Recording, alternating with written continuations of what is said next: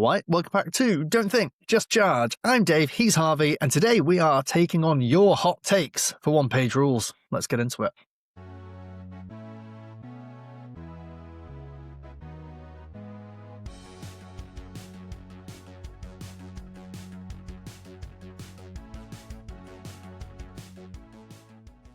Alright, so following on from our Q&A video, which you guys bloody loved, we were talking about what we could do in upcoming recordings. We had the idea, why don't we go for some hot takes? Not our hot takes, though. We have reached out to you wonderful people in our community and asked you to give us your hot takes. We're going to go through it. There's a lot of really interesting stuff in there, actually, I think, to unpack about a lot of meta topics about OPR, which is going to be good fun to get into. And so sit back, relax, crack a can, crack a paint pot, brace yourselves for some long form, don't think, just charge content. Your favourites. Before we get into things, subscribe to the channel, comments down below. It really helps us. The more you guys I have one more engage. thing as well. Oh, yes, you with your hand up. Yes. A regular for that, I might have an announcement. But I got a message earlier today by one of our members of our community who's setting up a 2,000-point Grimdark Future TTS tournament. I don't know if he messaged you as well, Dave. But by the time this video is out, there should be a message somewhere in our Discord about it. So if anyone here is interested in getting some online tournament play, I think it's going to be 3 rounds, 2 normal, 1 progressive is what I've heard. 2,000 points GDF, then come over to our Discord and come check it out. Because yeah, who doesn't love a little bit of Are we allowed to play? I think we're allowed to play. Yeah, we are. Oh, sweet. Yeah. Cool. I'm in. We've not had an official invite, but I suppose we're included with the masses in this one. Oh, now, so when you and I have played online events, we've done friendlies on the UK Discord server before. We've like randomized our armies and done wacky shit. Is that the pitch for this one, or is it, visors on, go for the throat, bring your competitive head? I don't know actually. I don't know what the vibes are for it, but I suppose the post will say. Yeah, it's a casual tournament. There'll be simple missions, basic rules, single player, and just a single 2,000-point army list over the course of 3 games in a Swiss-style tournament. So I guess a little bit all of the above kind of thing. Yeah, Swiss, you see, casual, it's all good, yeah. Random army lists, random army books for us, maybe. Double war demons, double war demons, double war demons. Fantastic. So good, thank you for that announcement. I think while we're doing announcements then, second announcement. Oh, yes. I mentioned that Q&A video. I mentioned the amount of engagement we've got in this. I don't know how long this is going to take. We're in for a long video here. But, continuing to be suckers for pain and torture, how would you all like one more Q&A video? This time with special guest Tano. That's right. Oh, yes. After the last Q&A, Tano got in touch. And he's really keen to have a Q&A session like we had where he's on the panel. You see his face joining us. So that's going to be coming at some point in May. If you're interested in getting a question into that, join our Discord. We will be putting another thread up when it happens and asking people for their questions on what you'd like to see us discuss with Tano. We'll put a bit more detail when it comes to it, but here is your warning, viewers. We have a Q&A with Tano on Don't Think, Just Charge coming in a few weeks' time, so be ready to get involved. Any more housekeeping? Any more business? I don't think so. I think that's it. All right, let's get into it. We're going to kick things straight off. Now, there are some really good crunchy topics here. Stay tuned. I'm just going to go through it. Thank you, everyone. I'm not going to say everyone's names as I go through all of these because I'm just adding more time on the video. So I'm just going to go through what the hot takes are. Let's start off. Not sure if this counts as a hot take. OPR is a fun game, but a lot less immersive, even on skirmish level compared to other war games. I know my answer. You go ahead.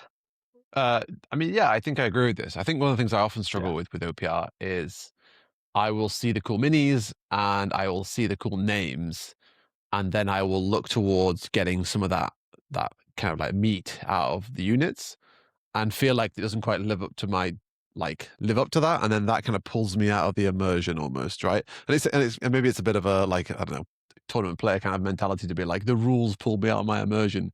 But that is how I feel, right? Like I reach a point where I'm like, oh, like I really wish, like I did with Shadowstalkers the other day. I messaged you being like, I really want to play Shadowstalkers. The minis are cool. Like I'd read a bit of the blurb, and then I like went to the units and I was like, I'm just not finding what I was looking for from that. Like I feel like it's not translating into the game, and then that starts to pull back a bit, and I start to see the matrix and go like, oh, it's a 5/5 with spears, and then I lose some of that like spark. So yeah, I think I agree here. Yeah, I also agree. Compared to other war games, I think OPR is less narrative immersive. Yeah. However, one step further is I don't think that's a problem. I think that is absolutely fine. It is a constant kind of circle of conversation of OPR doesn't have enough crunch, prefer this game, war game and that war game. It's got more detail, it's got more crunch. OPR is meant to be the welcoming hug for everyone. It is meant to be the war game that is accepting of everyone's minis, accepting of everyone's other games, inclusive of younger people. You know, Tano has said in the past he wants to make sure that it is accessible to kids, which is great. And to have that level of simplicity in the game and a level of accessibility, you are going to lose something somewhere. You're going to lose that detail that gives you the immersion. And so, yes, I agree with this take. But I think that my bit to say to that is kind of like, that's fine. And you can add more immersion in the advanced rules. You probably never get as much as War Machine, but that's not what OPR is. OPR is not War Machine, 40k, Warzone, all of these other games. And that's fine. I guess immersion is quite a broad topic, isn't it? Really, because it's like immersed into the concept as well, right? Like it's. Am I buying into the fact that this feels like a battle? Because there's that side of the immersion, then there's like immersion in like the storytelling sides of it and all sorts of bits. Yeah, I think one thing that comes to mind when I think of when this first came up, right, was Vents of the Sojourner, as he often lives on my mind. He's a card from Magic the Gathering.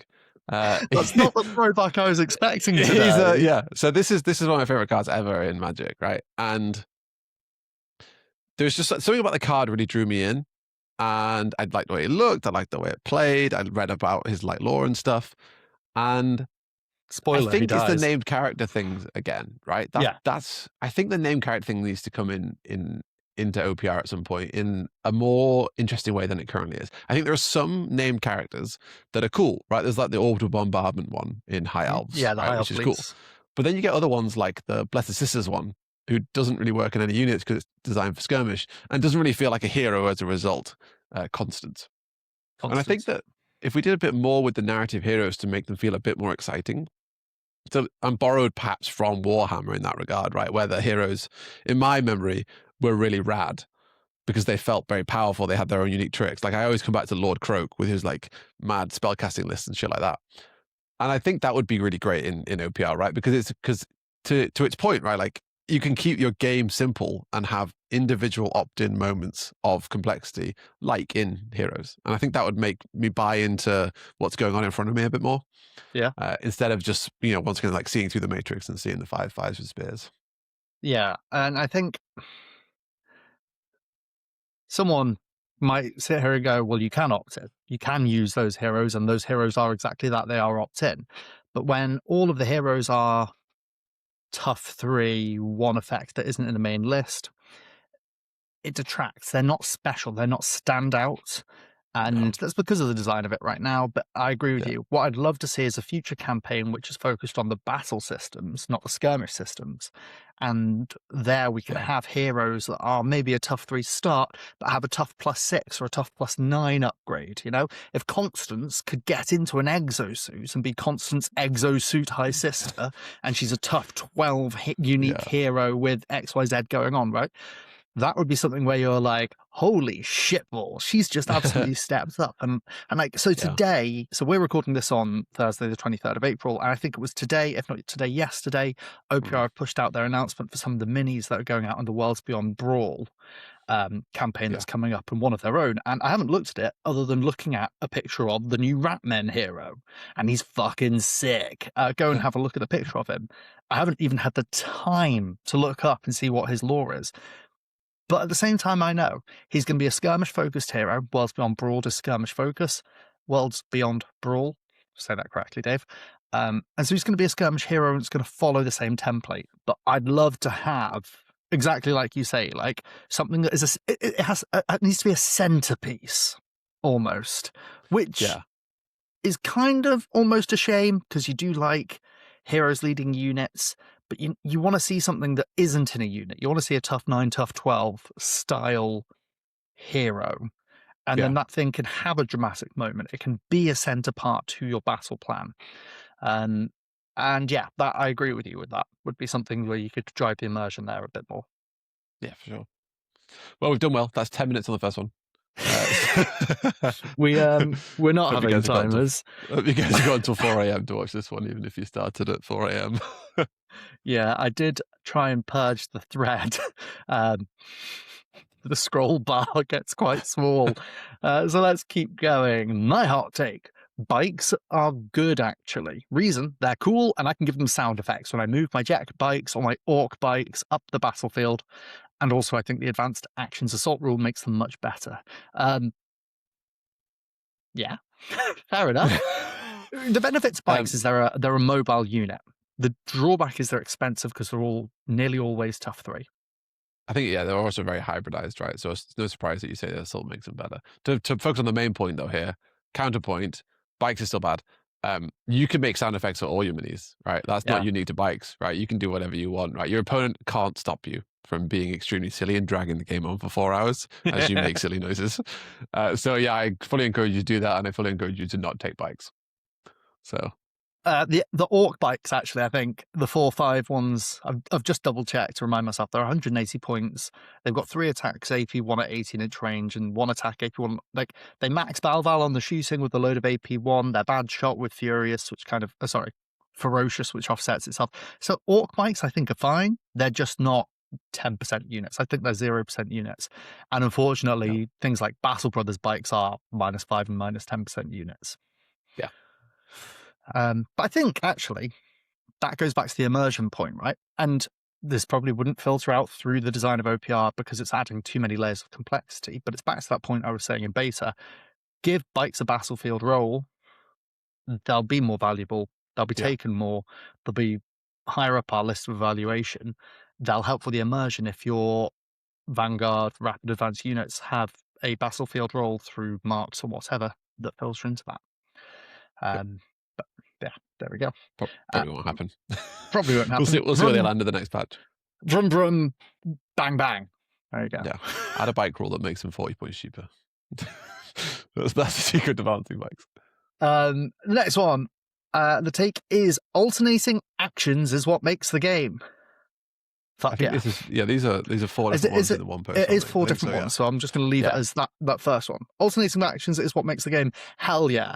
I guess this is actually, the second one's kind of part of the first one as well, I think. Okay, let's take the second one. Yeah. It presents itself as a simple 1 page, but in reality, the devil is in all the special rules. Hell yeah. It actually has, OPR, actually has a lot of levers? I never know. Or moving parts. Yeah, that's the first 2. So, alternating actions is what makes it. It presents itself as a simple 1-page game, but the devil is in the detail of the special rules, and it actually has a lot of moving parts. Yep, I agree. Yeah, I think. Yeah, so the devil is in the special rules.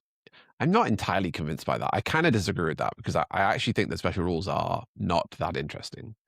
I don't think, I very rarely come away after building a list and go that special rule is adding so much complexity to my list. Like the Dark Elf list is the only list I can think of that has an example of a special rule that changes how you play so drastically. I think the rest of them, like Ambush and Scout, are interestingly enough. Go on, what are you going to say now? Human Inquisition. Yeah, sure. But problem is we don't build Human Inquisition lists, but but I would say that the activation thing certainly is, right? I think the thing about the thing that makes first-person shooters interesting, right, is the reaction speed, outskilling your opponent, right? And the reason why there's such high skill cap is because you have infinite opportunities to interact with each other in the moment you're on each other's screen, right? It comes down to who reacts fastest, and you can shoot at the same time. In traditional wargaming, the kind of you go, I go thing, you have less of those opportunities to react and respond to what your opponent's doing. And I think that removes some of the pressure away from it. Whereas in alternate activations, you have that pressure much more significantly, because if I activate this, I give him the opportunity to activate any of those, which isn't true in You Go, I Go. It's like, well, I'm going to activate all these things, and they're going to have their chance at some point. It doesn't really make a difference. I'm choosing the order I'm doing things in more than I am choosing what order I'm letting them do things in as well. So I would say that I'm not even sure the special rules are even that relevant for complexity, but it basically all comes down to alternating activations. Yeah. Which is probably why you're seeing so many more games start to crop up, more alternate activation stuff. There's a lot of like skirmish scale alternate activation stuff kicking up at the moment, isn't there? The big one that's kind of coming onto the scene right now is the StarCraft war game. That's not You Go, I think. Hold on. I need to remind myself. I'm pretty sure that is alternating activations as well. It's because I think there is a shift in the zeitgeist towards understanding. Towards understanding, I say it like it's an objective point, but to the view that alternating activations war games are considered a better, more enjoyable, more interactive game than You Go, I Go. And it seems that Warhammer and Games Workshop are stuck in their ways on that. Not saying they're not moving at all. They've got like some games that are alternating activations in there. Yeah. No, Spearhead isn't. Dark Oath, I want to say, having never played a Games Workshop alternating activations game other than the Lord of the Rings one. It's AOS one. Age of Sigmar now. Age of Sigmar has opportunities to interrupt during the phases of a single turn. Right. But that's not You Go, I Go. It's a huge they're flirting with the idea, but it is a huge thing. And I think that I'm going to agree with you that it's not all in the special rules, but they give it color, they give it flavor. Yeah. But if you played just demo mode OPR for 5 games, that would be a really enjoyable 5 games. Yeah, I think the special rules don't add enough to the dynamism, is that the word, of the game. Right. I think for the most part, the special rules are like, I do more damage. Yeah, I do more damage. I move faster. I move further. Right. So I don't think there's enough in the special rules really that's adding to the game to say that they add to the complexity. Movement speed is probably the only one, which is why also it's so heavily favored, right? Like it gives you opportunities. So it adds the complexity by presenting options. But and it has a lot of moving parts. One of the things is that draws us to OPR as a competitive game is that the board state changes from turn to turn, from player activation to player activation. Whereas in a You Go, I Go game, I sit there and I wait for you to do everything, and then I have a fixed board state usually to interact with. But in OVR, where you're thinking, what's my best move sequence? You're thinking, what's my opponent's best move sequence? And then one player doesn't adhere to the other player's expectations and does something out of that sequence. You reevaluate. And so a single activation can change the dynamism of the game. Yeah. And it's got a lot of moving parts. It's very much like chess in that regard, that it takes one move that you're going, was that brilliant or a blunder? And you've got a different game on your hands. Cool. Next point. Chariots don't seem to work in OPR. You almost never see them. It's a shame because chariots are cool. Tough 6 problem. Tough 6 problem, really. Yeah. Tough 6 problem. Yeah. It's a tough 6 problem. A attack is just not enough for a chariot to do much against most infantry blobs, which is why they want to be going into. I also would say that chariots aren't really doing the role that I think they should do. Because chariots are obviously supposed to be like anti-chaff, right? That's why they sit in most games. But chariots are really designed for rolling through things and continuing on their way. Like, I feel like they have a more one-sided fighting kind of thing.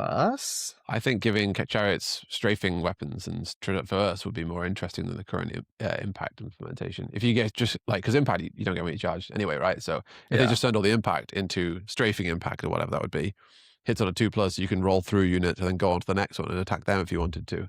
I think that would give them a little bit more of an interesting role, and you could still use them like impact if you wanted to.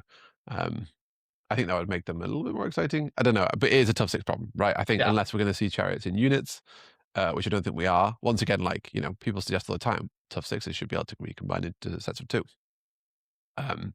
which would be really cool to see, right? Because I think it would solve a lot of the tough 6 problem.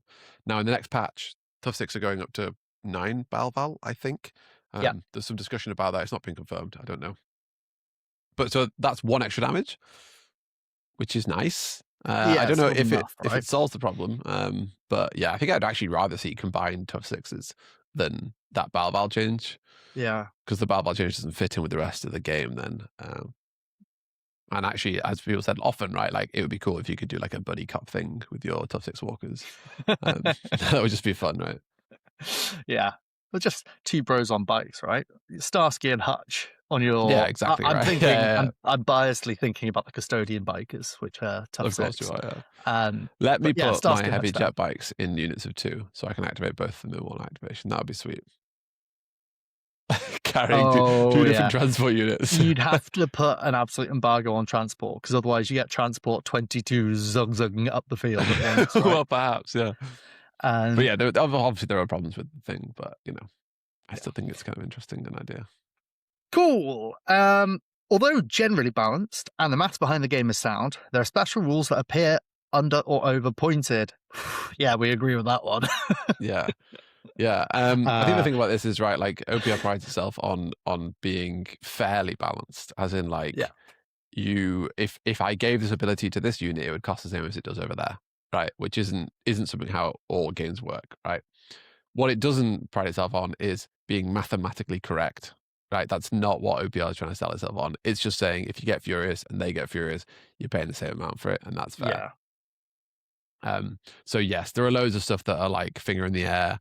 How much roughly should this cost, right? If you're ever thinking like, oh, I could probably do a better job than that. How much should aircraft cost? Just go away and give me a points cost for aircraft, right? It's one of those things where you're like, at some point you just have to combine some rules together, make an estimate, right? Because how much is it worth being able to contest objectives? A lot, right? But also not so much that we make aircraft cost 50 points. Exactly. So it is a bit finger in the air, but yes, there's definitely some rules there that need looking at. And I think the best way of getting involved with that is just to give your feedback in game balance. And yeah, the more people doing that, the more there is. And, Tano can write them down in his sheets and, go like, okay, well, I've had 40 people complain that Furious is undercosted. It's another point of conversation that you see done quite a lot, which is what is the correct frequency or a good frequency of balance updates. And so OPR is in this point at the moment of saying the 6 month is a big balance patch. And then you've got hot fixes quarterly, and then annually you've got a big core systems change. Yeah. So we just had the armies overhaul. I don't know what it actually ended up being called. I can't even remember. Next one is the weapons overhaul. Not the refluffing. Yeah. Not the refluffing. And then Tano started to talk about what 3.7 will be, but I can't even remember what the pitch is for that right now. No. But that's annually, autumn time, fall time for those of you who use that language. Maybe the unit upgrade or something like that. The units one sounds about right. Yeah, because that would be the last thing missing there.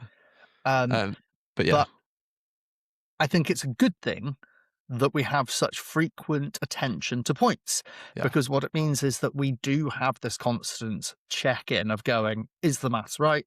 Tano's never said, I don't think Tano's ever said my game is perfect or the maths is perfect, but he is, and I think it's good to stand beside the strength of the calculator, because it is that relativity. It does then face issues where an army has a unique rule that you don't see access to everywhere, cough, hazardous, and so on. But yeah, there are going to be things that are underpointed and overpointed, but that's just going to be part of the spice. There are people who call for OPR to be less balanced and say that a fun dynamic game is one that doesn't have perfect inherent balance. And I think good for you for liking that, but my brain won't like that.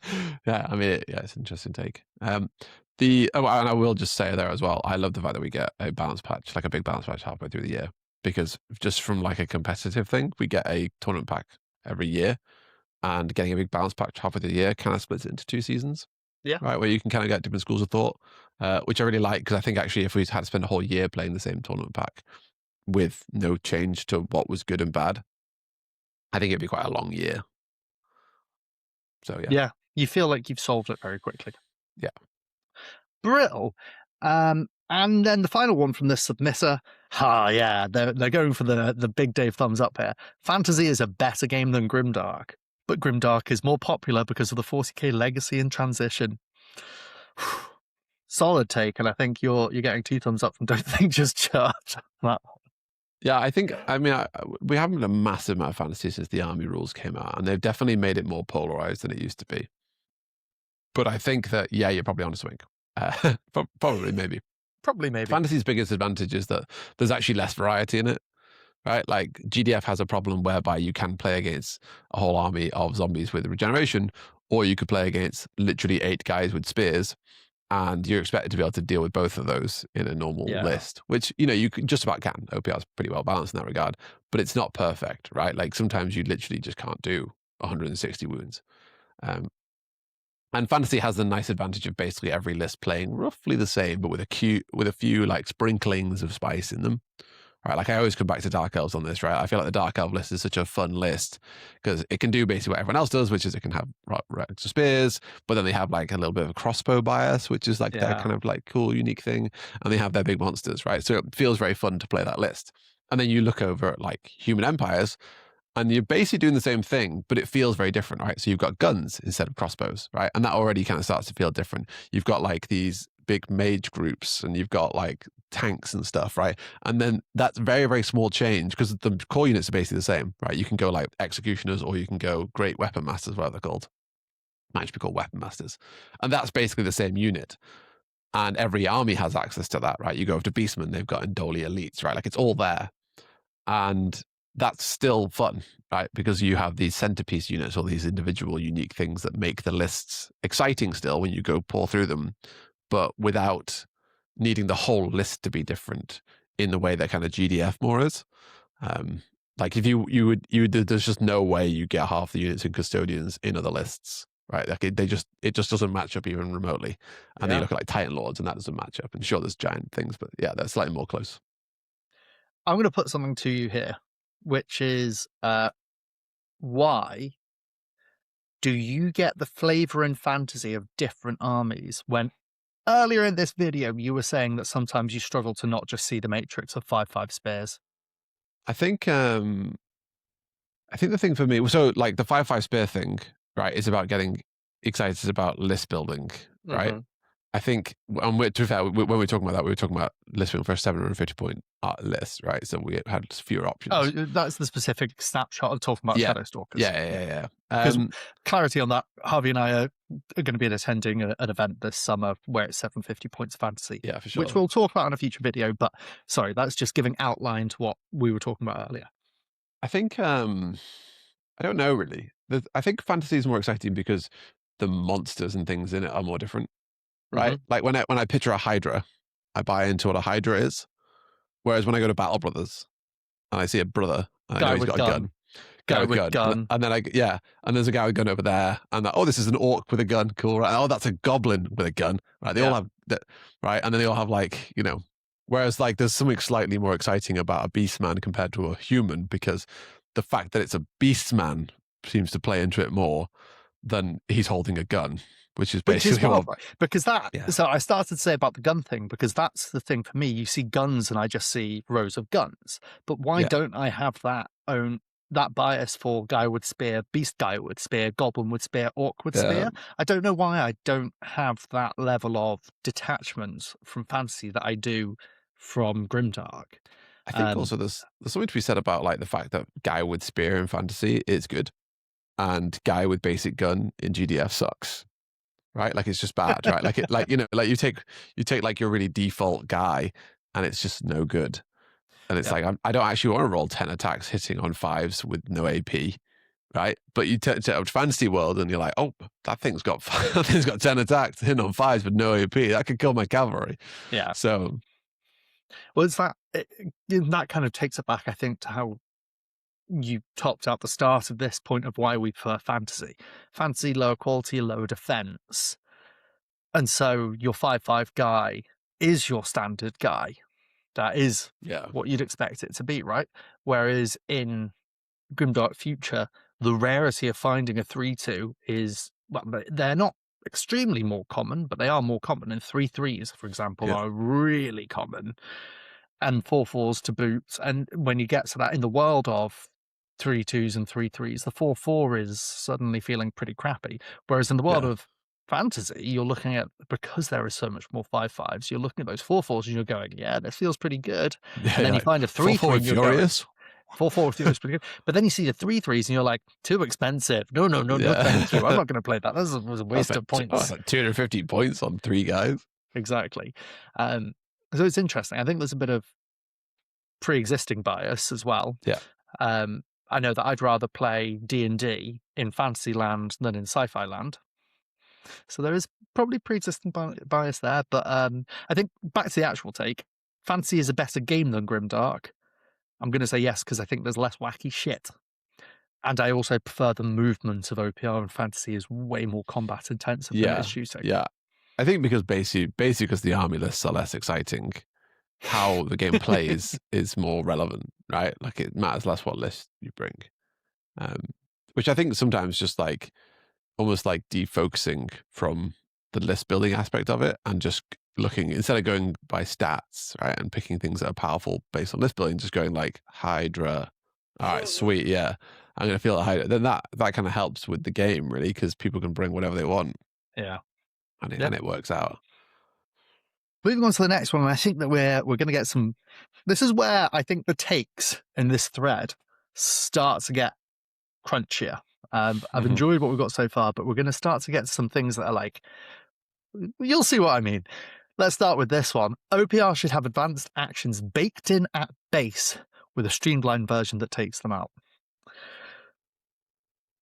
So this is basically saying, So this is basically saying that, I mean, this is take the design philosophy of OPR and flip it on its head, right? Instead of being like opt-in complexity, it's opt-out complexity, but it gives the option to do it, which I think is interesting. I think the thing that I've always struggled with the advanced rules is that they're not considered when the game is balanced. Yeah. Right? Like, you can very quickly unbalance certain units by introducing assault, right? And the base game isn't, earlier, right? Yeah, and the base game isn't balanced around those things existing. It's not, I mean, completely ignored, but it's not a consideration, right? Like if you rocked up to a feedback thread and said like, this unit is so OP when I use assault, I would probably imagine Tano would go like, well, that's the problem with assault, not the problem with the unit. So yeah, I think the advanced actions, they are. Bear in mind that we haven't played a massive amount with them. I think I know they don't excite me enough, but I wouldn't be opposed to them being added to the game. I'm not. I think there's too much of them, right? I think when I look at the list and there's like 9 advanced actions, and I feel like there's a lot of sameness between them. I think we could see 2 or 3 options added to the base game to spice up the like advance, hold, rush, charge dynamic. Because right now, rushing is only ever used for moving on to points and not attacking someone. If you could do which is what rush is for. Well, it is what rush is for, but it also makes rush never an option when you're not doing exactly that. Yeah, right? It's either moving up on the first turn or moving on to objective on the last turn. It's basically the only time you use rush. So yeah, it could be cool to see some other options, like give us something to do after we advance that isn't shooting, right? So make advance an interesting option for melee units as well, as because shooting units is the kind of thing I've used. Right, it's kind of what's coming in with some of the patches. I think there's going to be more emphasis on the hold action to get your special buffs. So that, I mean, we hate that, but also that is interesting because it makes hold more interesting. So I think maybe if you took some of the advanced actions that are exciting and applied them to the movement of the game, then the game could be a bit more spicy. But I don't think all 9 of them or whatever it is. I don't think stuff like covering fire or suppressing fire, it's called the morale one. I don't think assault and stuff like that. They're like real game balance advanced actions instead of like, let's just add a bit more going on here. Yeah, I would like to see.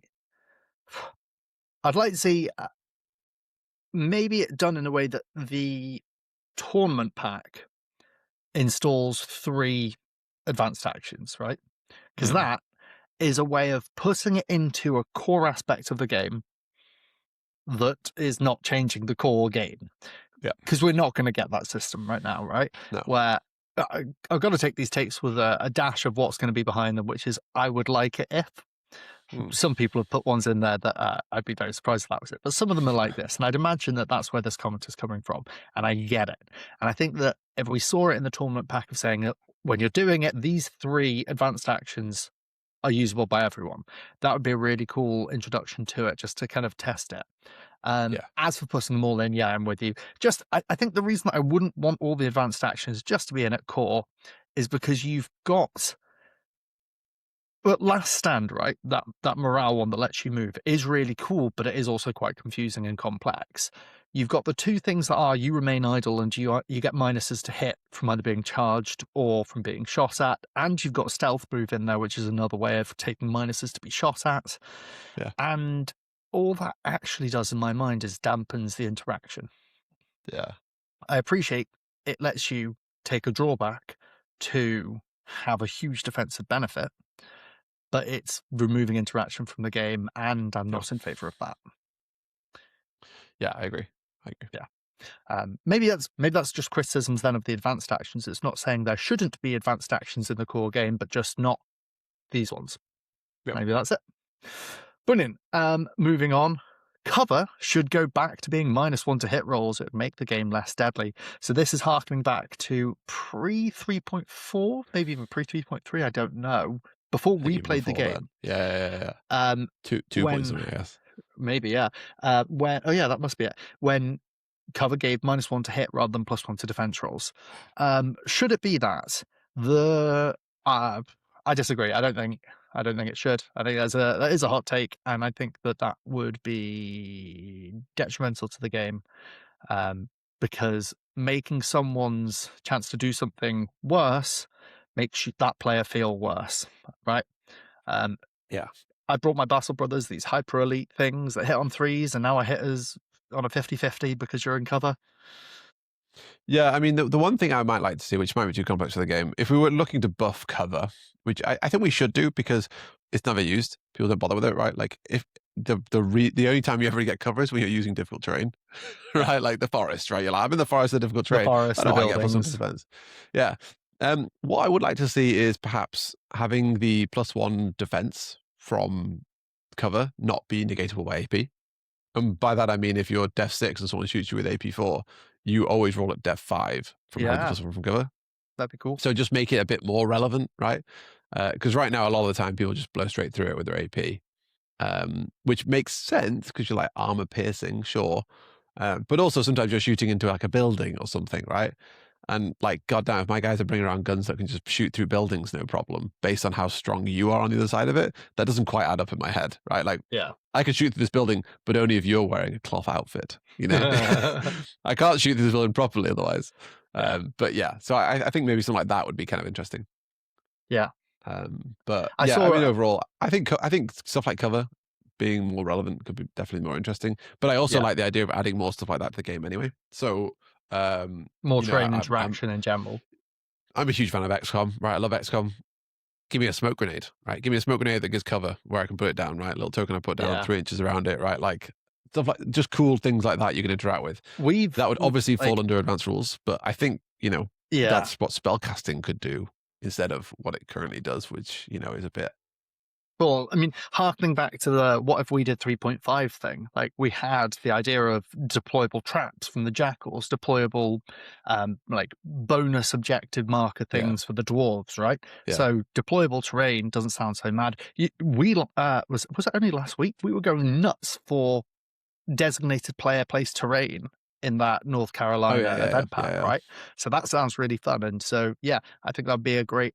I was going to say, actually, I thought you were pitching for that to be in like a hero upgrade thing, kind of like 3.5. Yeah, that would be a great example of a hero thing for a narrative hero, because then you could you only get one of these per game because you've got the narrative hero clause already, right? You can make really interesting and slightly tokeny, bookmarky, like not bookkeeping-y rules because there are narrative heroes. They can only take one of them, right? Like, I think that could be a cool place to explore slightly more complex rules. We've mentioned it a couple of times on Discord. I don't know if we ever mentioned it on the channel, but a couple of years ago, we were actually making our own tabletop war game, right? We started writing the rules for it, and there was enough of a form of a beta out there where you could go and play it if you had access to it. We did a couple of times. But that was kind of the direction we took it, right? Like we were taking things, we loved OPR, right? We loved the simplicity of it, but we wanted like OPR plus. So stuff like our spellcasting worked by putting down tokens, right? Like you'd create like a wall of light and you'd put down tokens for it and it would block line of sight or whatever. Or a fireball would be placed in the world instead of placed on a unit and stuff. And yeah, also obviously we would be a super fan of stuff like that being added to the game. But yeah. Yeah. Cool. I'm enjoying this, and we're going to get a bit more crunchy as things go on. One, just to kind of harken back to what we were talking about advanced actions a minute ago, the defensive advanced actions, hunker down, etc., are so strong they become unfun. I think I said that. Yeah. I mean, I think like it's definitely a balancing act, but in general, things that buff defense are less fun for the game. The buff defense, or as things that improve someone's resilience, you mean? Yeah, exactly. Yeah, your ability to resist things, I suppose. Yeah, tend to be less fun because there's less going on in the game. Yeah. And yeah, you can reach situations where, like, you have a custodian's player who's also using his -1 I knew to it hit was thing. coming. I was looking at this. I was like, Harvey can't do this without making a jab at me here. Like, yeah, you get those situations, right? Where, or like, a -1 to hit into a chaff is annoying, right? Like, yeah, they're not great. Yeah. Brill. The next one talks about Worlds Beyond Brawl, and here is one. Creator army lists should be designed by the core OPR team so they can be used in events without worries of balance. Yep. So this is kind of a thing. So you see in the Discord it gets mentioned, but Peram talks about there's like a pay to design team going on in OPR where the creators can decide to have OPR build their armies for them. Which, yeah, in theory would be great for being able to use in events. If there was a flag to say this is like OPR verified, and we can verify that the team know what they're doing, then yeah. It may be the case that, like, yeah, we get like an OPR verified flag and we go like, wow, this is some absolute crap. Wow, they have made the worst army in existence. So that's not balanced as such. But yeah, I think I like the idea in general. I mean, I'm constantly on the edge of like, I don't care for more armies, right? I want variety with what we've got, right? We already have like 20 armies, 25 armies per game, right? And I think I'd much rather those get looked at and time spent on those to make them more interesting and give them more identity and more narrative heroes and that kind of stuff before we start going like, let's just bring in every other creator's ideas of what an orc is. Yeah. I think that's kind of the point that I get to with saying this is a great idea and the creator system is fantastic. I love seeing everything that comes in. You and I love Dragon Trappers Lodge minis. Shouts out, who's your creator for your Water Dudes?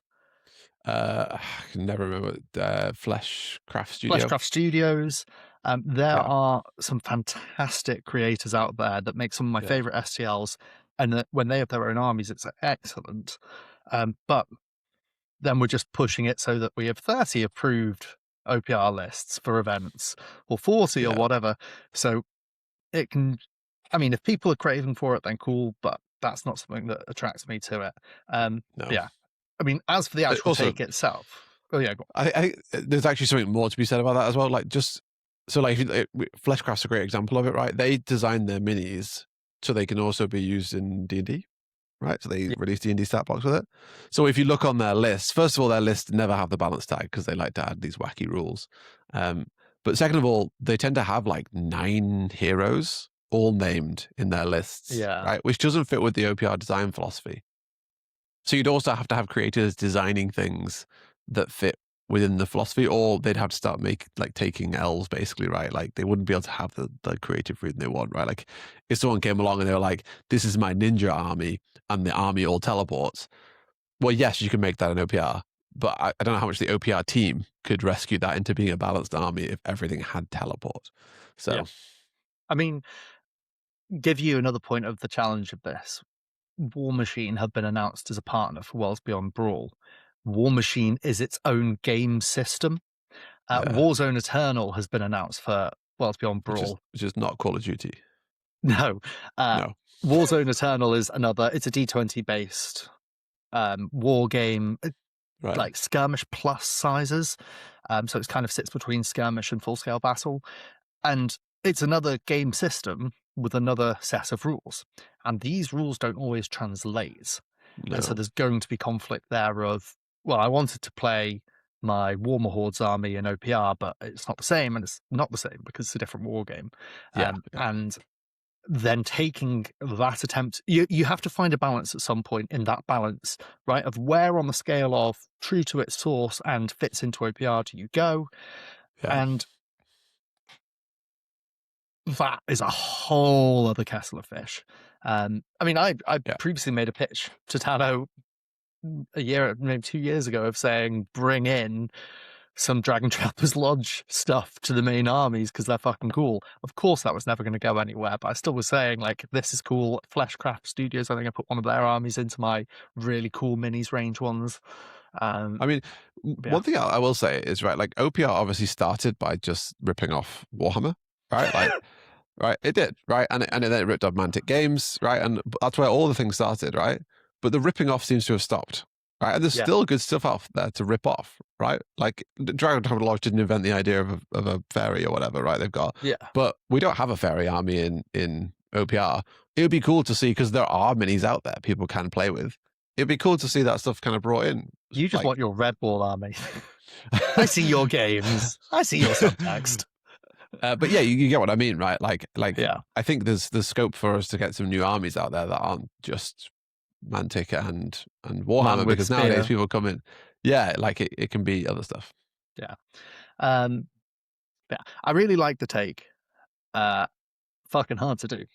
But at the same time, this is coming from an events focus.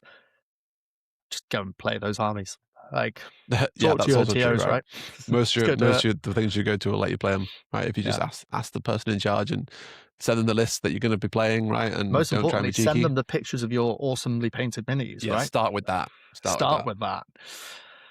Cool. Next one on. The scroll bar's not very far down. The community is very vocal about complaints because they love the game.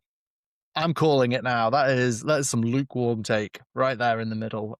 No shade. Thank you for the comment, but fuck yeah. Like, OPR players are passionate as shit. I mean, I actually disagree. I think people do love OPR. I don't see much complaining. Right? I think that, you know, like, you go on the Discord and you'll notice certain people complaining over and over again, right?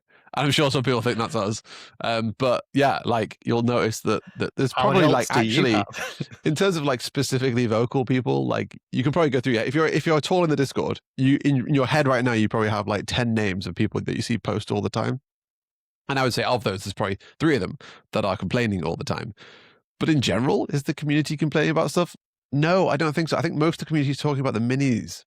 Right, I find that that's the real thing. Most people are talking about the cool mini they painted, or here's some terrain I did, and less so about the actual game, because I think that's also what that drove them to the game. So I suppose, yes, they do love the game, but it's almost like the lack of game that they love, right? Because what most of our players want isn't complexity, and complexity kind of makes a game almost, right? You know, like, people could, it'd be like mini agnostic checkers, right? People wouldn't be talking about checkers, would they? They'd be talking about the mini agnosticism of checkers, right? And that's not a slight, but it means that you know, they just want like a simple rule set to push minis around with, when that's kind of what OPR gives them. Yeah. So I actually think I kind of disagree a little bit. I don't think people do complain about OPR. And I'm sure if Tano is watching this video, he's going, you fucking British moron. I'm like, you complain all the time. You complain to me all the time, you prick. But yeah.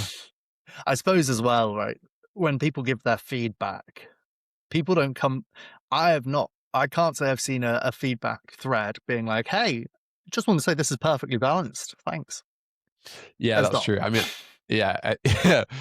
I mean, I think people are whispering that, right? People never say that stuff out loud. Also, I've just had a message there from Verl, the guy running the 2,000 point GDF tournament, and he's just said he's posted, or I actually don't know if it's a man. They've said they've posted the tournament details up on our Discord. So yeah, for anyone who's watching this video, that is out there on the Discord now. It's in the OPR general chat, I guess. OPR general chat is exactly where it is. Yeah, so go check that out if you're interested. Well, moving on, Army Forge is the best selling point of OPR. Wrong. Adam is the minis? best selling Oh, yeah, point Adam's. of OPR. Everyone knows, everyone loves Adam Forge. Oh my God, what a dream boat. We had the pleasure of meeting him and his wife at UKG last year. We've not stopped talking about it. I went climbing with them once. Oh God, what a treat. Yeah, the game's just kind of all right. the game, the minis, community, the events. Fuck that. Yeah. Adam, he's the one. He's the one. Yeah, But, Unforge I mean, is a massive for selling me, point, right? yes, absolutely, Yeah. right? Like, I love Army Forge. I think Undeeply. Army Forge is so fun because it lets you play the game when you're not playing the game, right? Which is a huge selling point, right? To keeping people engaged, right? Like, you know, if you go through our WhatsApp chat, 50% of the messages in there are probably Army Forge links, right? Like, especially recently. So yeah, absolutely. It lets you, it gives you the feeling like you're playing the game. I mean, you know, who didn't when they were playing, like, love the codexes of Warhammer, right? Yeah, exactly. Just like scrolling through, God, no. Flipping through the codexes and just going like, oh my God, dude. What are they called? Wailing Banshees, are they called? No. Yeah. Wailing Banshees? No, Wailing. Howling Banshees. Howling Banshees. You're looking at Howling Banshees and go like, that's fucking rad. I cannot wait for my pocket money. Oh my God, I'm going to buy 5 of these bitches. Yeah.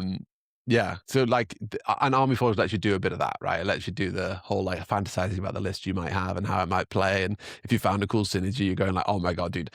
Like when I shoot them with this, when I shoot this War Demons cannon, they're going to roll a 1. I'm going to do 12 damage. I just know it. I just know it. So yeah. Do my thing. Yeah, absolutely. It is fucking huge. Cool. With you on that one. Moving on, army rules that make people measure constantly are unfun and break the flow of play. Yeah, it's another one I agree with here. I need to find some things that I actually disagree with, but that's being changed. Is I know we shouldn't like just dwell on things are changing in September. That's not very good for the here and now. Yeah, I think this is something I agree with to an extent. The fact that we have got so many army rules that are measuring based is really annoying. Like, I think that, for example, Dow versus Dwarves, I played that in a recent event, and it was every time, oh, I have +1 to hit. The other guy was like, oh, I have +1 defense then. So I'd be like, oh, okay, so I get to move closer to you, and I don't have +1 to hit. And he's like, oh, and I don't get +1 to defense. That sucks in my mind. I know it's like, it rhymes. It's like poetry, it rhymes, but that fucking sucks. I do not like that. The ones that turn each other off are a bit weird, aren't they? Like Dow versus Machine Cult, right? Where you're like, none of us have an army rule anymore. That's basically exactly get out of place. I didn't mind it when there was like just 1 or 2. It was just Blessed Sisters, right? Yeah, I think if one army has it, it's fine. Yeah. No, as in like in a game, right? If my opponent has one and I don't have one, that's fine. I think the problems start to come up when one's a defensive one. That's actually the problem. Right? I think defensives aren't as exciting. I saw someone posting about it before in the Army Forge Labs chat, but they were basically saying like, I don't like it when my defensive is turned off by my opponent's decision, right? Which I mean is very, very hard to implement. A way that you get around that, right? Like, what do you do? Like, if you started the turn 12 inches away from this unit, then it gets this. That's would be the only way to do it, right? Which exactly right. That you're going to miss that all the time. So I don't think there's a real way of doing it, but I think that is actually the problem, right? When you have a defensive rule that has a condition to it that isn't like that involves measuring instead of involving other something like because the way fortified work is basically a condition. Does your opponent have AP? If so, -1 from it. Yeah. And those kind of conditions, I think, they don't really slow the game down too much. No, static check ones are fine because that's not full out measures as well. Measuring sometimes, like you knock a mini or oh, that's 8.1. No, it's 8. Like shit, like that happens. Whereas with like, do you have AP? Yeah, no, you don't. Oh, okay, that's easy to manage. Yeah. And anything that you control as well, right? So like I choose when I roll my defense roll, so I can be certain that I'm happy with the amount of AP you've got before I roll it. Whereas I cannot stop you from moving your mini into charge rate, like charging my guys without measuring. That's annoying because it's my responsibility to make sure I'm on top of that. But if you're just playing quickly, then I can't, right?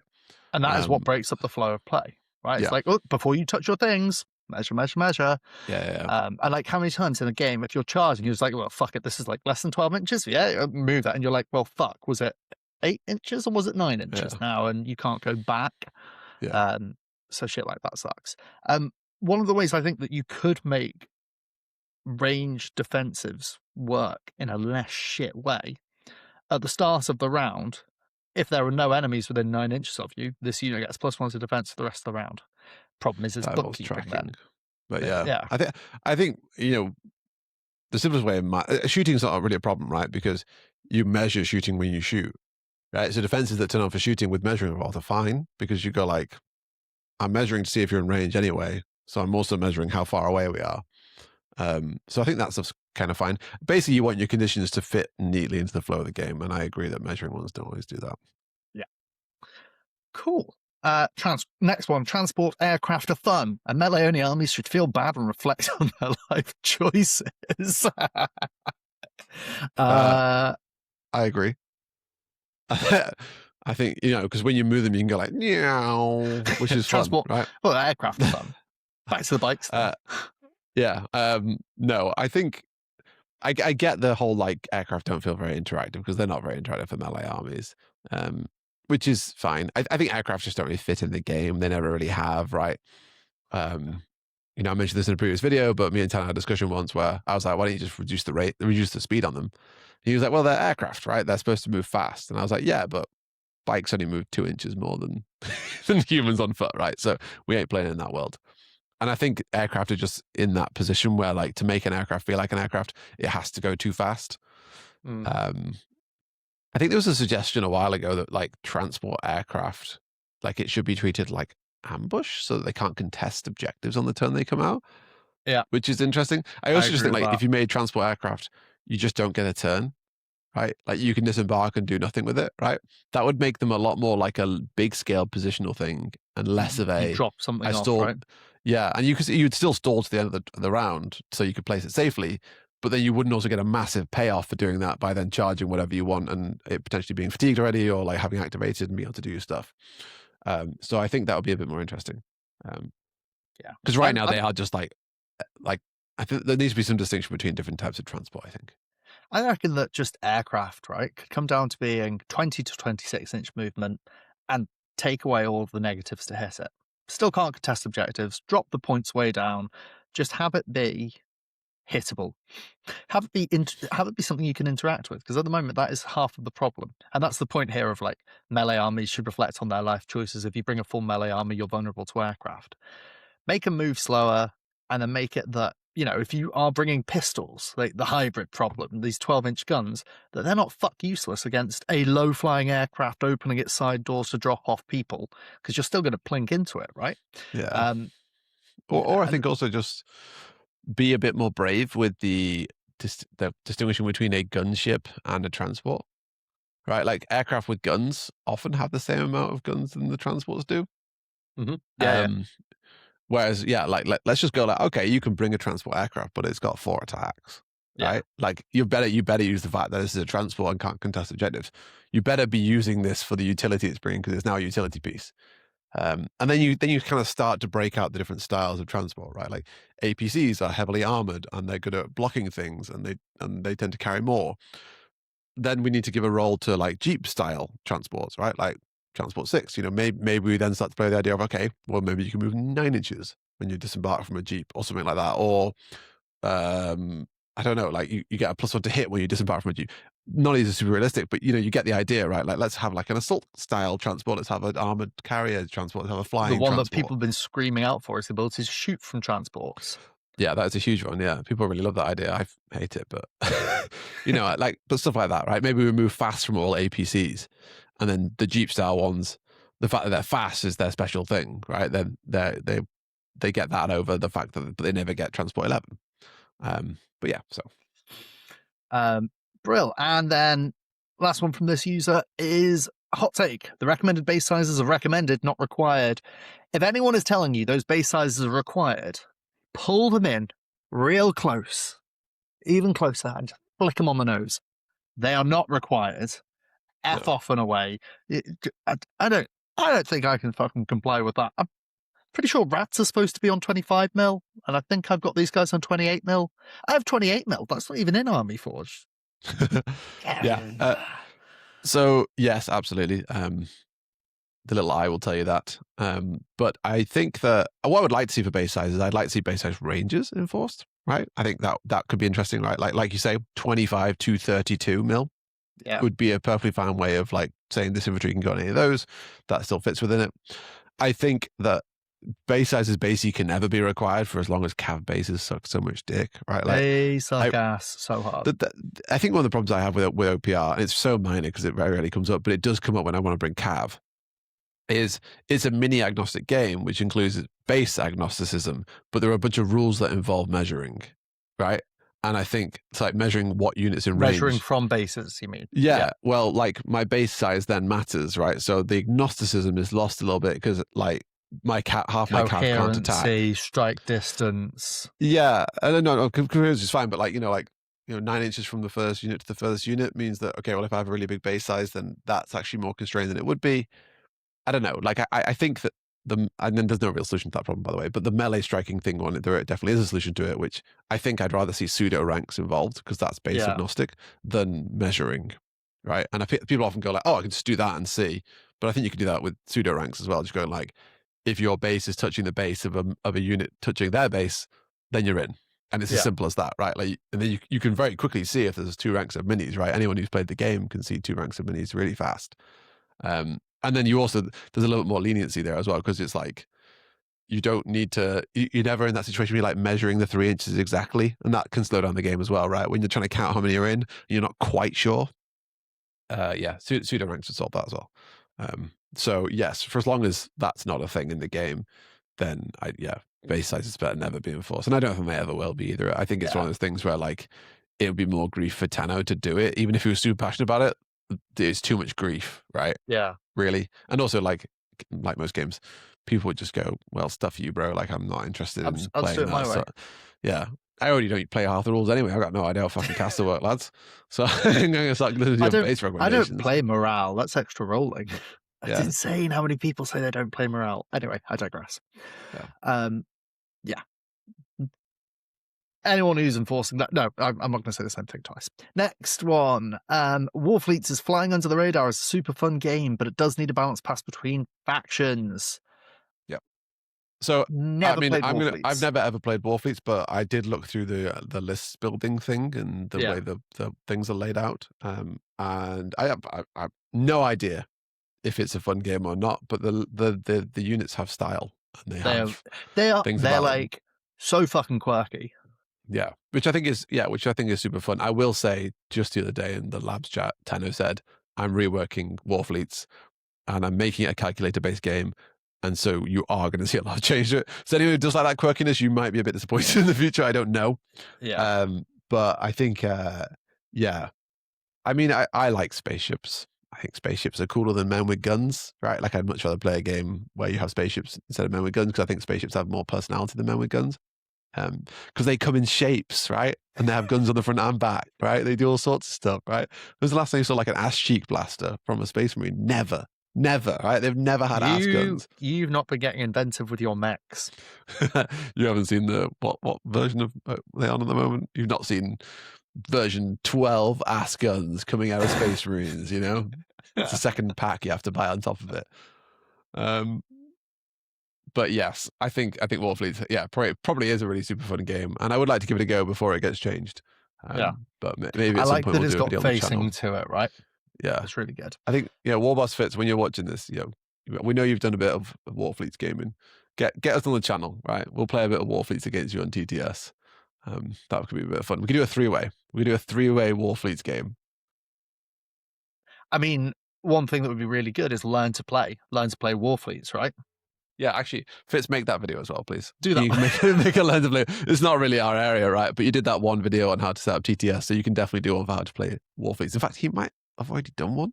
I watched one of his videos where he was doing he reviewed all the Warfleets things. Yeah. He went through them all and showed minis for them and stuff. So, yeah. And the minis are sick. I do agree with you. Warfleets minis look pretty cool. Cool. Next one. I've lost where I am. Also, next April 1st, April should double the font size in the rules and become 2-page rules. Yeah, I think this suggestion a classic. Thread? Yeah, a classic April thing. I think they basically always do STL April Fools, don't they? Yeah, they do. It's great. What was it this year? The hamburger. Yeah, was it hamburgers? Yeah, I mean, I remember they did like bobblehead ones the year before, and yeah. I mean, I think that stuff's super fun, right? Like fair dues to them, right? Doing April Fools every year can't be easy, especially thinking up of them. So yeah, I mean, They do yeah, a lot of seasonals. April Fools. I'm pretty sure they do Christmas as well and Halloween. let's see some Army Forge April Fool stuff as well, right? Like, give us an Army Forge patch for the day that just makes things a bit wacky. I'm fucking up for that. You know, I love that. Like, yeah, what if like every time you click create an army, it just randomized all the costs, like it shuffled them between the units, right? And there's a toggle to turn it off, units, right? to stop it from being a thing, right? But yeah, like army used to generator. There used to be an army generator. There used to be, right? But it was gone. Yeah, there used to be.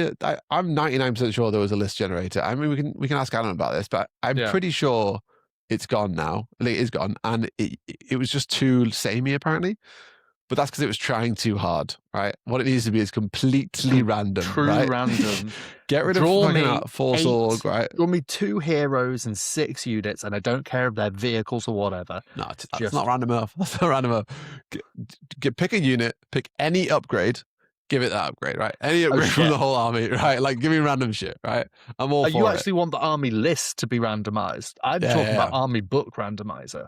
I don't know if anyone out there's played Space Team. It's a mobile game where you're in all the same room together, and you basically have instructions on your screen, and it'll be like flange the decoupler or whatever, right? And that'll be something that someone else can do on their phone. So you're sat in a circle of 5 people, you're basically just screaming and yelling at each other these nonsense words, right?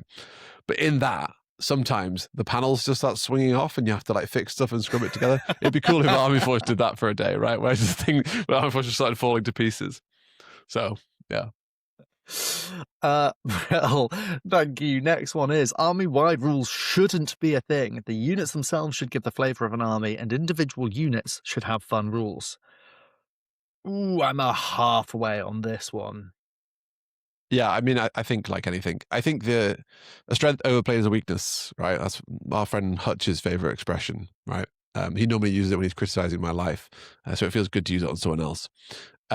But I will say that army-wide rules are fine as a thing. I don't think they should be army-wide rules. Game-wide. Or like game-wide, army-wide rules, right? I think that's the problem, right? Because some things make sense, right? I always come back to it, ghostly undead, right? Ghostly undead, they need to be ghostly, so they need an army-wide rule, right? To make them feel like ghosts. Does the same need to happen for rebel guerrillas, who like are supposed to be this like ragtag bunch of dudes, right? Giving Star Wars right vibes? No. Right? Yeah. Probably shouldn't be, right? But does Robot Legions need it? Yeah, probably, right? Does human Defense Force need it? No, right? They should be getting their uniqueness from the weapons they bring, right? Because they're just dudes with guns, or dudes with tanks, or dudes with jeeps, right? So that stuff should be more individually crafted for each unit, or the command things or whatever, right? Like, we did a whole video on what we would have done with the refluffening. If you're interested in all that kind of stuff, go check it out, right? But yeah, the army-wide thing, or the game-wide army-wide rules, I think that's the side of it I like. Interestingly enough, this comment here does have 1 thumbs down and 1 thumbs up. So yeah, that is interesting. I also think it's quite interesting that the enforced game-wide army-wide is one of the most popular things in recent surveys about the game. Okay, which I mean, the OPR surveys, wild. Okay. No, the OPR surveys really suck. They super suck, right? Like, honestly, whoever's doing the surveys, like, fair dues to you. It's not easy to do a survey, right? Go do a course on how to make a survey, right? Like the things that come out the back of these surveys, right? Like, this is the most popular thing, is nonsense, because it's like, yeah, it'd be like saying, like, do you prefer rabbit shit or horse shit? And everyone goes like, oh, horse shit. You go like, the people love the horse shit. People love horse shit, right? It's not how surveys work, right? Like, so yes, it might be the best part about the patch. Did it make the patch good? Nobody knows, because that's not what the survey was asking.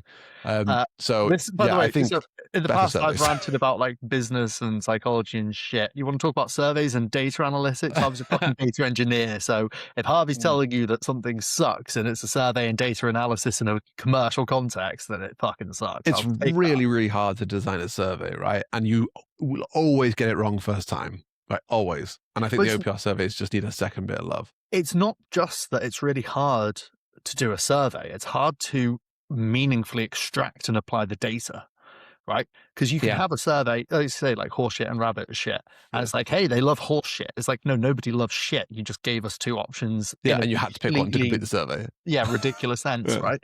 That is extracted from it. It's like, I'm not going to go off on it, and especially I'm not going to go off on it because you could do it better. So yeah. The other thing that with the surveys as well, right? Like, is you often get questions in surveys that are like, leave your thoughts on minis or whatever, right? They did one of those recently, right? The freeform ones, yeah. Yeah, so freeform boxes, right? And if you have a freeform box, right? If you have like 10% of people saying the same thing, that's a huge amount of people to have gone out their way to mention something that you haven't led them to, right? But if you then go like, okay, well, 90% of people didn't say it, it's very easy to dismiss that data and go like, well, all these other people aren't saying it, so they must disagree, which isn't true, right? It just means 10% of your community, which is huge, all believe the same thing, and they've reached that conclusion on their own and presented it in this form, which is another thing that makes surveys so hard to do, because the second you start introducing freeform boxes, it completely changes how you're supposed to look at the data.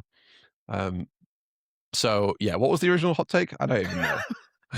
I led you down the survey thing there. My hot take is the OPR survey should have someone look at them a second time, right? So someone who really loves doing a survey should be doing them. Brilliant, thank you. Next one. OPR sees itself as a miniatures company and isn't willing to make the investment in the game itself that would be needed for a stable competitive scene. I'm going to just cut off and box away the last part of that, because there was a discussion later on about the benefit and necessity of a competitive scene. I'm just going to go for, I appreciate it's taking away one of the crutches of this question, but OPR sees itself as a miniatures company and isn't willing to make an investment in the game itself. I'm going to adapt it instead. That would be needed for a better game. Let's just round out that question a bit more to make this a bit stronger, because there is a conversation about competitive scenes later on in this that we will have. And we're definitely going to mention it anyway here, regardless of that. So don't you worry. We started talking about surveys. I still don't know what the previous hot take was. I still have no idea. There are no rules here, right? There's no point in putting timestamps on this damn video. It's just me and Dave talking. We're not even talking about hot takes anymore. We're just fucking shooting shit. OPR sees itself as a miniatures company. Okay. I'm just going to play the OPR corporate line here of, yeah, no shit, Sherlock. That's what makes them money. But is that a good thing for us as players? Is that really what we want? I think we all want a bit more time put into the game. I think it's interesting, right? Because, it's hard to please everyone, right? Some people are happy where the game are, right? Some people aren't.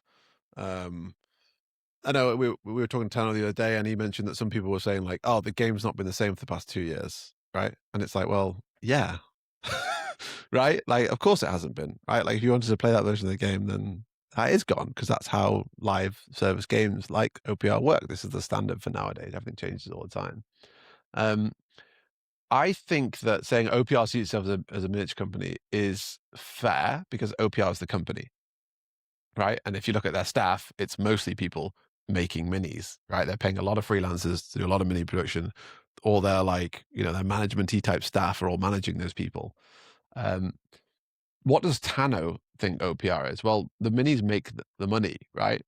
But miniature making, I don't think is Tano's passion, right? Tano's passion is game design, right? And you can tell that because there's like fucking 12 different OPR games or some shit, right? Like this is like an endless amount of games, and like there's constantly. If you're subscribed to the Patreon and you go to the current like projects folder, where you can see all the stuff that Tano's working on, there's like 19 different things in there. And half of them, I'm like, I don't give a fucking damn about that. But Tano's absolutely buzzing about them, right? He's like, oh my God, I can't wait to show you guys generic names. And I'm like, I couldn't think of anything less engaging than generic names, but fair, right? Like that's a cool thing that you're excited about, right? And go get some feedback, and the people who care about it will respond.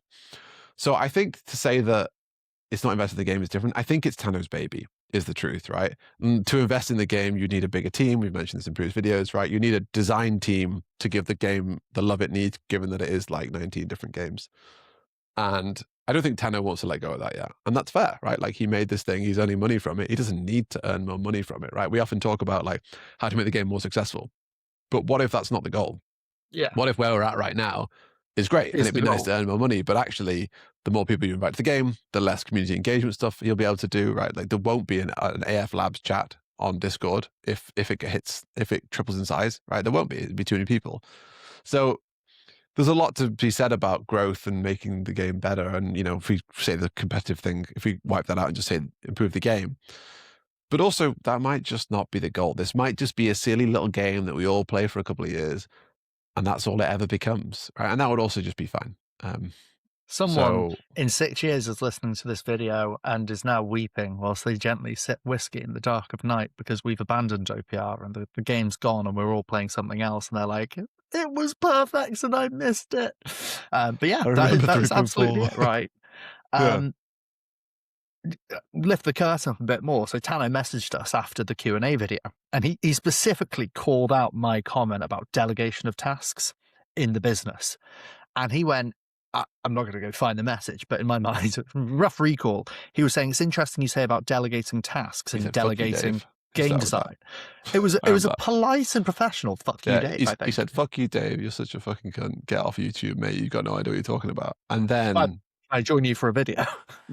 Yeah, then he said that bit. He was very confused that day. No, his point was like, my point, my Dave point was delegate things like game design, get game designers in, delegate, have supreme control, because then you get everything in the company and you're also growing it and developing it and things are getting better.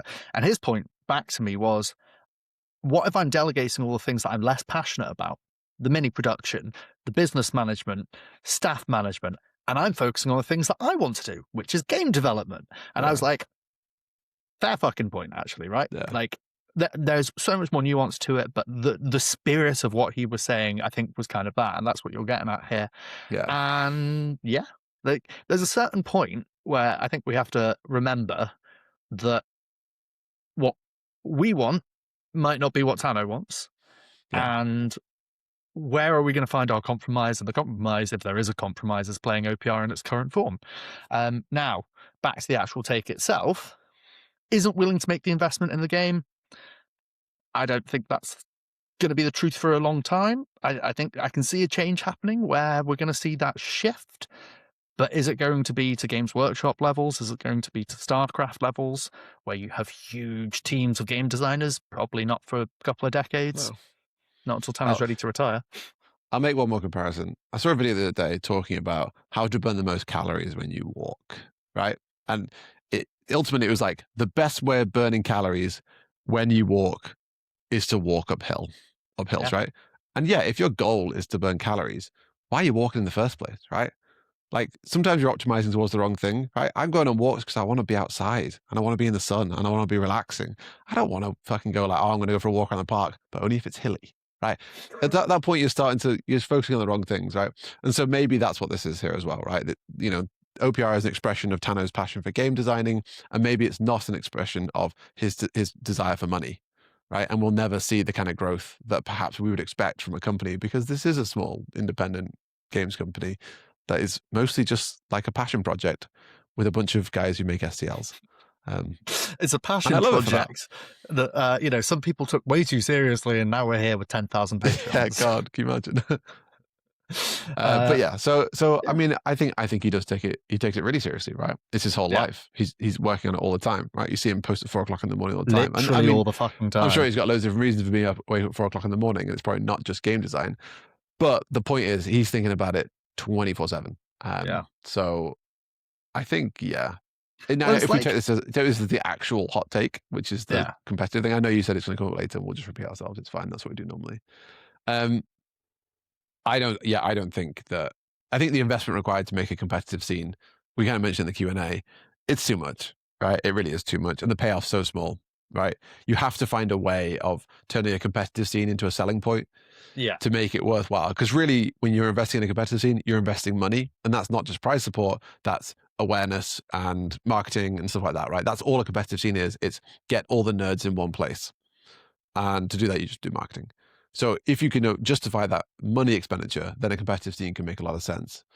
And if you can't, which is very likely to be the case for a game the size of OPR, then I just don't think so either, right? Like, why spend a bunch of money on that where you could get another designer, and the designer could make another STL, and they could do like a special range every month where you get this one designer who you're paying a couple of bob to just make like quest heroes, or example of that, right? A couple of quest heroes every month. They're kind of cool. That might bring a couple of Patreons.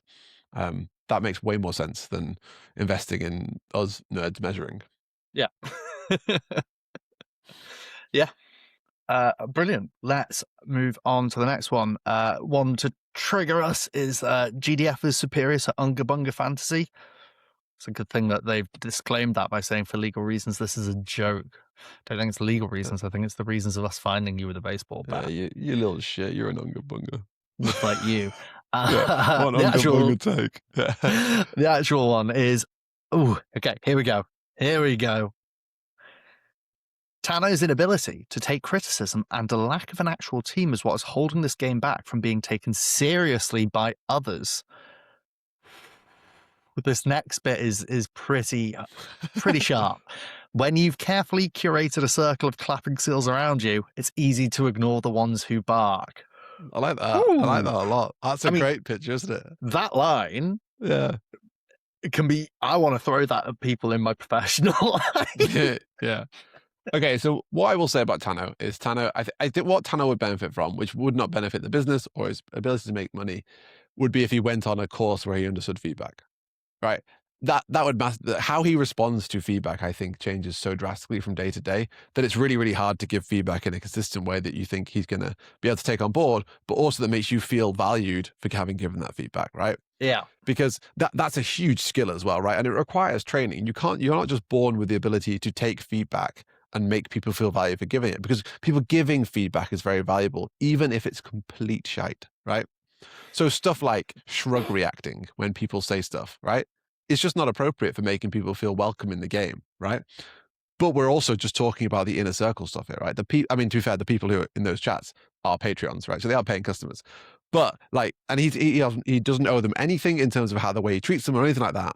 But it also costs him literally nothing to not shrug react someone's thing where they're like, oh, it really sucks that my guys can't do this anymore, right? And he just goes like, right. And then other times he's sitting there going like, oh, I know I'm the problem, right? Like I'm really sorry. I should have responded to this in this way. Like I'm viewing it from a different point of view. And he feels really grounded. And I believe that's the actual Tano, right? That's the person who's trying to give this feedback, but is just getting exasperated by stuff, right? And if you spend your whole time on Discord listening to takes, you're going to reach a point where you're just like shrug react, right?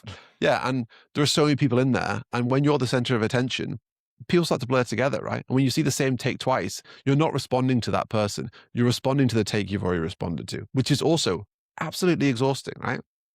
It takes a certain breed of person to be a Twitch streamer, because that's what their life is. Their life is people coming into the stream and being like, hey, you playing the new Resident Evil today? And them going like scroll up 3 ticks and there's a guy asking that question and I said yes, right? Like, and that's been the whole day, right? It's the same thing, right? When you have an exposure to community, you've got to have a resilience, and it's really hard. But yes, I absolutely agree that is a place where Tano could work on to make the players, especially the Patreons who are paying for it, feel a bit more valued in their opinions. Would it change the game at all? No. I don't think it would also change public opinion of the game at all. I think you can be a bit soured. Like when we first joined the game, we started posting imbalance feedback, right? We were playing skirmish at the time, and rat swarms were like ridiculously OP, right? Nothing's changed, right? We're talking years ago, right? That's a huge balancing issue in skirmish, right? Rounding also really sucks for skirmish.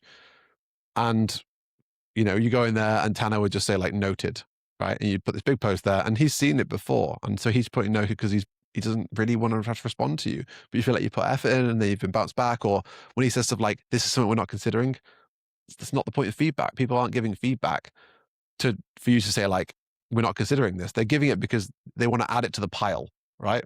And it doesn't matter if you're not considering it right now or not. You just go like, thanks for the feedback. And then you tick it down. You go like, okay, there's another person asking for that. At some point, maybe I should consider this. Yeah. So yeah, I think there's just something to be said about the ability to take the feedback and the ability to respond to it in a measured way, which is really hard when it's 24/7 and not concentrated. That can make it feel like this clapping circle of seals. But I think in reality, it's probably not as much that way. The clapping circle of seals, I'll talk about that in a second. You do definitely get some people in the Discord. Oh my God, I will finish my rant in just a second. Yeah, go on. No. The most annoying thing about the Discord, by far, right, is when people post in the bounce feedback or any feedback anywhere, and one of the Giga OPR simps responds for him, right? That is the most annoying thing ever, because people are posting there to give feedback to Tano, right? They're not there to hear what some random fella who responds in every single feedback thread before Tano gets a chance to brown-nose Tano for some reason, right? Leave that to him. Why do you even have access to post responses to it, right? Like, let him do that. To be honest, I'm of the opinion you don't even need to respond in those threads. You just need to lock them. Lock every single one. No responses whatsoever. They're just there as a list of feedback, right? Which is what feedback should be. It shouldn't be like, I believe orcs are overpowered. Someone goes like, well, actually, this has been addressed in the past and mathematically they're not. No, fuck off, mate. What are you doing? Go on Army Forge. Build a list. Get off Discord. That's my end of my rant. You done? You got a sip of water now, right? I've got none left. Wow, this Diet Coke, but yeah. So once again, the sponsorships, if they could come rolling in, save me a ton. I'm going to get a Diet Coke. You're going to see me walking to the back of the screen. I'm not editing this out. Dave's going to say shit. You'll hear Harvey very distantly in the background there. Can we have some appreciation for Harvey's kitchen apron hanging in the background there? On the whole taking on feedback thing, it is something that I've seen in the community, and especially in our Discord as well. People being like, having conversations about 3.5.3, which is due to come out. There's the crack there. There's the Diet Coke crack. We might not hear that when it comes to editing. Oh, good old editing. I want to go get one now. People being like, I'm really demotivated from engaging with 3.5.3 and 3.6 because of beta. And I get that, right? So much feedback was given. There was so much change. And what it was is 5,000 people screaming at one guy. Yeah. And not everything went in. And, yeah. Like you feel like psychologically you have access to the developer. And so you have instant personal rapport and the ability to persuade them to your worldview. And they feels personal. It feels personal. Right? It feels like a dialogue. Yeah. And they go, no, thanks. And you're like, well, hold on. I thought we had something here. I didn't think I was dealing with a robot. I thought I was dealing with a person. I don't feel like you even listened to me. There was no engagement. And it's like, I'm sorry, that's not what we're looking for at the moment. Then why did you ask me to ask about this? Why am I having this conversation? And that's the way psychologically it can feel. And I get that. So how do you remedy that? First of all, you don't fix it by his interactions in Discord. I think, lock all the feedback threads immediately. You get one post, that's it, done, no conversation. Yeah. The ones where Tano says, thanks very much for the feedback. I've taken a note of this and we'll consider it in the future. That is some of the best responses Tano can give. The thing that would go one step further as a positive community interaction, I think, would be in his monthly streams talking about design and being like, I just want to address this particular topic that generated some conversation this month. Yeah. Here's my thoughts on it, and here's why I'm not actually actioning it. That sort of thing would probably make, finger in the air, 70% of feedback givers feel validated and engaged with. Because it's showing it's been acknowledged on a design level and rationale has been given. And even if it's the human rationale of going, that's not the design direction I want to take the game. There's something there. And you're going to get that one guy in Discord who comes back and says, well, that's a shit take and I hate OPR, so fuck you all. At which point, Tano's probably going, I'm glad you're leaving the community. And I think stuff like that would help the validation, I think, of the players. It's also like a tiny amount of effort to talk about things, right? Like obviously we're professional talker about things, and it's so much. Like if you come into our Discord and you ask us to type something, I'm like, can I send a voice note? Honestly, YouTube has actually got a feature where you can respond with voice notes. Now I've not done it yet. Wait, what? Maybe you can now respond with voice notes in YouTube comments. So maybe if one of you guys posts something interesting enough, I'll respond with the YouTube voice note. You can hear my ramblings while I walk around outside. You did this recently. It was one of my favorite. Like I think it was like 2 or 3 days where people were commenting in Discord and you just voice noted them back, and I was like, this is breaking down it was a pain on my boundaries. phone as well. I had to like record it on my phone and then forward it into Discord. But yeah, I agree. I think that would be good. I think also, like, to my point earlier about like what direction is OPR going? Is growth relevant to Tano, or is it the passion project thing? Yeah. If it is a passion project thing and like the amount of money he's earning right now is good and he doesn't feel like he needs to grow and maybe slow steady growth is fine, right? But doesn't want to like, sell the soul of the game for like rapid growth, then actually if that is the direction the game's going in, then the community matters quite a lot, right? So whichever direction you go, there are pros and cons. And I think, if people come in and they're enthusiastic and then they kind of get bounced by feeling like they're being underappreciated, which you don't owe them any appreciation, but you have set up a situation where they've been given the opportunity to feel underappreciated because no one's expecting when they come into OPR to be able to talk to the creator. Yeah. But when they get given that, like you said, they struggle with it. Yeah. But yeah, so if you're trying to breed this kind of like smaller community game, which earns you plenty of money and you can buy a house on the back of it, then maybe spending a bit more time making sure the community is well nourished would actually help that angle as well. Oh dear, we're venturing into business talk, and that's talking about marketing and customer engagement. There we go. No, There's but it's more wholesome than that, though. You know, it's not the evil. I'm buying corporate buzzwords to suck the soul out. How dare you? How dare you? But it's we'll circle back on that one. Put a pin in it for now. We'll take that offline. Where are you on the list? The list is so long. I know. I don't even know where this. We're not even halfway down the scroll bar. What the fuck is happening here? It's okay, back guys. to the actual question here on like what is holding the game back, being the lack of an actual team. Comes back to that. What do you want from it? Also, I think Tano's growing the team. Like that's a fair thing to say. I think one of the things is about that, like freelance army designers for the creators program. That's a sign of growing the team. The fucking STL team. It's got to be massive by now, right? You've got Broken Truth. You're telling me that was all rolled out by one guy? No, it's not. That's going to be a big team effort. And the success of Broken Truth 1 means that Broken Truth is obviously going to be a big incentive. Like they smash their targets on Broken Truth, I think. And so what do you want to do? You want to deliver the next one, and you want to do it bigger, and you want to do it better. So what do you need for that? Less sleep or more people? It's growing. We're at a pretty good nascent bloom point for OPR, and I think we'll see that come. And as for being taken seriously by others, go on. Well, I just think a team without direction is worse than than no team with direction, right? Like I think, like, yes, you can increase the size of the team, but unless you've got stuff for them to do, like a really clear goal in your mind, right? Like let's say Tano was doing a big project where every single army book was being revamped. Great opportunity to have a team introduced into it, right? Because first of all, it's a perfect training exercise, right? Okay, you go take this army, Goblin Reclaimers, all right? Like, halflings, no one plays them. You take halflings and present to me. Like, you get a couple of guys, or each of you go do halflings, right? Come back to me with their ideas, and then we'll sit down and we'll talk through what's good and what's bad, and then you guys as a team can remake it, right? And then you can present me your idea. Perfect. You've trained your team immediately like that. It's a nice little fun team thing. They've engaged with it. It's good. And then you can get them to do the rest of them. You have a team with direction. Adding a team right now might not help at all, right? Like you hire into the game designer and go like, you're working on half range mode, mate, go on. You know, like, brilliant. I'm a glorified Q&A. Oh yeah, half range mode. I don't. There we go. The team project for half range mode, divide by 2. Oh my god. Yeah, so that's why you can't have a team for that thing. But you know what I mean, right? You need to have projects for them. Yeah. And also to be clear, you shouldn't criticize people with a circle of clapping seals around you, because that's what we're trying to have. Like, we're trying to grow that here, right? Aren't we? Right. That's what we want, really. Okay. If any of you guys disagree with us, we'll report you. Okay. That's gone. Right. You come into our Discord, you say one horrible thing about Warboss Fitz, you're gone. Right. Like, just to be super clear. Next take to him. The game is his little project, and the company is all about miniatures, because that's how he sees things are done in the wargaming business. Ooh, that's a good take. Or at least that's a good conversation topic. It's a build take, isn't it? Really, a build take.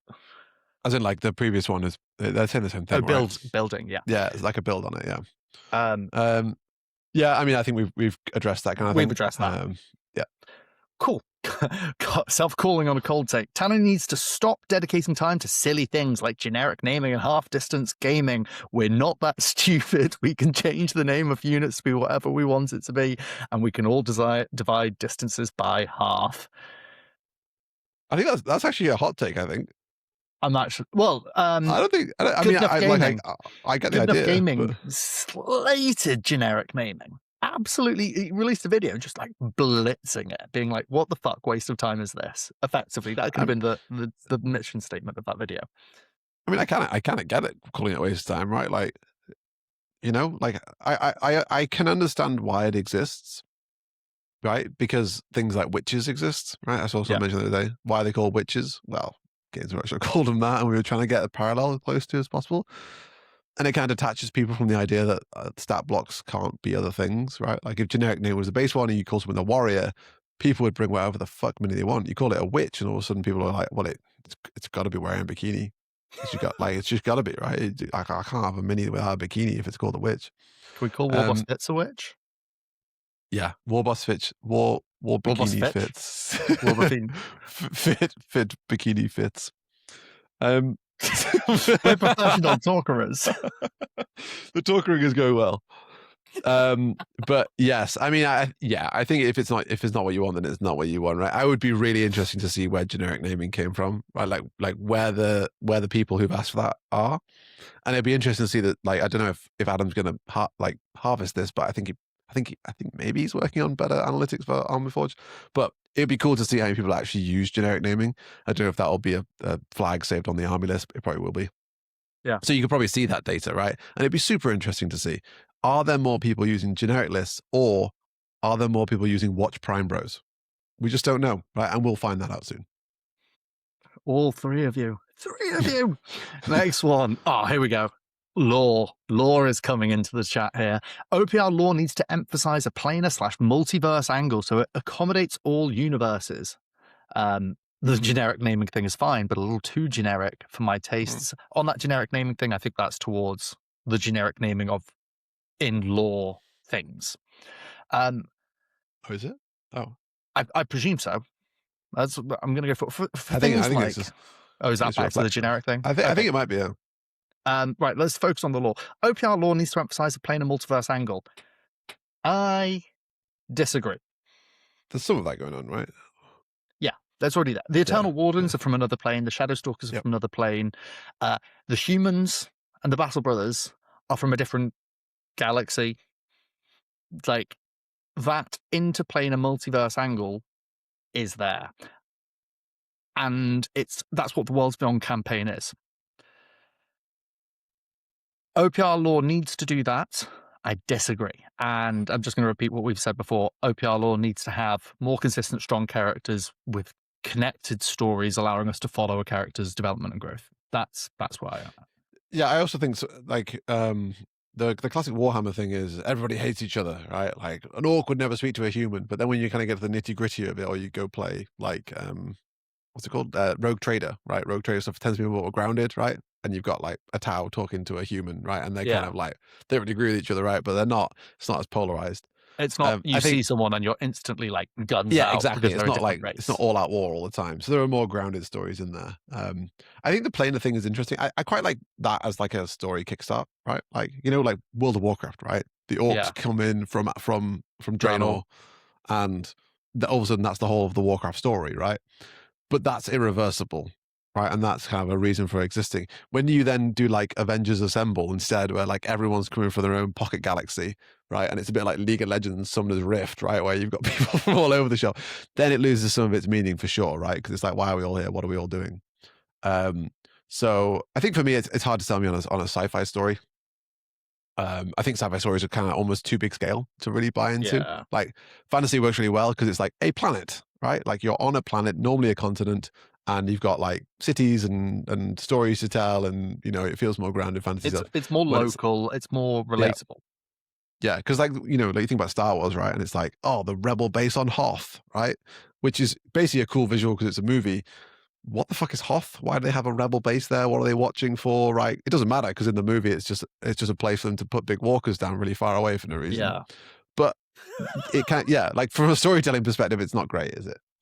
So I don't hate the idea of it being like a multiplanar thing. I just think it removes some of the interest from the things, right? Like in fantasy, it's like, you know, to use D&D example, Grung are jungle frogs, right? Basically sentient jungle frogs or whatever, right? And so their environment informs who they are. And when you take things to space, that starts to fade a bit, right? You go like, okay, well, the jackals are from this planet and I think they discovered technology and are now smarter or something, right? I think it's something like that, right? And I can't remember, yeah. Yeah, I think they discovered someone else's technology. I can't remember what it is. But that then loses its meaning when you then put them in spaceships, right? And then it's like, well, who cares where they're from? Fucking spaceships, yeah. Yeah, everyone's got a gun, right? Like yeah, I don't know. I think it's hard to sell a sci-fi story, which is why, like we said over and over again, don't try and sell a sci-fi story. Sell a story about characters in a sci-fi people. world, right? Like focus it on a planet, because it's really easy to tell a story on a planet, right? You know, the local, what they call commissar, or what they're called, has gone mad, and it's up to this plucky young individual to save the day. But also, you add a bit of geopolitics into that, and then all's good. Yeah. So The stories need to be more than a few short pages is another thing. We'll come on to.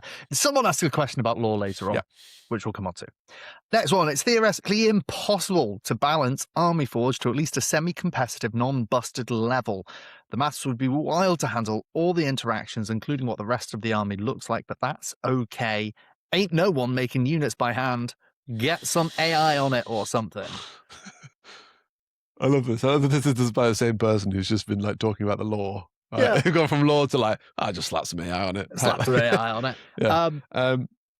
Yes, by Army Forge, I presume you mean Army Forge Studio here. Yeah, I was going to take that as the which is the making the thingy designy. Yeah, I think so. Yeah, I don't think anyone can disagree with this, right? There's literally no way Army Force Studio ever sits in a position where you could put it in someone's hands and be guaranteed that what they're bringing or that what they're making is balanced. Which is why I think it's important that we have Tano making armies and improving the core ones, because Army Force Studio is a fun thing.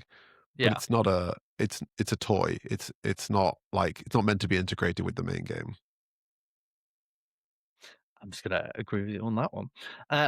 Moving on. For a game with no rerolls, OPR sure has a lot of rerolls. What rerolls have we got? Bane. Well, you have pseudo rerolls, right? You have Fearless. And Fearless, right. That was the other one. You have Fearless, you've got like Undead, that's kind of a pseudo reroll. Yeah, Bane, Lacerate. I mean, Lacerate is all over the shop nowadays, right? Lots of stuff in there. Is there anything else? I'm sure there's probably something else we've forgotten, but I don't think so. I mean, I guess there's like regen and 6-ups and stuff like that. They're kind of like pseudo rerolls. Yeah, I mean, I think oftentimes my stance is I don't care if we're rerolling or not. I don't think it slows the game down that much. I think you don't want it on literally every roll ever. After having watched a Warhammer 40k game recently, there's a lot of that, I think. Yeah, so that's the point I was about to come at it from, right? OPR sure has a lot of rerolls. A lot of rerolls compared to 0, yes. A lot of rerolls compared to other dice-based games, no. Even like D&D, right, has got, because you need to hit, then you need to do your damage. And sometimes if you're going to hit, you're going to roll with advantage, which is effectively a reroll, or disadvantage is effectively a negative aspect reroll.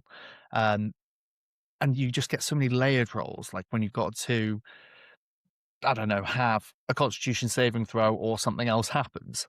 These are games that have just got so many layers of rolls baked into them that it can just feel quite weighty. And then you look at shit like 40k, where every motherfucker's got reroll this, reroll ones, full rerolls if they're on an objective. Yeah. And I look at that and it's like half the reason that 40k games take so long is because everyone is rerolling every goddamn attack and wound and save. the damn rules. Oh, yeah. That's, one of the other halves, because there's at least 3 halves to why 40k takes so long. Yes. So sure has a lot of rerolls. Yeah, you can bin a few of them, but I don't mind where it is in OPR at the moment. I think to take the broader point here, yes, it's annoying when rules are set and broken in the same sentence, right? Like, I think that's the spirit of what's being said here, right? Like oftentimes you see people like, oh, wouldn't it be cool if this army did this? And one of those nerds in the Discord I was talking about before goes like, OPR doesn't use rerolls, and then someone goes like, yeah, but what about Lacerate? And they go like, that's a single exception, and you're going like, why have we had that conversation? My life was worsened by this conversation. Yeah, we both wasted our precious time on Earth. Yeah, it is frustrating with that kind of thing, but I think sometimes design comes down to we don't need a rule for design, right? Sometimes it's just like what feels right? Like, and if that's one reroll and we treat Fearless as, we're not saying Fearless is a reroll, it's like a save, then sure, right? Use whatever language you want. If it fits within your game, it fits within your game. So yeah, I mean, to his point, he's actually said it's got the right amount of rerolls, the right approach to it. Yeah, and I agree, right? I think it's a good approach to it, right? It's nice that we have a couple of rerolls in the game. That's cool. I think Lacerate is too much in the game right now. It's been kind of slapped everywhere as like one of the generic weapon abilities. But weapon rules. But I think it probably shouldn't be as much because I think it's actually just a weird one. Yeah. Um, I think that kind of taking the broader point of the one sentence, you have a rule and then you break it. I think rules and exceptions are where you get a bit more spice into a game. Like, for example, kind of in an abstract of the rerolls thing, you have an attack roll and a defense roll. But then sometimes you get an extra defense roll if you've got regen. Yeah. There's an exception to the rule. That's fine. But yeah, OPR's in the right place. I agree. Yep. Next one, thank you very much. At the competitive level, playing with custom army should be the norm, not the exception, brackets with a caveat of no custom rules. Just like some systems have pre-generated characters that are balanced to save time, but then open up the gates for customization. I think How this hard is can you break it? Yeah, so the norm is probably the wrong word, right? That's the only part I disagree with, right? I think, yes, bring on competitive tournaments where people are making custom armies. The problem you've got is, I reckon, if you found something busted, it would never be balanced. Yeah. Right? Because Army Force Studio is a sandbox that's ever growing, right? The rules that didn't make it into the game from the beta are still there, right? So they're there and you can use them, and they've not really been vetted by thousands of players playing them. They were just made and they were discarded because people didn't like them, but they're still there. Yeah. So Army Force Studio isn't really built for that in mind, which is a shame, because I think it would be cool to have a tournament like that. I think it would also be a really short tournament, right? Here's my because pitch. People would build busted stuff. Here's my pitch. Everyone designs an art with 2 army books or 1 or 2 army books. You are not allowed to use your own army book. Yeah, so this is like the reverse draft thing, right? Where you try and build an army for your opponent, kind of thing. Yeah. Make it as bad as possible. It's that kind of idea. But So yeah, which is interesting, right? But doing it. The other side of this whole thing is like, that sounds really fun.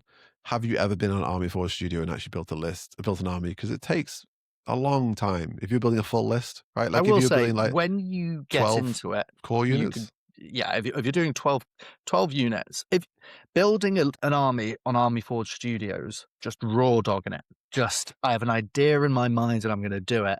It's fucking hard and it will take you a long time. I found the most success of being like, hey, I want to rework Eternal Wardens. Let's have a look through these army. Let's have a look through the army book. Be like, oh, I'm going to use 90% of these units. I think this thing's pointless. Let's go to that. Let's go to that. And now I want to change how these all into play. That's the better way of doing it. Learning to use Army Forge Studio is a skill. Once you've done it a load, it can be very quick, but you've got to invest time into that. And really, back to the sandbox point, people just want to load it up and play. And so you're just going to get broken shit, right? Yeah. I mean, yeah, do a tournament. See how many people show up. I'd love to see it, right? Do a TTS tournament, see how many people show up with their stuff. Make that rule about you can't use your own army list. See what comes out of it. It'd be super interesting, right? And it'd be a fun thing for OPR to sponsor as well, right? It highlights their studio thing, and it's also an opportunity for Tano to see some cool ideas, maybe. Just like, oh, these people made some really cool stuff, put a lot of effort in here, capitalized correctly. That's fun. Don't get me started. Next one, OPR needs better and more interactive army rules, and they need to be more diverse between factions. I think that is a hot take, because there's a lot of people who are just like, it's great, but it's hot in that it causes a lot of conversation, because there are so many people who are like, why are my orcs the same as my sisters? Yeah. I think yes is the answer to that. I think the way that Tano tried to make them unique in 3.5 was not sustainable for the amount of armies available, right? Like, you can't give army wides to everybody and expect them all to be different with all the limitations in the game. It's much easier to design interesting subsets of units, right? Like, if there's 10 different archetypes of units in the game and I give you 3 of them, your army is now unique, right? Yeah. And he did something similar-ish with like rules and stuff. He loosely categorized people as like attack, defense, and utility or something, and he was doing that behind the scenes. So yeah, I think, does it need to be more and better? No. Would I like it to be? Yeah, I think so. Yeah, I think there's scope for making things more interesting without making them more complex, and certainly making them more diverse without making them more diverse without making them more complex. But yeah, definitely a big task, and probably it's not something we'll see addressed for a very long time. Yeah, the weapon update might help a little bit towards that. Might see a little bit more diversity, but from what I've seen of it, I think it's the opposite direction. Seemingly, I think there's going to be some templates and stuff like that. So yeah, I wouldn't be holding your breath if you're looking for more diversity between the factions right now. the groundwork is there, but it's not the focus for OPR, and I'd Nope. love to see it. As for needs is a strong word in that sentence. It wouldn't be a hot take without the word needs. No, it wouldn't, would it? Yeah, it's fine. It's fine. It would make the game better, though. I do agree. Yeah. Next one, catering to Games Workshop. Oh, I like this. Catering to Games Workshop players who want one-to-one wysiwyg options for all their models means a lot of factions based on GW ranges are bloated and overpowered just by having so many options. Compared to OPR original factions and factions based on Mantic armies, which usually have half as many units trying to fill the same number of roles as Bass Brothers or Alien Hives, with no ability to do so and very little flexibility in both chassis and model and upgrades. In both chassis models and upgrades. Thrust of this is saying that Games Workshop having armies adapted into OPR, bad. Fuck yeah. Bin. No, you can't bin off all the Games Workshop analog armies in OPR, of course, but I'd love to see a good heavy pruning. Yeah, I honestly, let's take inspiration from your generic naming, right? It doesn't need to be called missile launcher, right? It doesn't need to be called plas cannon or whatever, right? Like these things can just be called like heavy weapon, right? Or something like that, right? Like you could simplify the names to still capture the minis that people have got, right? Like, oh, I have a plas gun or whatever, right? I want my guy to have a slightly better rifle, right? Superior rifle, cool, right? Sorted, right? He's got that, right? If he's got a heavy bolter, that could be the same thing. Let people generically sort in there. I do, and they're right? There is more variety in the kind of Games Workshop inspired ones than none. I also think another problem that exists is OPR makes minis for a faction, and then they never want to add new weapons to it because they've made the minis for it. It'd be nice if there was a little bit more trickle support for that kind of stuff. Like, oh, we're adding new special weapons. We're going to go back and add some more. I think they did something like that with Robot Legions. It would be nice to see that become more commonplace. Like I said before, get a developer, get a designer, and have them work on just weapon options in the background. All of a sudden, you've got an incentive for people to resubscribe to the Patreon because the minis that they own already, which aren't currently in the current like orcs, goblins, whatever the main focus is, are getting more minis in the background, and maybe they're a bit more invested in that. Stuff like that would be cool. But yes, I who gives a damn about what you see is what you get. I just think like pick your cool minis, push them around, right? Like indicate somehow that the special ones are the special ones if your opponent has sniper. I always talk about the pipe cleaner halo, right? Just buy some pipe cleaners, cut them into bits, make them into halos, lob them on your units. They're not going to break the units. You pull them off whenever you want. It's all good. Just do that. I think like the big thing there, right, is catering to Games Workshop players is a problem. That is like the thrust of the take, I think. And yeah, I'm with you on that one. It's really, really got to be fucking hard because that's such a huge customer base that you're just soaking up as Games Workshop makes blunder after blunder. And then it's just like you want to give them a bridge into your game. But then a lot of people don't get past the first step and they're like, nope, I'm happy here. I'm happy where I landed. Don't take it away from me or I'll leave you. And it's like, well, you're a paying customer. What they should get Adam for, John, right, is, well, they'll never do this, right? But there should be a feature in Army Forge where you take a picture of your minis and we just run it through some AI and the AI maps the stats. So I can just take a picture of my units and it goes like, I reckon these are these. Here's your list. That would be a great way of getting 40k players engaged, you know? Like what if it did that? Right? What if you just like figured out roughly what it was going to be and then just forced it? Totally possible. Not going to Totally happen. possible. There's an AI anti-bias, I guess, within the there OPR really community, is. and yeah, I mean, there's In a lot of creative with. communities. Yeah, It's that aspect of creativity and then AI being something that detracts from creative like atmospheres and communities. And if I say community one more time, and that's why you see AI and people are like, yeah. But no one had a problem with the DS generating a character based on your face. So that's basically what I've just described. Yeah. I've lost where I am. Crossover formats, Grimdark Future versus AOF is absolutely fine. OPR is balanced enough to have both settings play against the other. Plus, with OPR's narrative having portals and wormholes, it narratively works. Yeah, it is absolute. Well, give us a force org. Give us a united force org across the two games. United force org is exactly the problem. right? Yeah, like give me a toggle that says like United Force Org, right? It doesn't need to say like use GDF or anything like that. That's too technical. United Force Org, click on it. It sets it to the GDF Force Org, right? Absolutely, right? I'd love that to be the case, 1000%. Until that exists, then having 3 more activations at 2,000 points, and realistically more than 3 because it's quite hard to hit 10 in GDF, is too much of a game imbalance. Spot on. Yep. Bro, next, offering the advanced rules for $5 on DriveThruRPG, but requiring a Patreon subscription to ask questions is unnecessarily hostile to customers who have spent money. I like that take. And yeah, it's strange though, because I don't see too many people. I've seen a couple of people say that, being like, hey, I bought the rules on DriveThruRPG. Where can I ask about them? And being like, oh, nope, fuck you. Gonna pay $5 a month for that. I do see that, yeah. I do see that in Discord. I think it's unnecessarily hostile. Some good, strong wording there, right? We're way too late in the video to point this out, but we did ask people for hot takes. So I think people have worded them more strongly than they actually believe. Agree. Right? Like you can see it in some of the language being used. I'm not sure, don't be thinking, don't go into the Discord because they're all full of like nasty, opinionated people. It's a lovely community. As to this point, I think this is like a yeah, but what's the solution? I have no idea. How can you engage with that? DriveThruRPG tag. I don't know. That lets you get access to Patreon channels. I don't know. I don't have an answer. I think just perhaps giving less of a damn about it, right? Not for the person who's going to this, but the company, right? We're talking the $5 rules, right? If people don't want to pirate them, they've already done it, mate, right? Like, it's so easy to find this stuff. If you really want to find it, you can go find it. You can just message someone on Discord. They'll probably just send you the PDF, right? Like, it's not like this big piracy ring.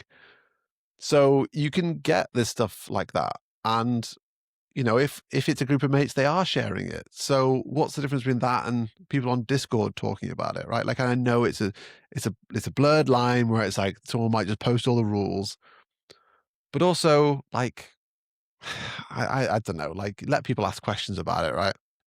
Yeah, it's tricky. Like you could just get a Discord bot, like if someone posts the rules verbatim, just time the message out, right? Like get it gone, right? Like, and then otherwise, yeah, it'd be fine. Next one, OPR needs to have the previous editions available somehow for preservation's sake in the history of the game. You know why I disagree with this take? What other fucking games do this? Can you log in to Dota and play the version of the game from 2 years ago? Old school RuneScape. Fuck you with your good example. Also, World of Warcraft Legacy content. What's that called? Yeah, that sort of shit is out there. You're dumb. Yeah. I think it's an interesting take. It would be nice to see the PDFs downloadable. Right? I think if you want to play the old version of the game, then yeah, I don't think they should do full Army Forge support because you get community fracturing and stuff like that, right? Whereas I think, yeah, if you want to put the PDFs up somewhere where people can go play them and assemble their armies, and the people really care about it can go do it, then yeah, because people are already doing that, right? They're saving copies of the PDF for every patch. Make that easier for them. They're real customers. They're real people. But yeah, we don't need to blow Army Forge with every version of the game ever. Yeah, I agree. It's also just not built for that, so it would take Adam ages to put it in. Yeah, RIP Adam if you went for it. But yeah, just like a single click here for previous editions on the website wouldn't kill anyone. Yep. Also, it would force people to use pen and paper to make their army lists. And in this day and age, there's a certain kind of sadist who does that. You have to take a couple of breaks when you really for the hand cramp. I've written Battle Bruh and I'm fucking done. Why does it look like I've written Ballal, brother? It's just cross the T's. Yeah. One of the best things, I brought up way too much now, but one of the best things about Fitz's channel is when he shows off the lists he's written for Uncle C, and it's just like the world's worst, like scroll. It's worse than your handwriting. Oh, I know, and half the time he just, I literally guaranteed through basically every live stream I've ever done, he goes like, I've written that down for you, and he goes like, where? It's like, it's there, it says ×4 rare. That's clearly rending. Yeah. There was one point where I think Fitz just didn't use any of his casters the whole way through. He was like, oh, I have a caster? And Fitz is like, yeah, I wrote the spell list on the back. And Uncle C turns it over and goes, there's a back. It's just fucking great. I love it. That. Oh, it's good fun. Here's another one. Although it does have real flaws, OPR is still the best army scale miniature combat game in the hobby space and among the better options for skirmish. Ooh, I agree with one and disagree with the other. I haven't played enough other skirmish games to say. I did really enjoy playing OPR skirmish back in the day, and we did. But I think part of that was the crunch of building lists fast and having quick games. That was fun. Is it the best army scale miniature combat game? Once again, I don't think I have no experience in this field. But I think the concept is so incredibly good that it would be hard to convince me otherwise. Yeah. If you showed me another game, right? I think Yeah. I was talking actually to my PT the other day about the YouTube channel, and he was like, "You guys should branch out. You guys should do other games." So it might be fun to throw up a different game and play and do it for a video or something like that, right? Just so that when these questions come up, we know what people are talking about. Maybe we'll do that with the StarCraft game if that's easy to do, right? That is exactly it, right? So this point is in my head right now of we profess to have a reasonable amount of knowledge about OPR. We're good talkers about OPR. We've got the talkering. We've got the talkering down, good. But why can't we talker about other games? We should be able to talker the talk and player the play. And walker the walk at the same time. But also, not like helping the Age StarCraft, of Fantasy stereotype right now. bunga bunga. But StarCraft, it looks interesting. So why can't I think we should be going and playing those games and learning from them and seeing what cross-applicable skills there are. The problem is, I pick up another game and I'm like, this hasn't got me, right? The rules, there is at least one too many pages in this book. Yeah, because it's more than one.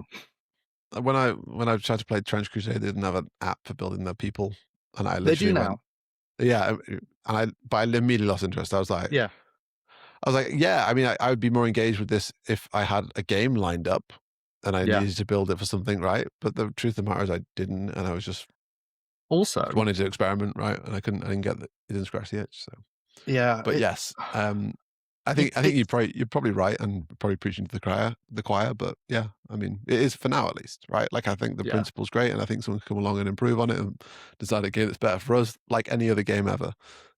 So yeah, I mean, hopefully we'll see more in this space, right? It would be super sweet to see some. I know it's not really competition for OPR, but competition within the gaming scene, right? Like the more people who leave 40K and start to play alternate activation games, it opens up the space for everyone.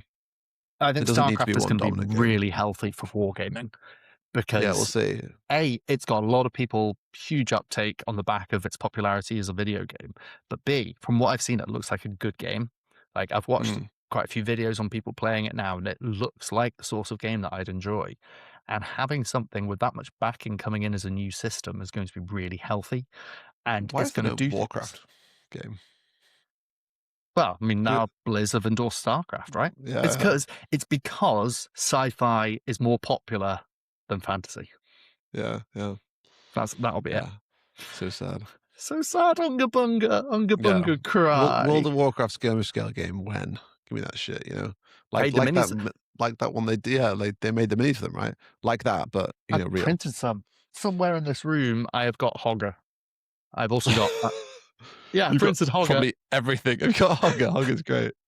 I had to really limit myself to just being like, if I have space on a build plate, I'll stick a Warcraft mini in there. So I've done Hogger.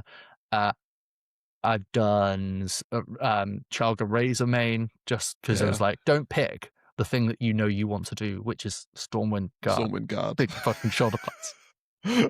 Shut it. But I was like, pick things that you wouldn't normally do. So I picked like a few random ones like that. And I was like, Hogger, let's fucking get Hogger on the go. We fucking digress so much. The scroll bar ain't moving. The one-page core rules are absolutely all you need to have years of fun. I'm going to call out the fucking commenter, Adam Forge. Thanks for your comment, but cold-ass take. Yeah, we all know that. I mean, also, Adam's been playing with less than the core rules, right? He doesn't play with difficult terrain on his board. He doesn't play with he doesn't play with all the numbers on his dice. He doesn't have anything. I don't think he's even read the one page, if I'm being completely honest, right? Like what he got as far as like a dice, like a top line, like a dice is a D6. And he was like, I love this game, brilliant. Right, I'm gonna go build Army Forge. Right? that's literally the timeline of Adam's years life. of my life, half a decade into this from dice. but yeah, absolutely. You do not need the beginner's guide at all, right? I think the beginner's guide, it answers some questions, but also, you know, you can common sense that stuff. And oftentimes you look in the beginner's guide and you go like, I didn't want it to work like that, right? Why can't it's been changed now, but why can't my units in a transport target other units in a transport? They're sat next to each other. You know, it's changed now and it works that way now, but yeah.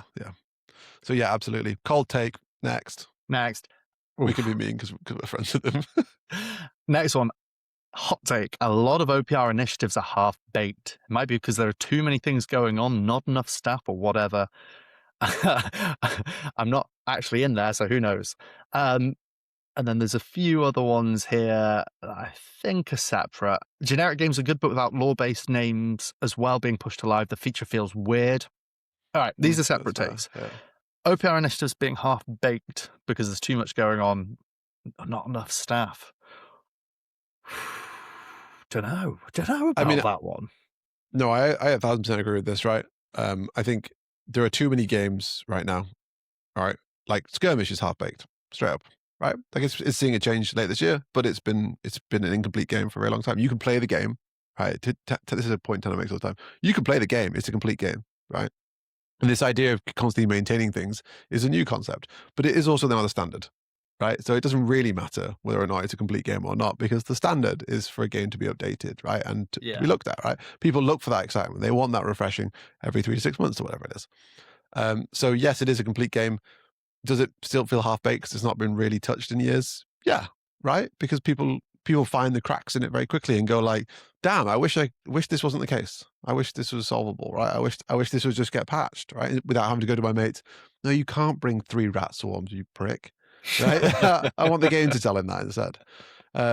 So yeah, I think so. I think Tano is like, he loves making things, right? And the person who loves making things makes things, and that doesn't necessarily always mean nurturing things. Right? It's a different skill to, like, you know, making a new army, you know, make Dragon Empires. That now exists. Will we see any changes to Dragon Empires to make it more exciting or anything like that? No, right? That'll be Dragon Empires. It'll get generic updates for years to come on top of stuff, but no one who really cares and loves Dragon Empires will ever look at that army again now it's been built. It just won't be the case until the minis come out. Yeah. So yeah, I think that's true. We do get a lot of that stuff, right? And it would be cool if there was more people in OPR who cared more about the armies, like specifically making armies feel good. But that's also a big task, because it's like, okay, well, you've just got the Harvey update to your DAO, and now they feel way more exciting than every other army in the list, because of course they would do. But you know, when do we get the next one? Right now we're waiting for that, and yeah, difficult. Yeah, putting juice into a project is a full-time thing. And it's back to that whole business aspect of where does he want to go, but also it's cyclical of more people, more output, and then that can feed itself. But when you're not actually in that position to do it, because you got to look at like keeping the lights on, keeping your staff paid. Yeah, for sure. There are other things going on. Hopefully that sentence, that take of things being half-baked drops away. And the things that you're going at half-baked are going, my Shadow Stalker's only got 4 upgrades and the Dragon Empire's all got 5 upgrades. Like, maybe one day that'll be the take, and we hope for that. Yeah, I think that it's initiatives, right? So it's bigger picture than individual armies. Exactly. And I kind of like diversity there a bit. But yeah, I think I agree in general. Generic names are good, but without the lore-based names as well being pushed to live, the feature feels weird. Yeah, fucking 100% agree with that one. Like, yeah, I think that is strange. There should be a slider, right? Yeah. Generic, normal, law-based, right? Because there are the law-based that they exist now, right? I think I've seen that cooking in the background. Is it in labs? I mean, to be fair, I think that both of them cater to a very specific audience, and I think neither of them are useful for attracting new players. I think the generic names are too generic, and I think the law-based names you're going to lose people on, right? Because I think a lot of the law-based names, from what I've seen, are like proper nouns, right? Which doesn't help anyone, right? Like it, you know, human defense force, right? They're all just letters, right? I can figure out what they are. Elven jesters, I know what they mean, right? If you then call the elven jesters like the Quasar, right? And you put that as the thingy, you immediately, people just go like, right? I've just been, right? So yeah, unless you've got I'm not someone sure. selling the shit to you to be like, hey, this is our faction, the Quasari. They do this, this, and this, and then you translate and go, oh, so they're backflipping elves. And it's like, yeah, of course they're fucking backflipping elves, but Yeah. they're backflipping elves with our name for it. Yeah, Like, exactly. you need Yeah. someone on the front to do that. Whereas if I you was thinking about the 40k, right? Like Drakari versus Dark Elf. What? Why you came up with that wank? Right? Who came up with the word Drakari, right? Like someone being told we just lost a lawsuit. That's how that yeah. Yeah, well, yeah. But that's the, you know, these names aren't necessarily good for getting people involved. Yeah. Pushing out narrative campaigns and faction books is great, but if you're not advertising these lore pieces where you have reach, like Reddit, Facebook groups, and people will keep calling it Timu Warhammer, great take. Great fucking take. Market your lore. Yeah, I'm with you on that one. So I think, yeah, what I also think, right, is video games do this occasionally, and the most famous example I can think of is Rainbow Six right now. Rainbow Six came out and said, so normally they do like seasons and they release characters in the seasons and they update maps and stuff. For one of their seasons, they basically said like, look guys, we ain't releasing new characters, we ain't releasing new maps. We're going to fix the game, right? That's what we're doing. This is basically like the world's biggest bug patch, right? We're going to really focus on that. And it wasn't very successful in the end because they didn't quite deliver on all the things they did, is my memory of it. But that kind of stuff's really important, right? What if you just announced like this 6 months is the season of, right? And announced it and said like, we're giving lore to this, that, and the other, and really signposted it over the top, right? And sold those ideas to people. Then people would stop thinking it's a knockoff, right? If you start showing them pictures of things they don't quite recognize, like Jackals versus whatever the Warhammer thing's called, Kroot, right? They don't look similar enough. People know that they're the proxy for it. But if you really, really sold the lore on it, then people would think it's something new because most things look very similar. It's only when you got that level of genericness and you look next to it and see Battle Brothers and go like, oh, and Dow versus Tau, that's when it starts to lose its magic. But if you create a little bundle where you sold them all together, like they do with their current skirmish campaigns, where they go like this versus that, but sold the lore, then yeah, I think absolutely to that point, right? Like you would get a bit more people, less people calling it Timu Warhammer. Timu Warhammer. But yeah, like on that whole sell the lore thing, the announcement posts are a good start, obviously, because it's like, hey, look at the models and here's a clip of this person's lore, and for more, see the campaign. Ship a fucking story at the same time. Be like, hey, here's this character's origin story. That'd be great. And like, I appreciate often those sorts of things are in the campaign books. Pull it out. Sell, give a sales pitch. Why is this person cool? Oh, it's because, they thought that they were living a peaceful scavenger life before the robot legions rocked up and nuked this character's aunt and uncle, radicalizing him to join the rebel alliance against the robot legions, right? That's the hook. That's the origin. That's the change to the steady state world. That is your marketing. I don't even know how we got onto this topic now. I'm at this point. I also, yeah, just a point about like getting players engaged with stuff, right? OPS is a really unique situation in the same way video games are, right? Where your whole customer base is guaranteed coming somewhere every time they play, right? Every time someone plays OPR, they log into Army Forge, right? So you can talk to every single one of your customers all at the same time on this, right? What if you just had like, I can't remember what the game's called. The guys come down and they fight with guns against aliens. And it's like planet by planet. I can't remember what it's called. But in that they have these global incentive. Yeah, you know what I mean. They have these global incentives, right? Where it's Helldivers, fucking hell. Yeah, Helldivers. Yeah. Where they're like, if 200 people do this, then we win or whatever. What if you started doing like a banner at the top saying like, are you a thing or are you a thing, right? And then listed some principles and people could opt into teams. And then when they play, they could one click of a button say they won their game versus the other team. And it doesn't matter. StarCraft started doing this with its app, right? Where you submit, and not to that level, but like you submit game reports, and that'd be something that'd be good. Yeah. And the data doesn't need to be real. You can have people fixing it. Who cares, right? As long as people are engaging with what you're selling, right? And then also people know what that stuff is. If tomorrow I wake up and Army Forge is full of lore-based names and I have not heard anything else about it, that's a bad update. Like straight up, that's enough to make me turn off because I've not been slowly introduced to this thing. So yeah, I think stuff like that would help. Yeah. Sick. I've completely lost where we are. It's the players. Next one is Rangers was a shit show for 2 to 4 months on release. Probably. Was I it? was in there. Yeah, me neither. I wasn't there. Oh no, yeah, it was. Yeah, it had to be like re-rolled out. I think I can't actually remember the details of it because Rangers launched. I capitalized on it and cashed in a load of points from shit that I've been organizing anyway. Hosted an event. Oh no! Oh, I hosted the event before Rangers launched. That was it. Yeah, Rangers launched. I got all the points pushing me up to like tier 1 or 2 Ranger or something, and then I started a YouTube channel with you. Fuck it, that's what happened. Then we started to do this, so that kind of like dropped off my radar. It probably was a shit show. Andy got a bunch of points and was like, "Sweet." Andy was like I guess legendary. Sure. I guess I can get prize support. I was kind of getting that already. I think it's what his stance was, right? So, yeah, maybe I don't know. But it's growing. Rangers is being worked on. It's in a much better idea. place now. It is a great idea, and it was something new, so it probably was a shit show.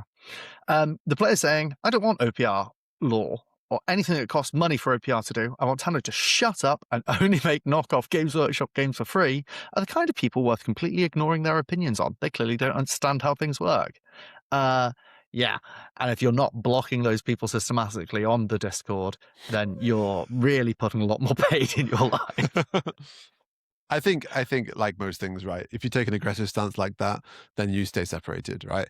But if you find a middle ground where you go like, okay, well, how do we win these players over, right? And it's not putting a massive amount of effort in, but what if we just show them one cool thing that makes them go like, oh, OPR is not just a knockoff, right? It's to the previous point, right? The more things you do to go like, hey, we're not a complete knockoff, but you can bring your minis.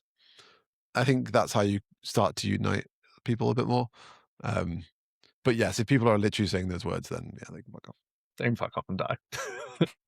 Respectfully. I haven't even we been get doing demonetized because of that. You're dead to me, Dave, right? Okay. We're not editing it out.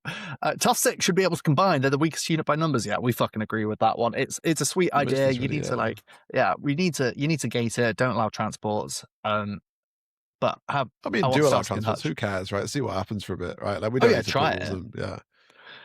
Yes, I 1,000% agree. I think that'd be a really fun shake-up. I want someone do a tournament where you can do it. Someone do a tournament where you can do it. I want Bill and Ben, my super tank men. That's what I want. Yeah. Is that related to this or? It's the whole like you have 2 dudes in a unit and you name them something cute, right? Like I will turn up with 2 Beastmen Tough Six things. I'll call them Dora and Hamish, and 3 people in the room will know why that's a thing. It's because that's the name of my dogs. That's it. Yeah. In fact, 2 people in the room, fucking everyone on this channel knows my animals interrupt my recording all the fucking time. Yeah. You posted in the Discord the other day. I did post them in the Discord the other day. If you like dog pics, go and find that one. Dog pics subtitle readers. Dog woof woof. Well, there was something that we recorded the other day, and Adam messaged us being like, "Dave, this sounds completely inappropriate." And then I listened back and I was like, no, Adam, you're wrong. And you went, no, Dave, it just sounds horrible. You mumbled. Well done. Next one, which I like. This is a competitively focused channel, not necessarily tournament based, but the pitch is if you feel like you want to get better at OPR, come and listen to our shit. Yep. This take I agree with.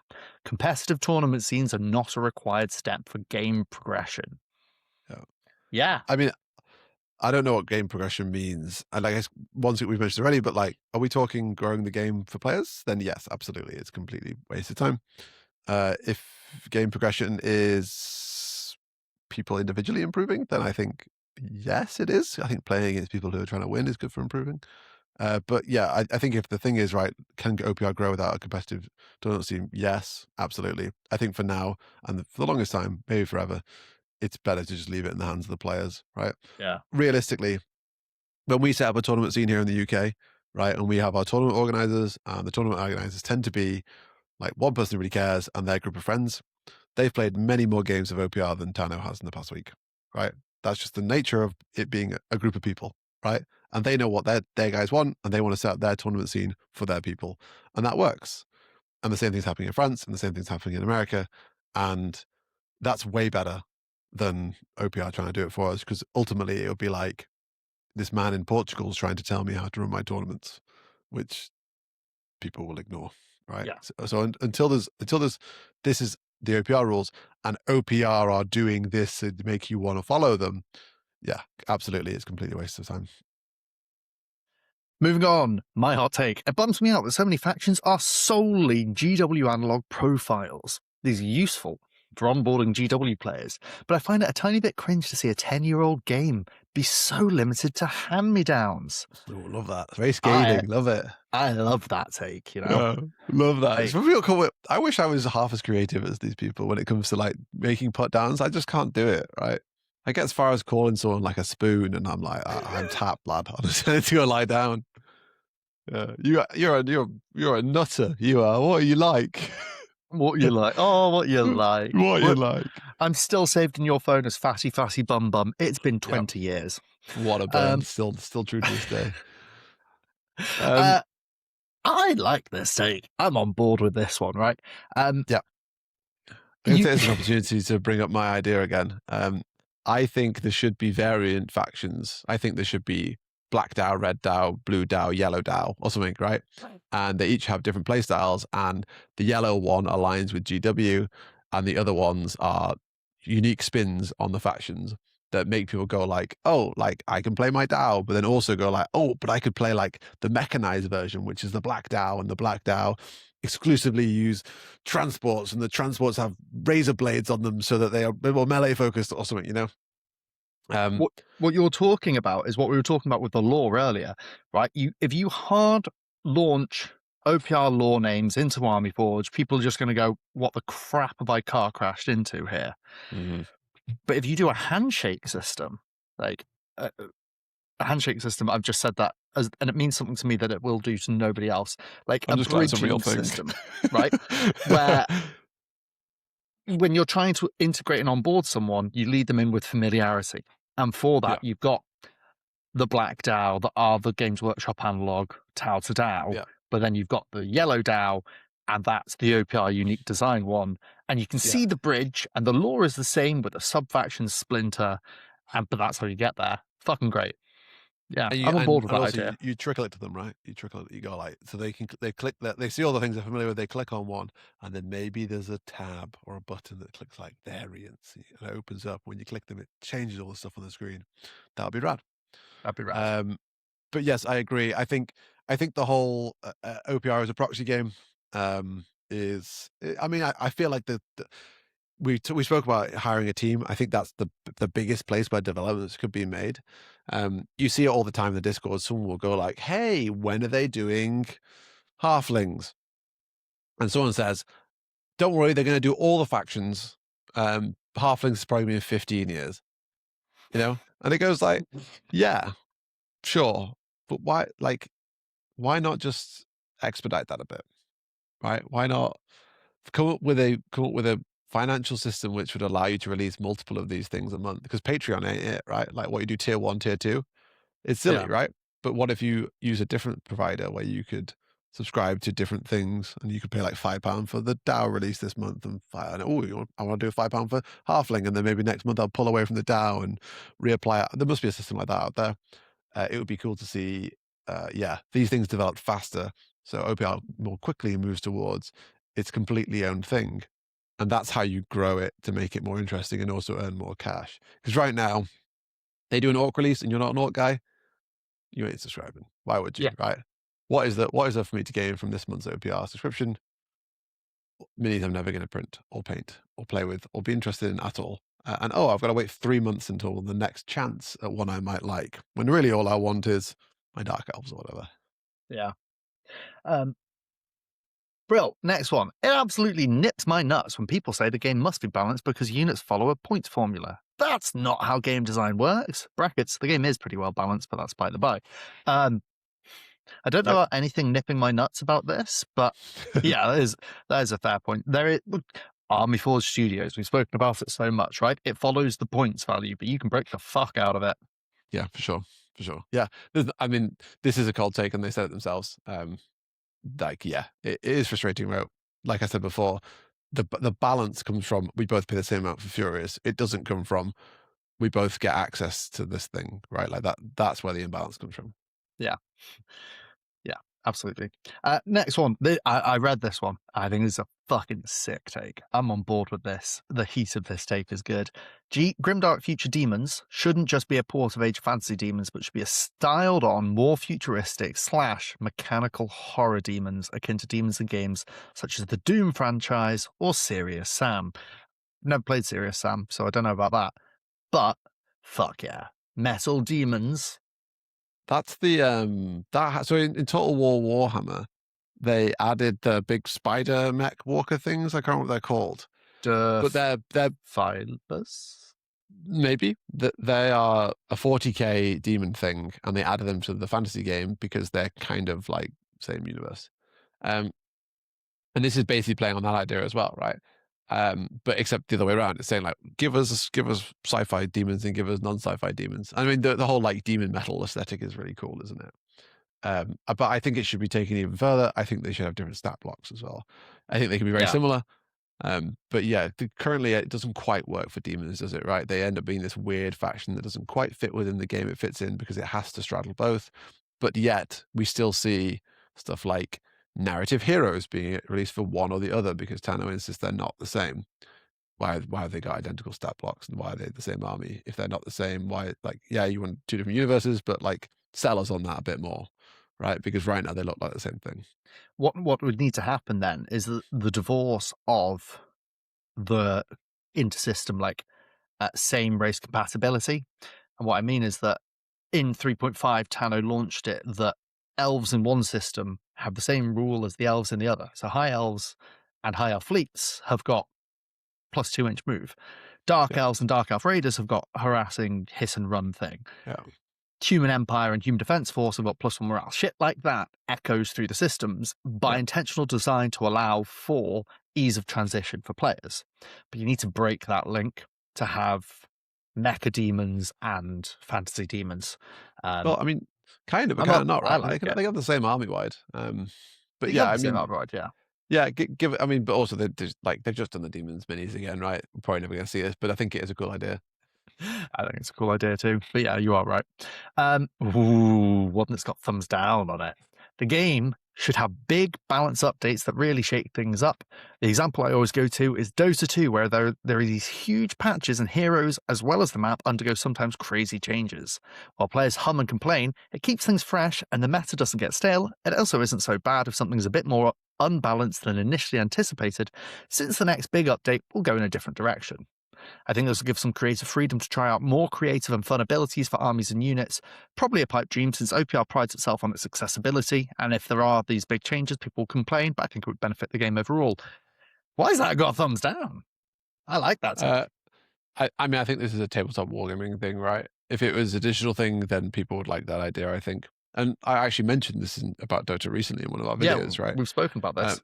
And I think it's really cool that happens, right? Like, it's an interesting way of designing the game. It just doesn't work when people are buying minis. And yes, it's mini agnostic, and yes, they can port things across. The reality is people don't. I'd love to see that on one of the survey topics, you know, because there's like, what minis do you use, right? But there's not like do you use minis intended for a certain faction for other factions? Like, how much are you utilizing mini agnosticism?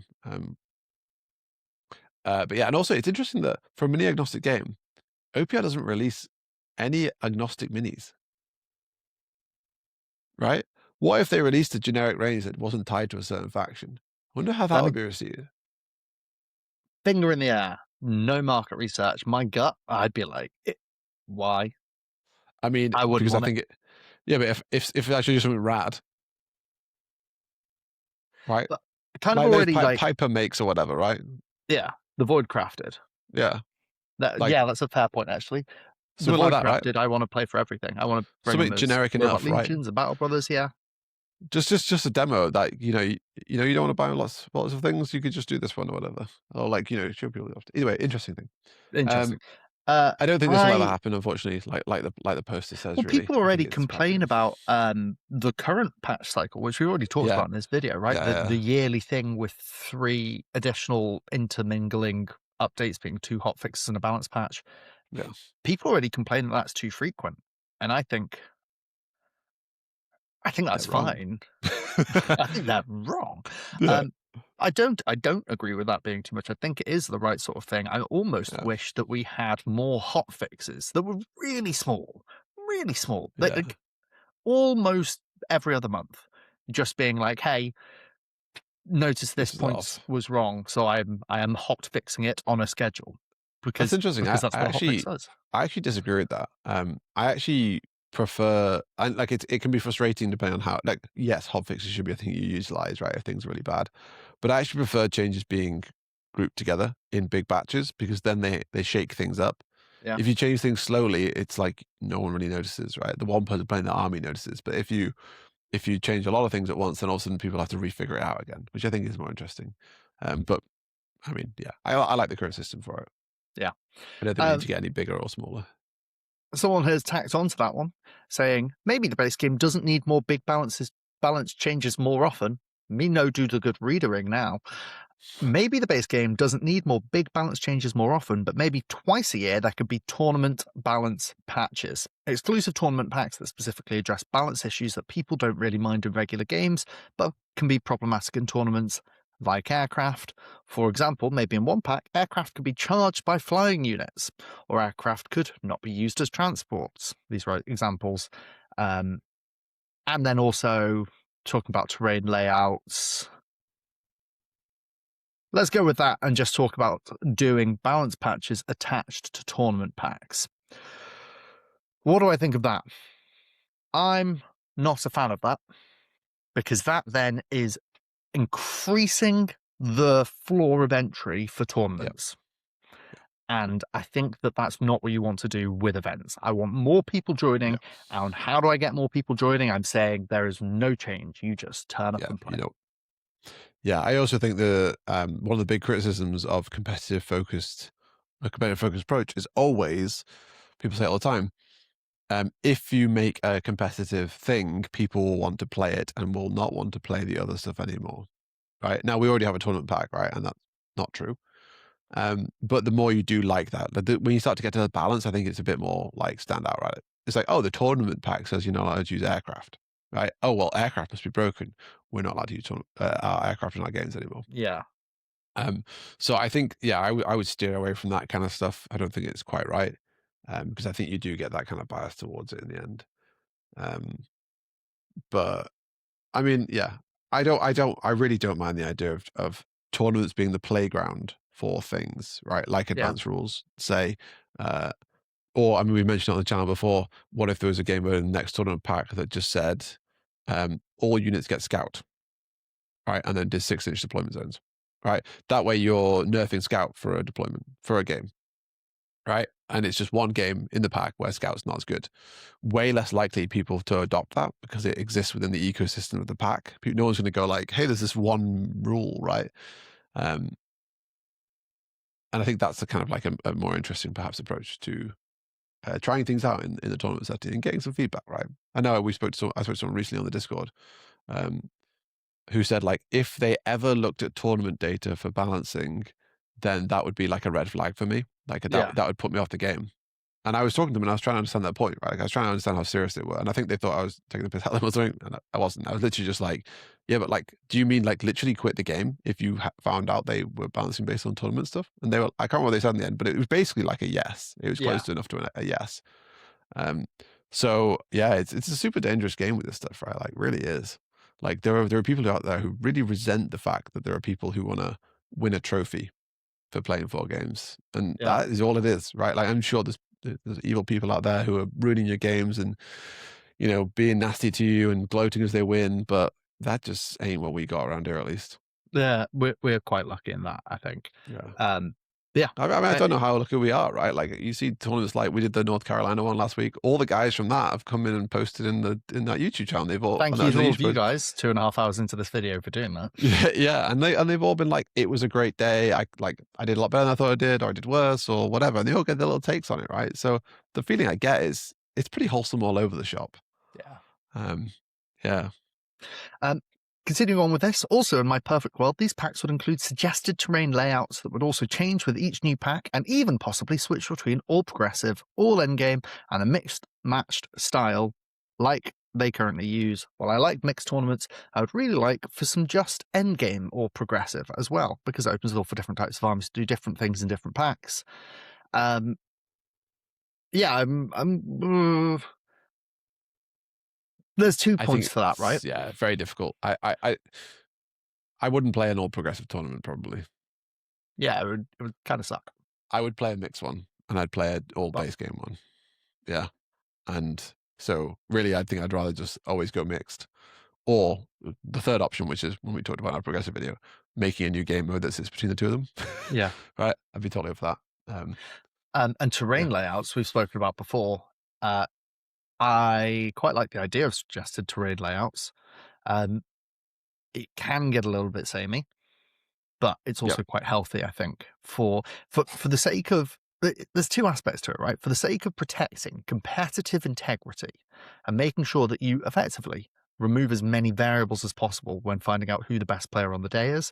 Yes, so like enforced terrain layouts are very good for that. But at the same time, it's fun to have a few different boards going on, and it's that aspect of exactly what you were saying about, well, this is the competitive pack, so therefore we must. And that can kill a lot of the fun of throwing down your terrain and playing a game. My middle ground between the two, which I think is a real idea that would be really great to see from OPR, and that's why I'm presenting it 2 hours 40 minutes into the video when no one's going to hear it, is I think they should release printable terrain packs, full terrain we've talked packs. about this one, yeah. So I mean, in both ways, right? I don't know if this is a full idea now. It was a half an idea before. Like, so either that be 2D printing or 3D printing, right? Whatever, right? So either they provide literal printouts that you go to your printer and print on card and cut out. But the pack is everything you need, every piece of terrain you need for a board, right? So it contains the right amount of difficult terrain. It contains the right amount of pieces with cover, right amount of blocking, right? And so people literally go like, I pick up my terrain, if it's 2D or 3D or whatever, and I literally go to the board, and it doesn't matter that there isn't a fixed layout, because I know that the pieces that make up the layout are balanced somehow, right? And I think that's a really good mid ground between the two, because then you don't get the people complaining saying like, oh, we're only ever going to play the competitive layouts now, which I don't like. But you do appease people like me, where I want to walk up to a board and see some difficult terrain. All right. So there's my genius idea. You can have it OPR, right? Just write my name on it. Okay. Moving on to the next one. 2 takes from this submitter. 1, the game would be much better, but no more complicated if quality was split into how good you are at hitting and how good you are at morale. As it stands, the game currently has 3 stats. Given there are special rules that give +1, -1 to quality in specific circumstances, but presents quality as a single stat. Splitting up would allow for an extra degree of design freedom. The game already does that. And I think what you're asking for here is codifying it. Because of exactly what you said, right? There's DAO. That's that point, right? I think. Yeah. That is that point, right? The point is it's already doing it, but it's just not doing it explicitly, right? So which is more confusing. Is it more confusing? It is more confusing, right? When it's like why is it not just a stat?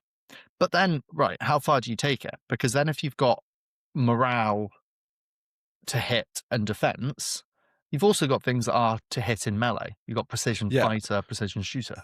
Yeah, fair criticism. I think I also think like tough should be a stat, right? Like it's silly that it's attached to a rule.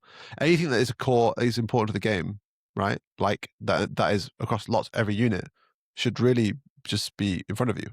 But then we're into Warhammer unit cards, right? Of shooting skill, melee skill, defense, morale, speed, tough. That's 6 actually, right? Yeah, for sure. But they already exist. But they already exist. Just obscured. So is it just, do you think that should be a headline on the card? I mean, I don't think you need to split out melee and shooting skill, because I think most units in the game use one or the other. So design-wise, it's already handled. And I mentioned before, we were designing a game. In the game we designed, we had wounds, we had morale, we had attack, we had defense. And that was it. I think we might have had speed as well, actually. I think we did. Yeah. Yeah, we had speed in inches. But that's more of a layout thing than anything else, right? Right now, if you look at a card for a unit, you don't know how far it moves you have to be told. You have to go to the rules and check 6-inch movement. Yeah. Right. Which is fine if you've played the game before, and fine if you want to read the rules or whatever, right? But if you read the fast rule, it says you move +2 inches in this position, +4 inches. It's completely meaningless, right? Like, it is completely meaningless. It doesn't tell you the total move, because it can't, because that's not the way it works. Is it a huge problem? No, not really, right? But it is a stat. It's straight up a stat, right? Things modify it. Same with the quality thing, right? Like, I think I agree. I think at the very least morale should be split out, because I'd like to see things that have like 3 attack, 5 morale. Yeah. Right, because right now that gap can't exist. It's basically only +1 or -1. Plus and -1s. Yeah, which I don't think truly represents some of the things kicking around. Right, That'd be interesting. Yeah. Yeah, like a classic piece would be like, okay, like a blind monster fears nothing but hits nothing. Right, high morale, low quality, but like that can't exist in the game. But hits nothing. Yeah, I think that also could describe a uni student at 9 a.m. Goblin fanatics, right? Should they route? Probably not, right? But should they hit things? Probably not, right? So yeah, stuff like that. Yeah, fair enough. I do like that. Point number 2, although GDF AOF doesn't block you from narrative or competitive play, it's not the best in the market at either of these goals. Ooh. Instead, its gameplay niche is underappreciated. It has a good chassis for casual match play where you get to compete on positioning, activation, rhythm, etc., without needing to do much pre-game work, like building a kitted out list. As a rule set, any narrative or competitive support is 3/4 baked add-ons, wonky scenarios, but it excels as being a clear set of rules where I know my opponent and I will be on the same philosophical mindset for 90 minutes. So this is saying, great rule set, poor support for anything other than casual play, or like 3/4 baked for competitive or narrative. And this kind of feeds into that conversation earlier about immersion, I think, a little bit as well, as to what does OPR do as a game. Its selling point is that it's got less than everyone else. That's actually it, right? It's fast to play because it's got less. That's the real OPR selling point. It's a point I made, I think, on a Q&A one the other day. But you go and watch like a YouTube channel where they feature OPR, and because it's all edited content, it's not really clear to you that this game has taken about as long as the video has, right? And they've cut out the stuff where they might have moved minis, but compared that to Games Workshop, it's a fraction of the time. I agree. It's not trying hard enough in either of the categories. I'm not an expert. I don't know how you try hard enough, right? I can give an idea about competitive play and making it a bit more robust.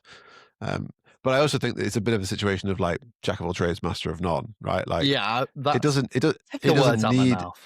need to be good at these things because it's okay at them, right? It's like Frostgrave and Stargrave. I haven't played Stargrave. Frostgrave, right?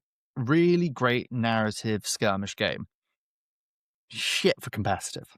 Yeah. Not shit. There's people who are going to come at me in the comments, and fair play. I made a pretty sweeping statement there. But like, that's not what it's for. It's a narrative-based campaign skirmish game. It is not there for competitive gameplay. And that's fine, because that's what it's for. I think OPR is fine in the middle ground of being this jack of all trades and master of none. And to be clear, we're not actually disagreeing with what's said here, right? We're agreeing, right? It may sound like we're trying to refute a point here, but genuinely, like, you're absolutely right. That the real strength of OPR is that I can show it to someone who hasn't played a war game ever, which I did with my girlfriend actually a couple of months ago. And she knew 90% of the rules she needed to know for the game by the time she finished her first game. And actually 10 minutes into it, right? Yeah. Like she kind of got it. She made a couple of mistakes, but of course she did. And she's like she's not a board gamer at all, really. Yeah. Brilliant. Next one. Army Builder should stop rounding points so that you can squeeze in 1 or 2 more upgrades. This is bringing... Well, where do you stop, though? Because in Army Forge Studios, you actually calculate to 1 decimal place. It may even behind the scene go further, but I doubt that. But do you want to play where your unit costs 19.3, or do you want 19? I'm going to presume it's to 1... A point. Like to 1 to 1 point. There's so much discourse about how granular you go, and I don't care enough. is my response to that one. Yeah, for skirmish, it's a huge problem. For the base game, I think it's fine. I think the real the OPR stance on it is by the time you finish building your list, the rounding has gone your way, and it's not gone your way, and roughly you're in the position you would have been in anyway, right? If you could fit in that 5-point upgrade, you would have been able to fit in the 3.2 point upgrade that it also is. So yeah, I think it doesn't need to be like that. I think it probably would make it a little bit of an eyesore, but also it's a calculator, so it doesn't need to be such a it doesn't need to be in your face that you're spending points. You just need to reach the end of it and go like, oh, I've got 27 points, and that's when you start playing with much smaller numbers. Then, right? You're never gonna be like, oh, I've got 13,742 points to spend, right? That's never going to be the case because you don't care about the points you've got to spend at that granular level until you've only got 10 of them. Yeah. So I think honestly you could do both and it probably would just be fine. Yeah. I'm a fan of rounding to 2 because it still looks pretty. You could OPR April Fool's it for a day. Yeah. Just change the rounding. Adam, if you're listening at this point, just fuck the rounding one day. Just do it. Click the haywire button. Round it to 100 and then make armies out of 20 points. You can round down upgrades, make them free, who cares? Next point, the lore is bad and they should start over again. I'm in favor of nuking the lore and starting again. I'm in favor of I like the lore's fine. It just needs more love, right? Yeah. Like the ideas are just like half-baked, right? They exist and they're fine. I think the writing is a bit weak. I think they maybe need someone.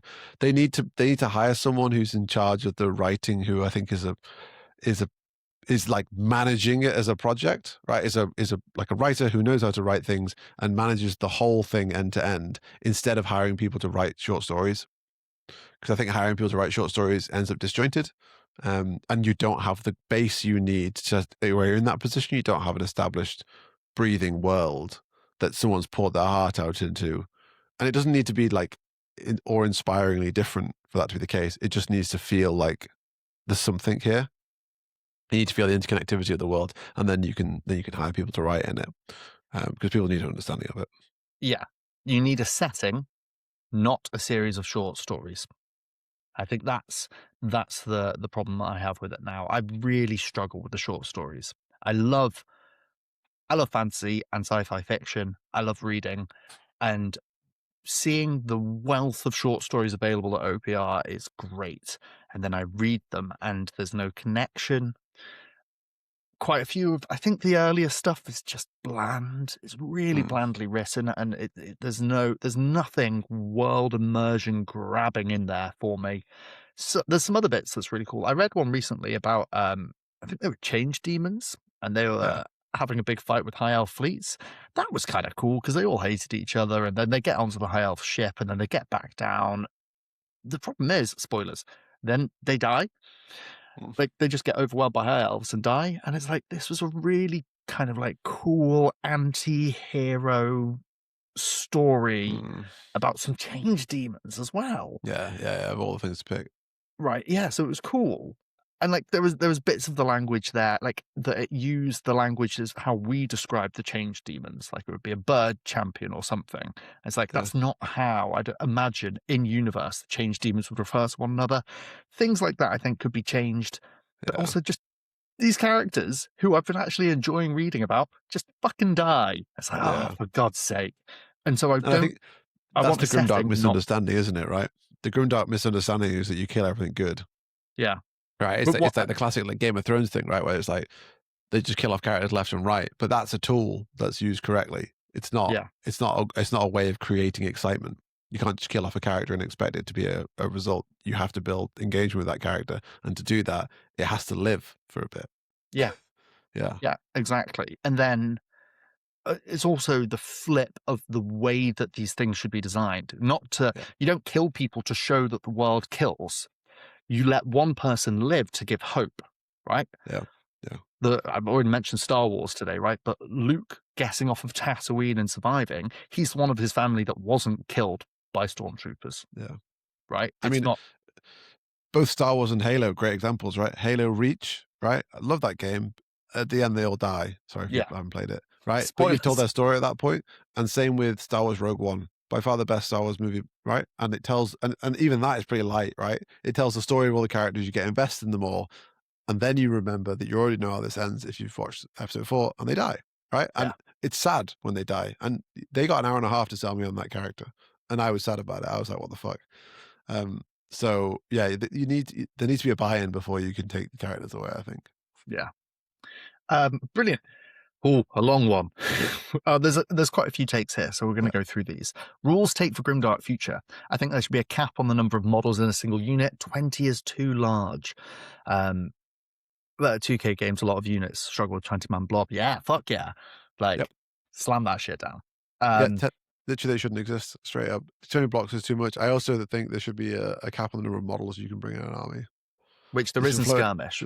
Yeah, it's been floated a million times. I think it's an absolutely great idea. I'm okay with lists being more rounded. I think they make for more exciting games. I massive respect to people who love building these massive swarm armies and love building the super elite armies. Put another pound in the jar for Warboss Fitz. Yeah, but I mean, even they will agree that when they're moving all those minis around, it's fun, but it runs out of fun pretty quick. Yeah. Morale's a real issue in the game. I think morale's really hard to balance across basically every game. It's so all in or nothing morale often, right? I've said this before on the channel, but I think undead should have been the base morale. Yeah. I think undead is a way more engaging morale, right? I think like anything, morale is about the heartiness of the group and whether they're sticking together and stuff like that. If you start failing morale, you should start losing models, which just represents them running off the board. Brilliant, right? That's a slowly diminishing force. Kind of makes sense. But yeah, I think the all or nothingness of morale is rough. And yes, 2-up morale is very, very powerful in the same way undead is very, very powerful.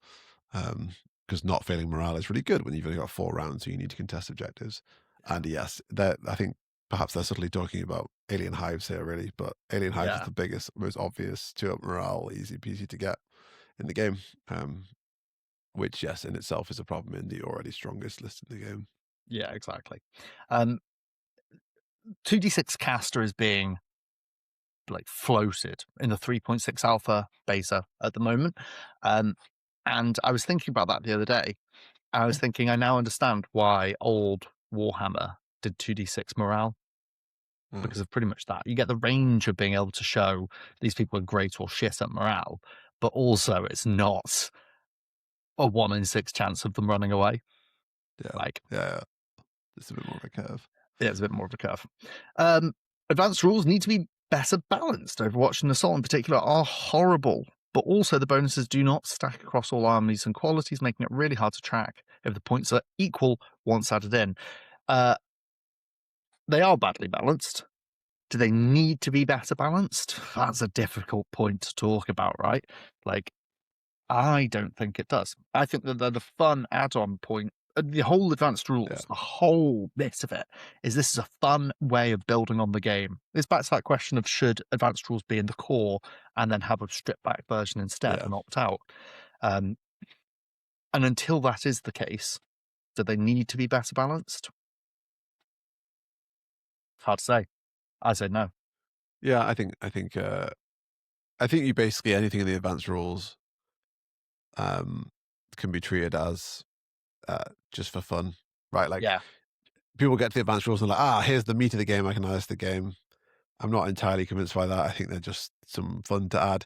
They're on the same level of like competitive interest in their current state as if you scroll a bit further down and there's like weather effects. Yeah. Right. Same kind of vibe there. Right. Right. You know, like they're designed with the same intent in mind is what I believe. So yeah. Overwatch is a stupid mechanic for an alternate activations game. I was actually going to say this earlier when we were talking about which advanced rules could go in the game. And I was going to suggest Overwatch. And I was like, that's fucking stupid. It's already back and forth. Why do I need to break up your turn even more? Yeah. I mean, I agree. Overwatch traditionally is, XCOM is the classic Overwatch one. It's because I can't do something in your turn, right? That's exactly. the reason to have it. Overwatch exists, just activate them later. Lore takes. Grimdark Future setting and short stories are not grimdark. Well, this is kind of what we were just talking about, right? Yeah. What is grimdark? Is it just everyone dies? Grimdark is a setting, right? Which is the complaint for OPR, right? It's that thing, right? Like Grimdark is the world, it's not the stories. Yeah. Right? Like the setting needs to be grimdark, but that doesn't mean everything that you talk about needs to be grimdark. Yeah. Um, It is and actually quite nuanced. And how do you show that in a short story? And this is actually, I should have said this earlier, right? This is one of my problems with the short stories.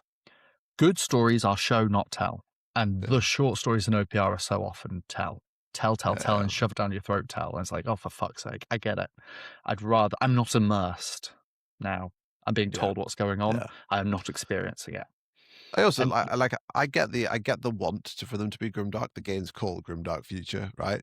But also I think like if you're hiring writers, the writers need to be good at writing that style, and perhaps maybe it's easier and more engaging for you to find writers who don't write in that style, right? It's okay. I really believe this. It would be okay if Grimdark Future lost the grimdark part of it I would love that. and did its own thing, right? And it doesn't need to not be miserable, right? But grimdark's a very specific style, right? And you slap that on a game, and you basically you get people coming in expecting Warhammer 40k level of lore, right? Which there are people who call themselves fucking like archivists of 40k lore or some shit, right? That's how far off the deep end those guys are, right? They're like, I'm a professor in 40k lore, right? Like, come on. So like, don't burden yourself with that stuff first, right? Like, start by writing something engaging, get people engaged. You know, like we said, use Army Forge, get people to buy into your lore in any regard. It doesn't need to be grimdark for them to buy into it, right? Tell them a story you think they'll engage with. At the end of the day, most of your community is grown men moving plastic figurines around, right? We think robots are cool, right? We think robots are cool. We think super soldiers are cool. We think like, you know, lion people are cool, right? Like we're very easy to please. Very, very easy to please. Shoulder pads are cool, right? Like, you know, this is not like how do I impress the girl at work, right? This is like a bunch of like completely stereotypical lads all getting together to push minis around, right? It really is, right? Easy to please. I've noticed a theme in other like sci-fi settings recently of calling it the space opera setting. And Star Wars. So like that's it, right? Because Star Wars is this vast sci-fi universe that isn't a grimdark setting, because grimdark isn't the only sci-fi that's out there. But the idea of the Empire is relatively oppressive and cruel, and right, like, so it's space opera. And I've seen a few creators using that language recently, and I think that's not too bad. It's probably too late for OPR to rebrand into space opera, but I'd love to see grimdark dropped. Yeah, I think also another point about the lore in OPR is, right, because OPR is ultimately like it's gone to 40k install and all their factions, and it's gone to Mantic install all their factions and stuff like that, and made you know, mini agnosticism a thing with those, and game agnosticism, I guess. There's a huge burden to try and include every faction into the world, which is not a very like natural way of doing it, right? If you think about the factions in Star Wars, one of the biggest sci-fi franchises ever, right? We really got the goodies and the baddies, right? And they added stuff like Mandalorians, right? But really, it was the goodies and the baddies. And then in the first 3 books, it's the goodies and the baddies, but they look slightly different, right? We just got good, like, you know, that's 2 factions, refer to right? them as books. Yeah, they were books, are they? I don't know.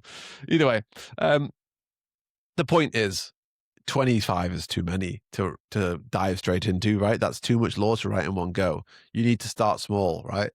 You need to start with orcs versus goblins. You need to start with humans and elves and go from there, right? Yeah. And then all of a sudden you can build from that and go like, oh, but there's also these guys and there's also those guys. And that's kind of what I was saying about the whole like doing it like a lore launch thing, right? And focusing on some small factions and getting people invested in those. I think it'd be more compelling than right now, where you like every faction's got a lore blurb at the top end. It all feels a little bit hollow, right? Yeah. Absolutely. Next, take. More of the army should have their own take abilities that match their own lore, rather than just following rules from Warhammer 40,000. Why do special weapon rules follow the same type of special weapons from 40k?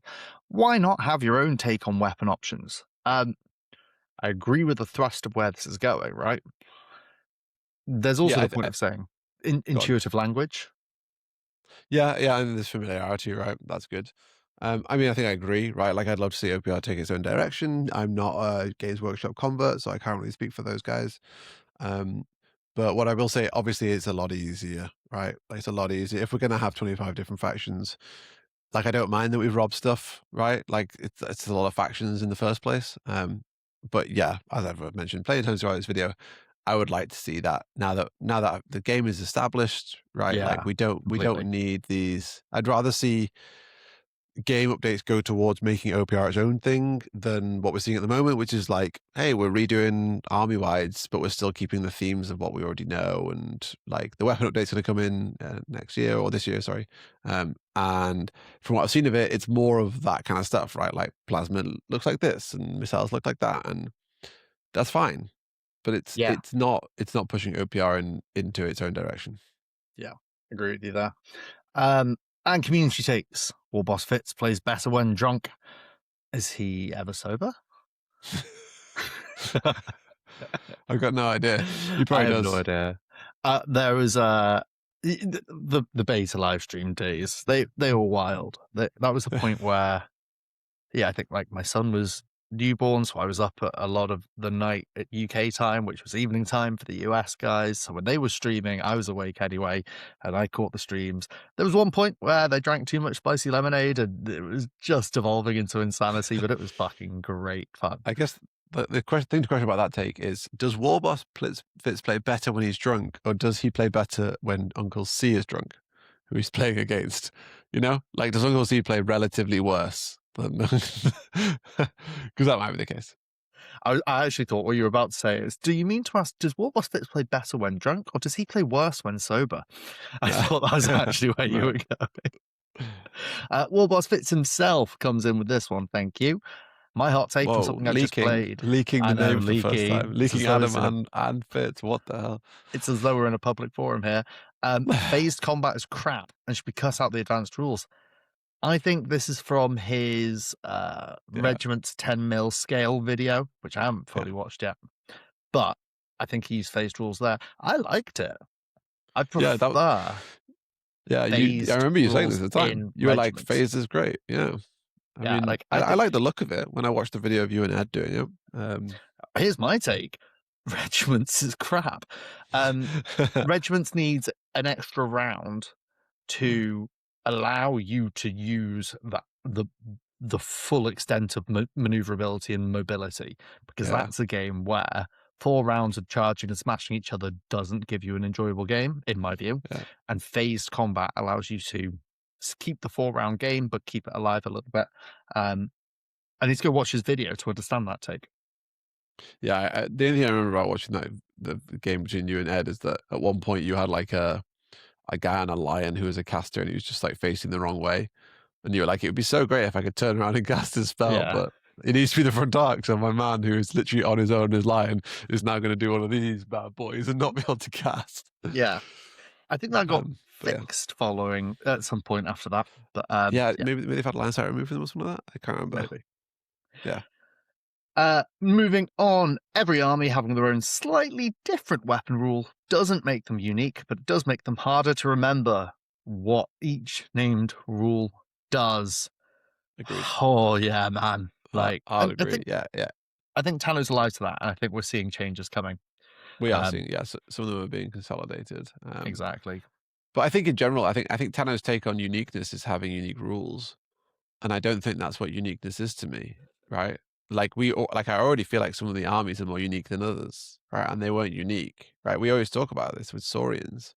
Saurians feels like a unique army, right? Does it have special rules? It didn't in the past, right? Like, it had an army wide, sure, but that isn't what made Saurians feel like Saurians. It was a mixture of the units, right? It was that Geckos felt unique to Saurians, and the Saurians felt different. Exactly. Yeah.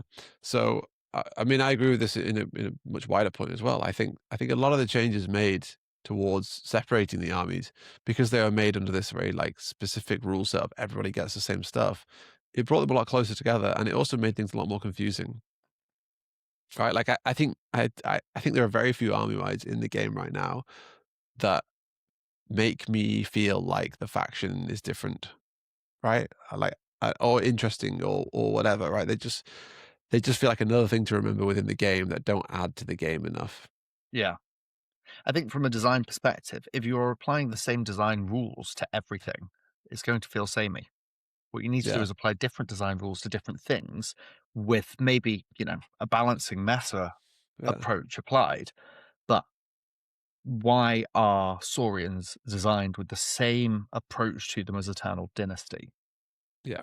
And that's not just the weapon rules. So yeah, it's the way that everything boils down through that.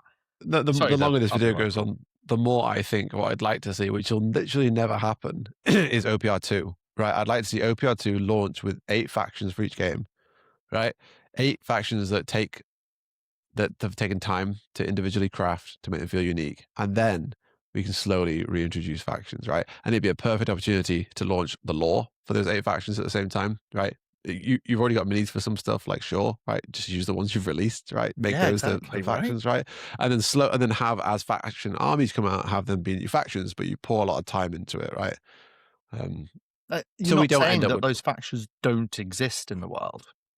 No, they don't exist. You're not saying they don't exist. They still exist. You're just not rolling out the support for those armies at the exact start. Yeah. And and you don't you can have them they exist in lore, but just don't ever mention them, right? Like focus on the ones in front of you. Yeah. It won't ever happen, but it'd be nice. I think ultimately the problem is what we said before, right? Like you go and you take a bunch of stuff from other games so that you can allow anyone to play your game system. You're then burdened with so much stuff. Yeah. Right. You're trying to please all sorts of different gamers, and you've got 50 plus factions to do that on. It's a whole beast. So you can understand the way he designs, and clearly it's working for him, right? We are not game designers, but we are game consumers, so we have opinions. Next one, parts of the OPR news being held in the live stream with no text summary should be a crime. Who's got the time to watch that? Typing this as I watch a 3-hour Dave and Harvey Q&A. Thank you very much. There should be. I mean, you do occasionally get these summaries, but I'd like to see the written comms just a bit more forthright.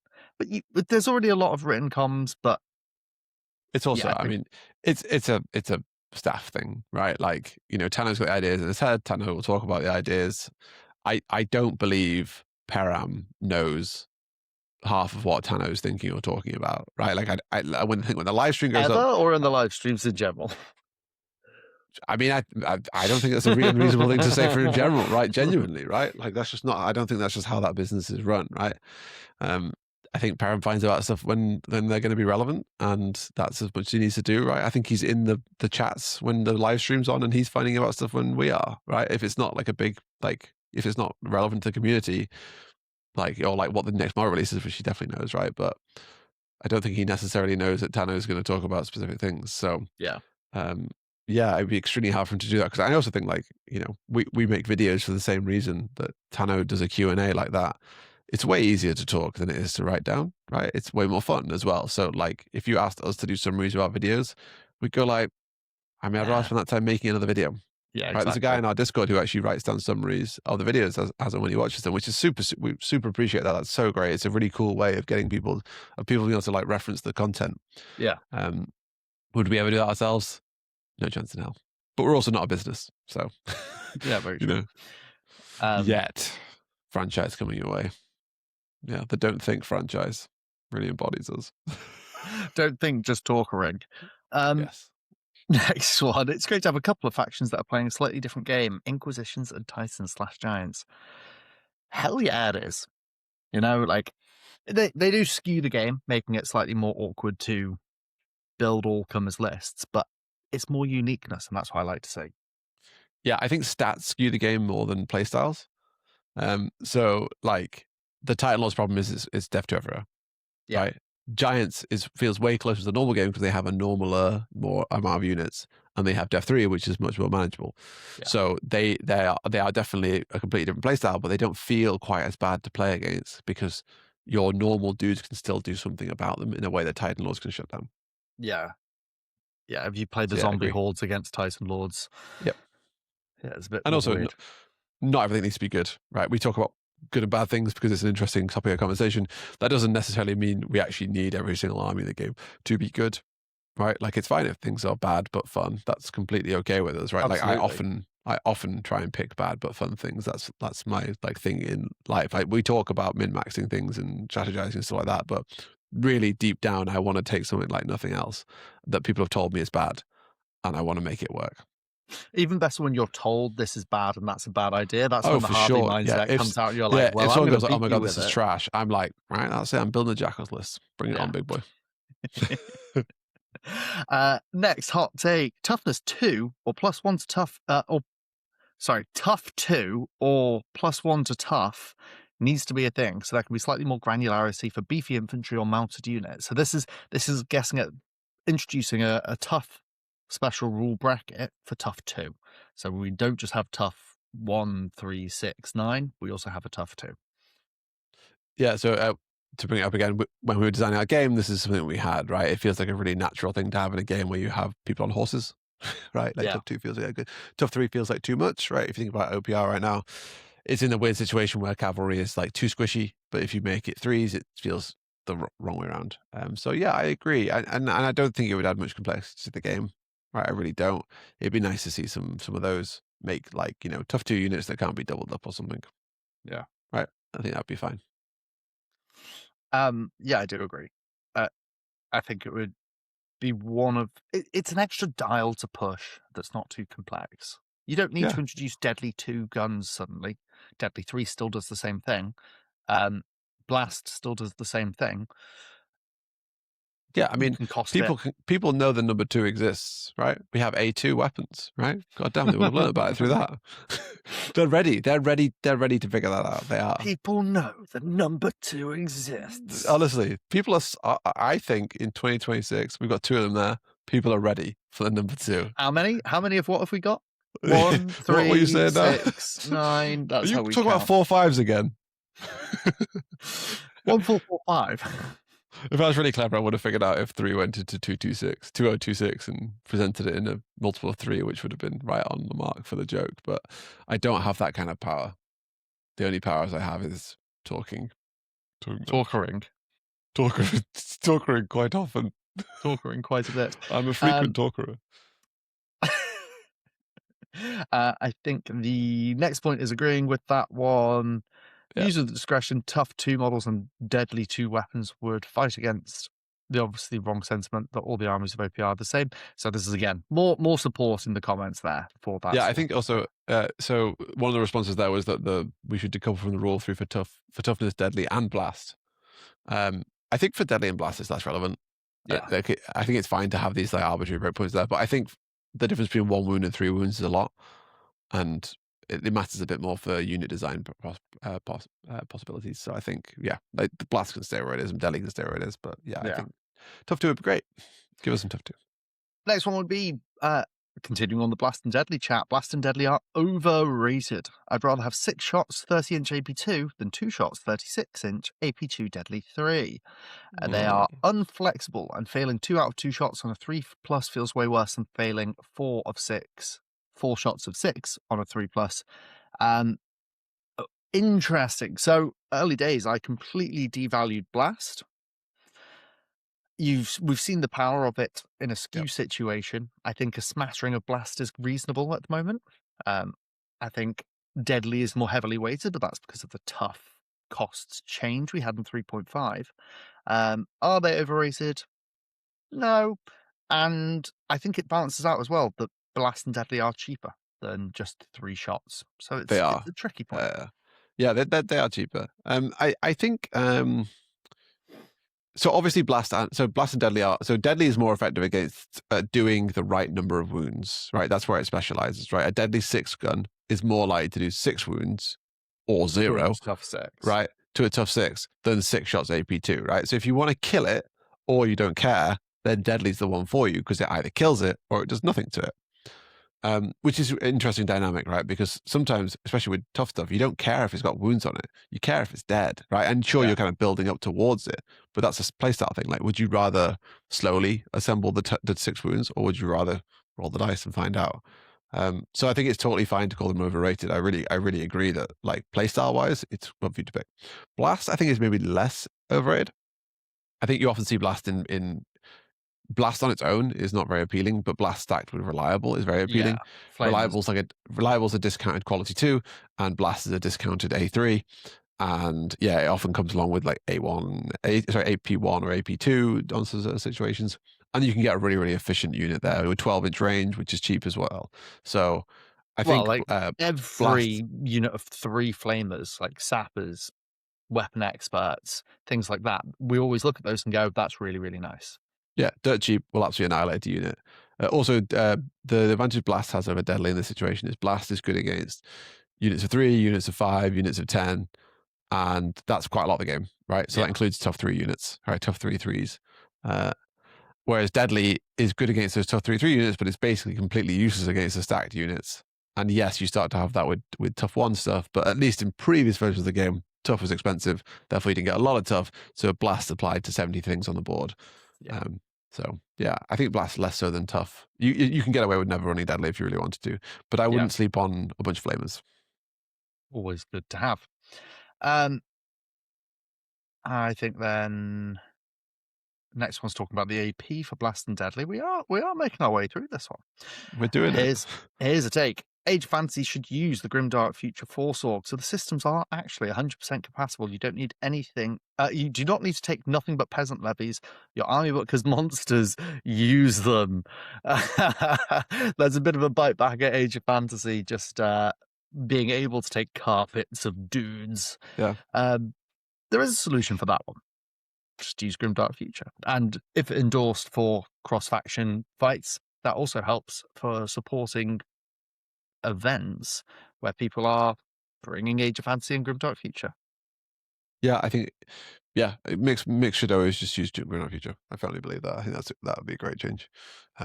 In general, I don't think it should be. I think not Age of Fantasy. Yeah, for sure. You can't do the other way around. Grimdark Future up.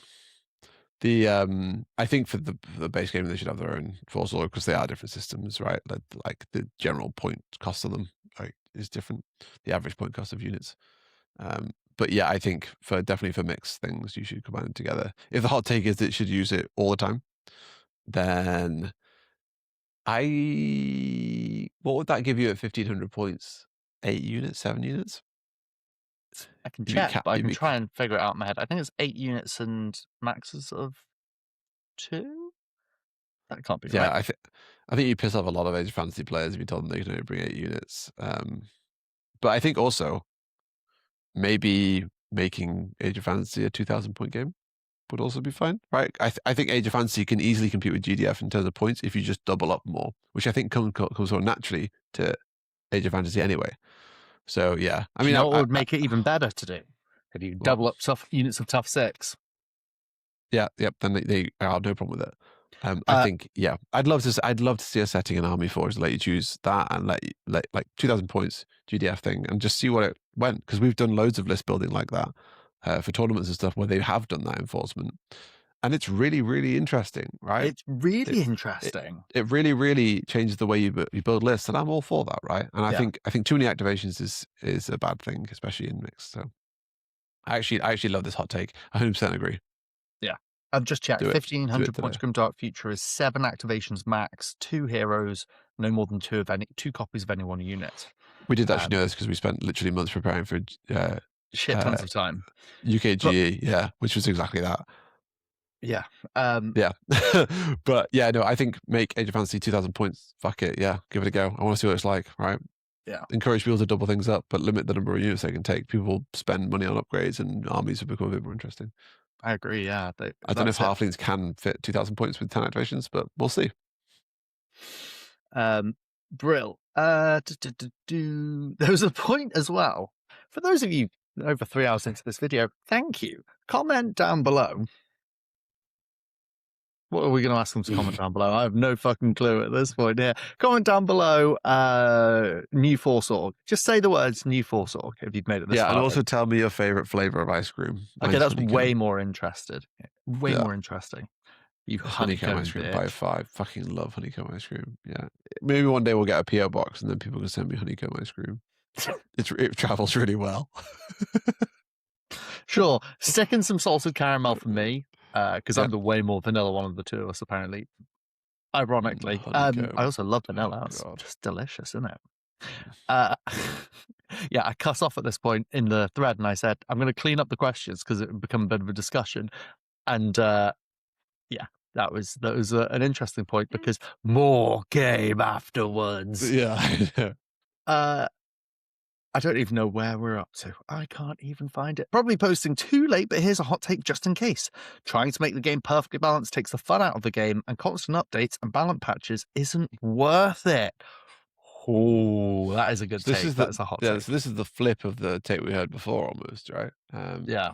So I mean, you guess you already kind of heard this. I mean, like I agree. I think 6 months would be fine. I think every 6 months would be fine. I like the current cadence, where the 3-month patches are basically nothingness, and the 6 months is the irrelevance. And I hope that matches up with most people's thing about cadence. I don't think the goal is to perfectly balance the game. I don't agree with that part of this take because I don't think that is the goal. I think the goal is, like we do when we do our tier lists, is to keep everything within the 5% category. It's not perfectly balanced. We're not trying to make sure everything's as good as each other. We're just making sure there aren't any outliers. And we're not doing any of that. Tano's doing it all. But yeah, I think yeah, that's the actual goal here. I wonder if Tano, if we ask this question to, we can do in a few weeks' time. If we ask the question of, does he have a vision where he stops balancing OPR? I wonder if that would ever be a goal design of his. And his answer, gonna put words in his mouth. I presume he'd say, I can't even think about that because we've got to release this army, and that's going to involve reworks, and I've got all of this too much to do. And so he'd probably not be able to answer that one. But I wonder if there was a world where he could say, I've balanced it and I'm leaving. I think we're that never would be his touching it. preference, right? I think, like, I mean, I'm guessing, but I think he would much rather make something and leave it. But I don't think, because he's mentioned a couple of times about the constant support of games and how there's an Yeah. expectation now, and I don't think it's something he actually enjoys about it. Obviously, it's nice iterating on things and making new things, but I'm not sure balance falls under that. Yeah. Yeah. Oh, yeah. Good take. Good take. My hot take, but I think the magic system as it is harms the quality of the game. Caster chat, I'm here for it. There are too many high impact effects on the battlefield tied to something inherently swingy and unstable. Rolling way below average for one of your engagements is less influential to the overall state of the board than succeeding with spells like 2 units take 6 hits, or even getting a successful mark on an opponent. This is not just from the all or nothing effects of the spells which are very influential, but also due to how they're rolled for. Also, the fact that you can run full distance and cast magic from 18 or 24 inches is something that feels so wrong. Yes, did someone add something about caster further down? Someone did say, I'm feeding in here. Someone said magic is in a weird place because most spell lists have been nerfed 6 feet under, and the strongest ones have not been touched. Yeah. Caster chat. Does it harm the quality of the game? That's the headline of this take. Yeah. I'm going to do this in reverse, just to cover that point you covered at the end.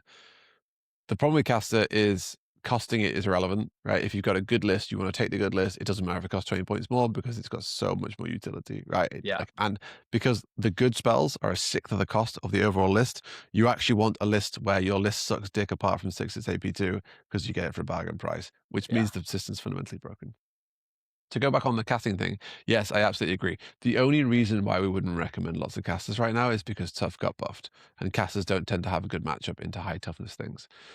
That's it, right? Casting is and always will be completely incredibly broken. Like you say, being able to hit things from 18, 24 inches away with these like all or nothing effects, which can win you the game on the spot, hitting multiple units at a time, the flexibility it gives to melee units, the toolbox nature of it, where you can choose what part of it you want to spend your points on and whether or not you want to hold back points. The fact that it's like multiple casters is a force multiplier to other casters. Yeah, it's a really, really, really strong mechanic. It's not in a great spot, I don't think. I think it's a really difficult thing to balance because what do you really do to make someone feel like a caster, right? Like casters traditionally are very powerful.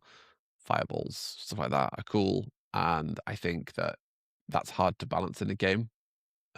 The only, I've suggested this before, the only way I ever see casters working is if you stop allowing them to be embedded in units and make them their own thing, right? Make them a bit more heroic, make them tough 6, tough 9. Yeah. Don't give them the hero tag, right? And go from there. Because I think the second they're standalone things, they're a bit more squishy and Bit more they can be vulnerable, bit targeted more a bit more. risk. Yeah, and I think that makes the game a lot smoother than the current thing where you can make a really, really powerful caster and bury him below 20 bodies, and it doesn't matter until you kill the 20 bodies. And the 20 bodies are still costed correctly and efficient. So Yeah. You're right to all those extents, and because of that, it's a really difficult thing to get right. I mean, the barrier caster in 20 bodies thing is such a huge issue. But in my mind, from the immediate monkey roll dice problem, the 1d6 thing is a bigger issue for a player experience. yeah, for sure, yeah. But for a player experience of having spent points on this caster and prepared it and brought it, and oh, I've rolled a 1, that sucks. From the receiving end player of, oh, this guy is a huge threat to me, I've got to deal 20 wounds before I can touch him. Yeah. That's a problem too. There are those two aspects going on here, and they can both be addressed in different ways. I've talked about 2d6 casting. I've been talking about 2d6 casting for a long time, and in the current beta state, we might get it. 2d6 casting, by the way, for you, those of you at home wondering, it's the exact same magic system we have now, but instead of rolling 1d6 and guessing a 4 up, you roll 2d6 and guess a 7 up. What does it do? Buffs the base chance of you guessing a cast off, nerfs the influence of plus and minus dice. That's it. Yeah. I think one thing to note about caster, I think, is the current costing of it. I think it should also include the price of quick shot in the maths for the weapons, right? Ooh, Because that's a fair point, yeah. because it's not, right? And at the moment, they all have 6-inch more range than they actually do because you can double move, or whatever quick shot would give you. And I think that would help with the costing of a lot of them because right now you pay 12-inch costs for an 18-inch gun, basically. And also obviously it breaks battle val and all sorts of stuff. But like just things like that, I think it would benefit from being included. Yeah. And then moving on to the other bits, the problem with not every spell list getting the same treatment is huge. Like orcs have got 6 hits AP2, which is incredible. Rats have got 6 hits AP4, which is just not okay. Yeah. What else is there out there? 6 hits AP1 and Shred is roughly equivalent to 6 hits AP2, and again, it's really, really strong. But then you compare that. 6 hits, 18 inches. Ooh. The worst. Why is that in the fucking game? Yeah, wild. R.I.P. Wood Elves, my babies. Like, yeah, that is such a trading pain. 6-inch range for 2 AP. Nah, I don't think so. Not at all. So yeah, the spell lists wildly vary, and because of how impactful and significant it can be, that's such a decision based, like a list choosing decision based influencer that is does it harm the quality of the game? Yeah, I think it needs a good fucking hit. I think the other thing about casting as well is it's another example of OPR design principles, right? Where the lists are unique, but they don't feel unique, right? You don't look at a casting list and go like, that's innately orky or whatever, right? They now have their boosts in there and stuff like that. But one of the things we mentioned about our 3.5 rework thing, we were like, well, what if Saurians just got double range on their casting, right? What if they had a really long range casts, right? Instead of fitting within the templating that casting fits within. And that's not really explored in OPR. It's once again this like rules-based design principles that Tano really, really favors, which it makes it sound like it's like an awful thing to do. No, right? Like it works, and I play the game, and I really love the game. It just doesn't align with how I would make unique armies if that was your goal. Yeah. Cool. Thank you very much. Next one. My hot take is that a rigid approach to balance is actually good for the casual game. It makes it harder to build cheese lists, and it means that if you want to bring your cool models and have fun, you aren't second guessing whether they're any good. My second hot take, we'll go on to that in a second. First hot take, balance is good for the casual game. I'm gonna like expand on that because I agree with this insofar as saying it means that you're less likely to rock up on a Thursday night you've had an exhausting week and you want to roll dice and you just get blown up. Or worse, you find something new and cool and you just blow your opponent up and they don't get a chance to play. Yeah, I always come back to Dan. Dan is one of the guys from Bristol in the UK. Every time he plays and wins, he feels bad. He played in a tournament recently. We played Blessed Sisters, played a bunch of flamethrowers, a bunch of deadly guns, and he said he basically just rolled like his first 3 opponents. And he was like, "I don't want to play this army anymore." Right? I'm bummed out. Right? Dan loves the game. Loves the game. There he goes 2-2. Right? He absolutely buzzes off that. Right? He's a freak. And he loves units that are 4/4s with A1. He goes crazy for that stuff. But yeah. I mean, this is a stance I've always had. The stance I've always had, which might be a bit naive of me, is competitive players care about balance in the game. Casual players don't. Right? They want the game to be balanced, but they're not actively engaging with that balance aspect. The only reason it ever falls down is if competitive players are doing something that's so hard to nerf that it affects the casual player. And we saw this with Undead, right? Yeah. Undead is an extremely powerful mechanic, and we were using it to great effect. Easily one of the strongest rules in the game, but people who are bad at the game, maybe that's a bit harsh. Yeah, people who are bad at the game didn't understand why it was good, and just saw that half their unit died and just went like, why like this sucks? I want it buffed. I want it to be on a 5-up. I take a wound instead of a 4-up, or it's the other way around. But yeah. So there are sometimes situations like that where things clash. But I think overall, it like having competitively minded players in the community and people who care about the balance does benefit the casual player. Yeah, there are just I agree. specific examples and classic human nature. You pick up on the bad ones and you go like, this is terrible. But in reality, like if every competitive player says Alien Hives is overpowered and they get Alien Hives nerfed and you go to your next game day and the guy with the Alien Hives doesn't auto win, like the North Carolina thing we reviewed, right? The North Carolina guy, the guy who won that, was literally in the video apologizing because he didn't realize how strong it was going to be. And he'd heard how good Alien Hives were and he was looking for a fun game day and he felt like he rolled everyone. Well, we really care about Alien Hives taking a hit because they are really strong. But the casual player might not do that. They might just think their friend is good, right? Which, so I agree totally. Yeah. Second hot take is that the new assault rule causes as many issues as it solves. I want hybrid units to be hybrid units, but cost effective. I don't want them to be a whole new and completely different thing. So to explain what the new assault rule is, and before anyone in the comments is going, Patreon content, don't share this, Tano said the other day that it's okay to talk about this sort of stuff because how else will people learn and play test on it?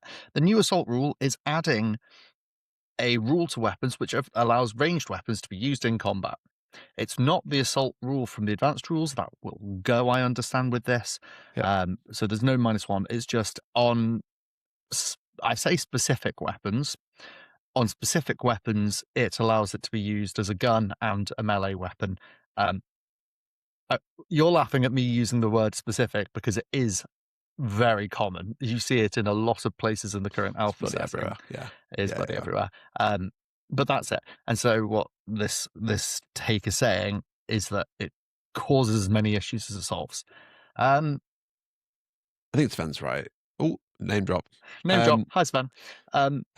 Yeah, I think Sven's right here because the Tano's design philosophy with assault right now is you can use it as a tax. So he's going like, okay, well, if you want to break Balval, not break Balval, if you want to like max out Balval, you're going to have to take an assault weapon, and assault weapons are more expensive. So, yeah. You're paying a tax basically, right? So he's taken this concept of a hybrid tax and he's decided to weaponize it basically in his game design. Now, I think paying for assault should stand on its own because it should be a useful thing in the same way paying for AP1 is. You don't need to get extra perks out of it.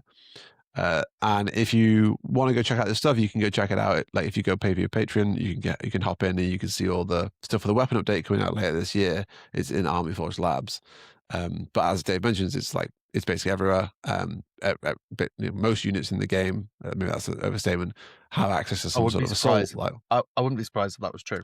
Way over 50%. It's all over the shop. And I don't think it's necessarily a bad rule. But it's probably going to become the second most used rule after AP, I think, with the next update.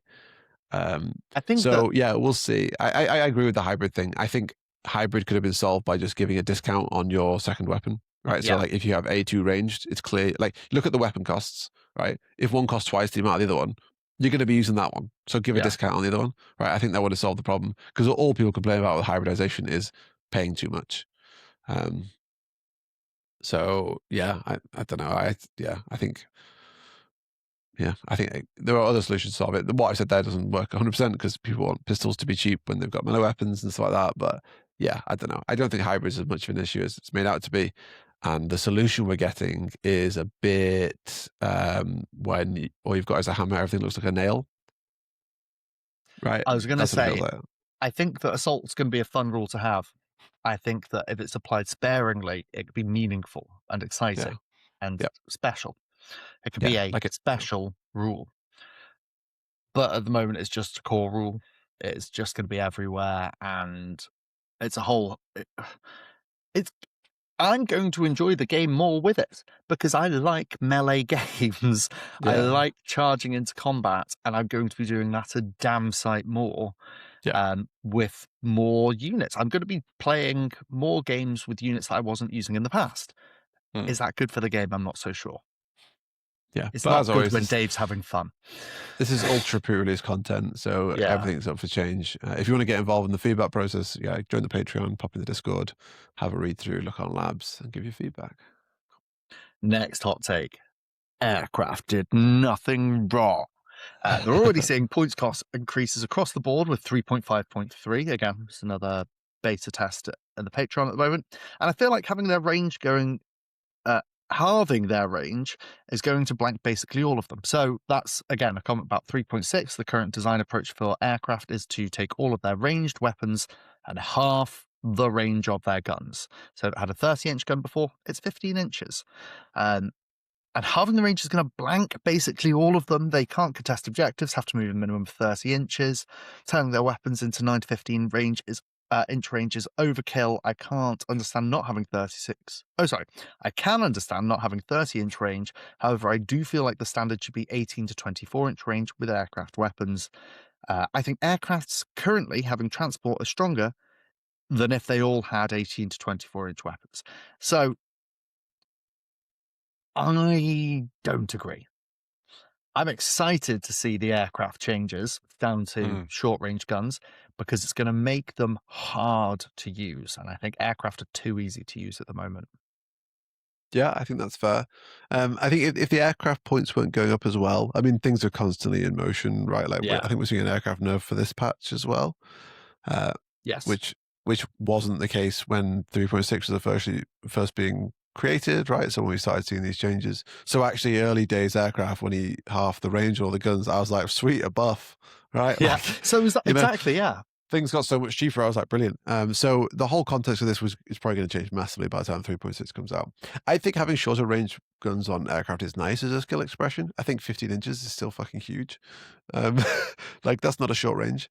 And if you end up paying less for it, then brilliant. Yeah, I don't know. I think, my stance on aircraft is I'd rather see them as utility pieces, right? I'd give them. I like strafing as a mechanic. Yeah, that's That really gives them cool. a unique playstyle. But yeah, I'd rather see aircraft fill a different role to what they are right now. I don't really think they should be doubling up their Balval. They shouldn't have their own Balval rules. I think that creates for a relatively kind of toxic style, super glass cannony, doesn't contest objectives. What are you engaging with on the board? Well, nothing. Thing is, though, they're not even super glass cannony because it's still the reduction on the range to shoot them and they're all def 2 up. Yeah, that's true as well. Like, honestly, I just think aircrafts are very, very difficult to place within the game. I think the current version of them is fine. I can understand not wanting to play against aircraft with transport, but I think normal aircraft is fine. I don't think they add enjoyment to the game. I don't think someone flying over and destroying your favorite unit from 36 inches away is necessarily very engaging. I don't think it's game breaking.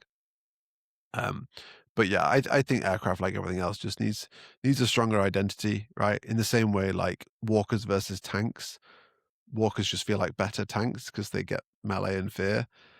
Like the role is missing there, right? There needs to be some more of a trade-off between walkers and tanks to make them a bit more separate and convince me why I should bring in one over the other one.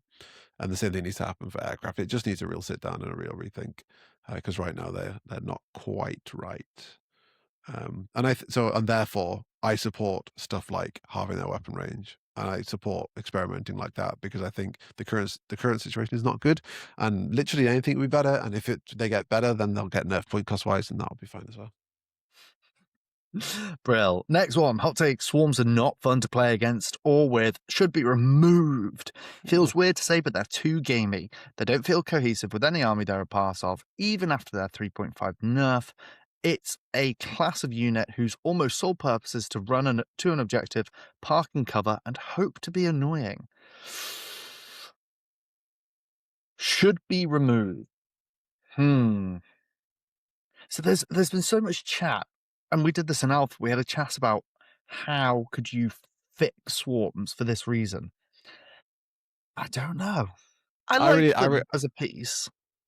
I like the blast weapons do deadly hits against swarms thing. Yeah, that suggestion is good. If you take a wound from a blast hit, you actually take a deadly hit or whatever. Yeah. I think that's kind of engaging. Just a vulnerability, baking a vulnerability to the unit. Yeah, swarms are a difficult one, right? Because because they play like tough 3 units, right? And they're supposed to be swarms. Should they be removed from the game? I can see the health of the game going up if swarms were removed. I can see that for sure, right? I think they do play like a relatively like toxic, detracting. Yeah, I think they do. Toxic's a bit strong, but we're in the strong language here. I think swarms are similar to naked heroes, play a very similar role that isn't necessarily engaging with your opponent. So I can see both of them taking a hit. I think also, once again, similar to the point before, they just don't have their role, right? If their role is just to be an activation on the board, that's not a very engaging role. If that's the design idea behind them, then sure, that is a role, and they're very effective at it. They're best in class. Yeah, absolutely are. But it's not fun, and you're right, they're very gamey, right? Like, at least just like thinking about it, like, why is a collection of rats capturing an objective, right? Like, I don't care if they're like your fucking pet rats, right? Like, imagine if I got my cat and I was like, right, go capture that objective, mate, right? Like, what? It's the same kind of thing. Someone I don't does have a comment cat either, by the way. Send me one in my PO box with the honeycomb ice cream. Yeah, please do. I just want to make a Schrodinger's cat comment here. Never mind. Someone follows up on this point, I think, a little bit further down by saying most army lists should start with a naked hero and a swarm.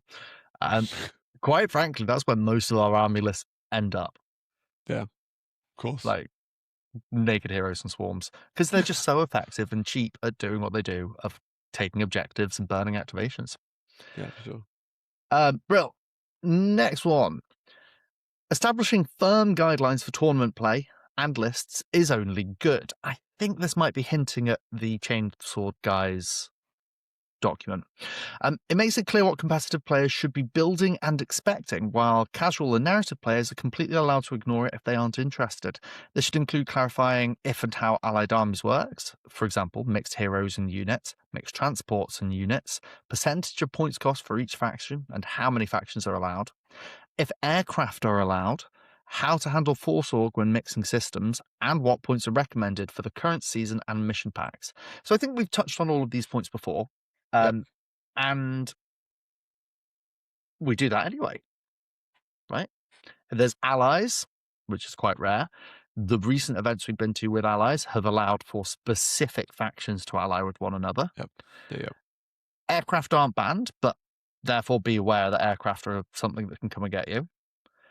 And I don't think we've had clarity, for example, on a mixed transport and unit point. But at the same time, they're allies, put them in the Venga bus. Yeah, I think this is more asking for OPR to align with its community, right? Fair I think enough. like, it would be a good exercise for them to do to go to each of the communities and go like, hey, just send me your last 5 tournament packs. Yeah. Right. Like, show me what you guys are actually playing. Tell me how many people showed up. Right. Like, what's the expectation in the UK? Do you have any things that like make sense? And then go like, okay, well, how do we reflect that in our tournament pack? And not make it like, okay, I'm going to combine all those together, right? Like, say the French guys ban aircraft. Don't make banning aircraft one of the rules in it, but put it in there as like, here's some things you could include in your local meta, right? And I think oftentimes people aren't like casual enough about this stuff, I saw a video earlier today of a laptop company. I can't remember what they're called, but they're basically like everything's modular in it, right? And at one point, and the CEO's in this video, right? And they just released a new laptop, and he goes like, "This is called the Something Pro, and we called it that because we're ripping off Apple." And we're just right, he said that. Like, he's like, I'm joking, but we are trying to make a MacBook Pro for people who care about that they can repair their laptops, right? And it's the most honest, like that's the truth, right? And half companies would never say that. That was the design mission statement for that company. Like it's just like being really explicit, and it's okay to do that with like tournament packs and stuff. Be like, here's some rules that people around the world use, right? If you want to include these in your tournaments, right? Like give us a tournament channel on the Discord. Go to the Discord, join the tournament channel. You speak to some TOs there or whatever, right? We got the Ranger program, all sorts of stuff. So I agree. I think that the more that stuff kind of gets out there, the better it is. But I think overall, that kind of guidance, yeah. I mean, I'm a fan of explicit stuff like that, right? I think like we mentioned all the times, the Force Org one is definitely one that should be the case. Yeah. But yeah, I mean, overall, I'm pretty delighted we get a tournament pack every year. I'm not always over the moon with the missions in it. I think that's something we could be doing, changing, but it's nice. We've got our own little thing and it doesn't dominate the space. And that's really what we want, right? Like, I think oftentimes people mistake tournament players for people who want to tell everyone how to play the game. Yeah, command how the game is played. We're just baby bitches and we want to be told how to play. That's all we are, right? We're just very obedient and we like to be that way. So put us in our corner, feed us honeycomb ice cream and tell us we look pretty. That's it. Yeah, and send me a cat in a box. Alive. Another one. Sorry, joke. Tournament pack should include photographs of good terrain layouts to use with the mission packs. We've talked about it at risk of inviting everyone to think that is the way to play the game. Yeah. However, you could do like challenge terrain, right? Like this mission pack. So this specific mission requires there to be 3 central pieces of terrain, 1 obscuring, 1 difficult, and 1 dangerous in these locations. After that, set up your board as normal. That could be fun. But just my mind dwells so much on when I was playing 40k, people would set up boards to only ever be like the WTC circuit boards. It's we have so much cooler shit going on here than 8 L-shaped ruins. This is why I think releasing packs of terrain that are a complete set of I like that idea. That's a really good idea. I think that combined with guidance, which we already have the guidance, right? But like along with that, right? So like you go like, okay, we like go look at our terrain packs, right? And then you can give these terrain packs, and what you can do to make sure people don't feel like boxed in is you can give example layouts using that pack, and then don't use them in missions.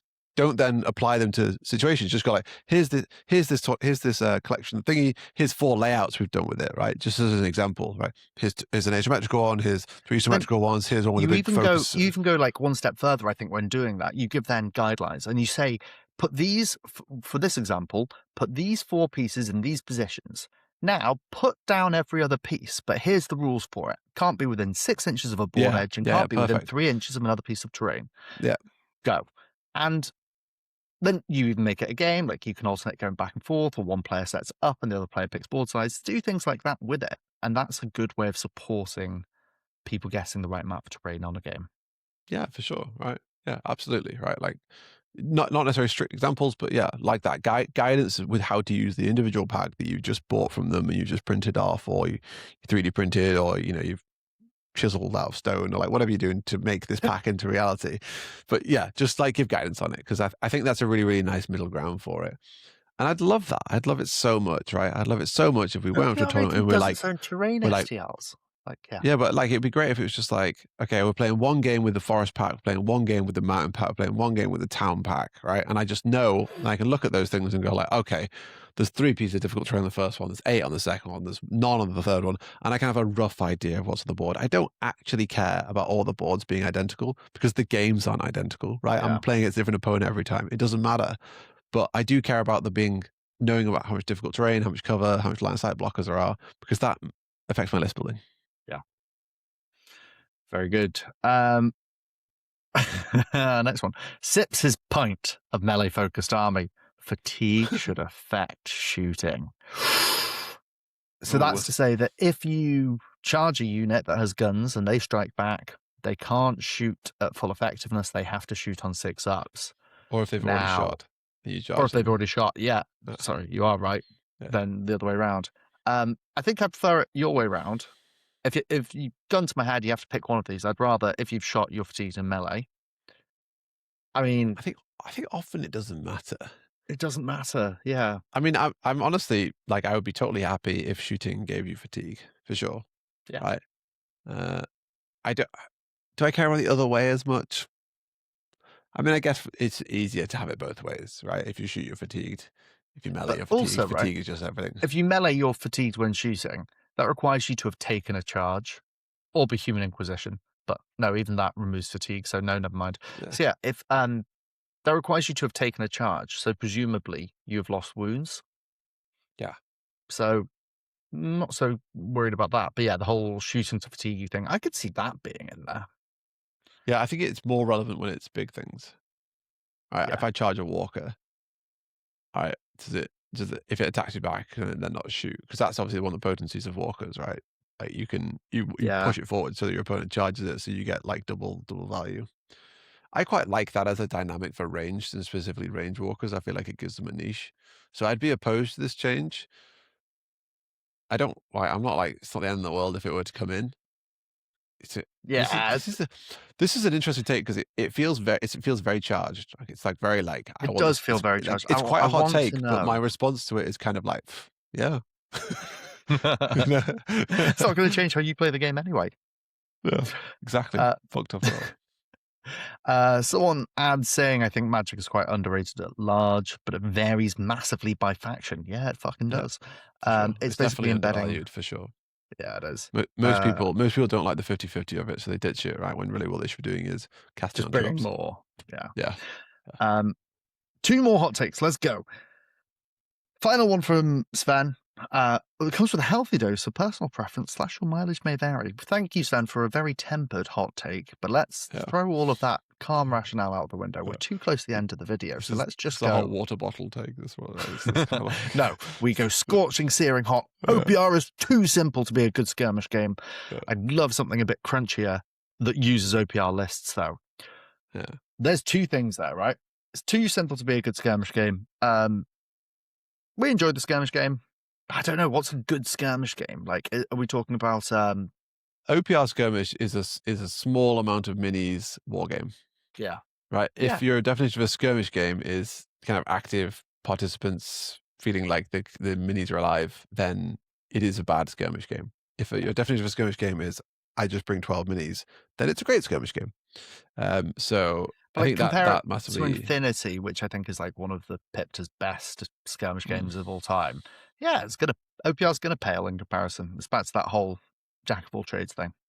I also just think like one of the things that lets down OPR skirmish is it is just a scaling down of the main game, right? Like the lists aren't designed; they're just calculated, and I think that's a shame. And actually, like if they took a more firm stance and made it a more unique game where you customized your heroes but kept the OPR simplicity, it would be a lot. If it was basically like Quest, but with skirmish, if you took the Quest like person builder thing, and use it, I think that'd be a much more engaging, like people buy into the things that they're making, and then maybe a more traditional skirmish game where perhaps you're telling a story or you have a warband.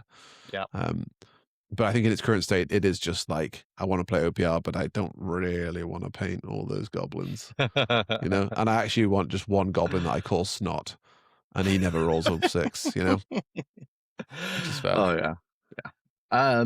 And an interesting point. This isn't part of his take. Kind of isn't. But also, it's a great suggestion. I'd love something a bit crunchier that uses OPR lists, though. So this is like, I'd like OPR 2.0, but using current OPR lists. Yeah. That's an interesting idea. Go for it. Design. I honestly think like skirmish just needs a bit of love, right? It just needs. I think it needs Tano to really want to engage with it, and I think we're seeing the triplification, which is going to change how the game's played, somewhat. But it's not an overhaul to the systems in the way that I think I would like. Like I said, like I'd love to see a mix between hero skirmish, what they call quest and skirmish. Or what's the other one called? Star heroes. What's the Star Quest and just Quest. Star Quest and Quest, is it? Okay. I'd like to see a mix between those two. That Maybe feel a bit more like I was building characters instead of just like, you know, three skeletons here, 4 bats there, that kind of stuff. Yeah. Final one for the video. Thank you for watching this feature-length epic film. Is this longer than the Battle Brothers video? I think it might be. This has got to be. I think this is the first time I've seen our recording number tick to the number 4 at the beginning of it. Yeah, but we took a 15-minute break, which I will we did take out. 15-minute break in this one. So this might be. I don't know if Battle Brothers win this one. I'm not sure. We'll see. Final take. Thank you everyone for watching all the way through. Here's probably not a hot take. The tough points buff last year was super bad for games balance and enjoyment. Feels like 90% of my games I'd been better off taking more walkers, brackets as a sister player. I mean, bad for game, probably. I don't know. We like 3.4. It's hard to say. Yeah, I mean, I think I agree. I think this version of the game is worse because of the tough change. But I also I like a meta shakeup. I think it's a bad direction, but I'm glad for the change. Right? I'd rather we had changes like this that weren't necessarily always great because then the game feels more fresh. But also, yeah, fuck just spamming tough 12s. It's just like it's monkey brain nonsense, isn't it? Really? Yeah, literally awful. Either way. Yeah. Monkey brain, like big stompos. Yeah. There is a mid ground. I think that reducing tough 12 as much as it did, whilst it made my monkey brain happy, probably wasn't great. Yeah, and we might be seeing it re-reverted next week. Yeah, I might be seeing it reverted. So let's see. Yeah, if you're watching this video, then maybe, I mean, I kind of hope the patch comes out in the middle of the week so we can do a video on it straight away, but it'll come out Friday night. It'll come out Thursday night. Yeah? Just in time for us to record our video. Yeah, it'll come out Thursday night after we would normally start recording. Yeah, exactly. We're like, we'll do like a nice long review of an army, and then it'll be like, in the patch I've deleted the army. Fuck you guys. Yeah, brilliant. And another one. Oh, what a way to round out. This person says, I'm a quality 4 lover. Perfect middle ground, balanced. Especially good if you can get some +1s to morale or hit in some other ways. Doesn't it take many buffs to get it to a 2-up roll? Are you a DAO player? Is that what we're looking at here? I'm glad. No, we know that we got literally the hottest take for last.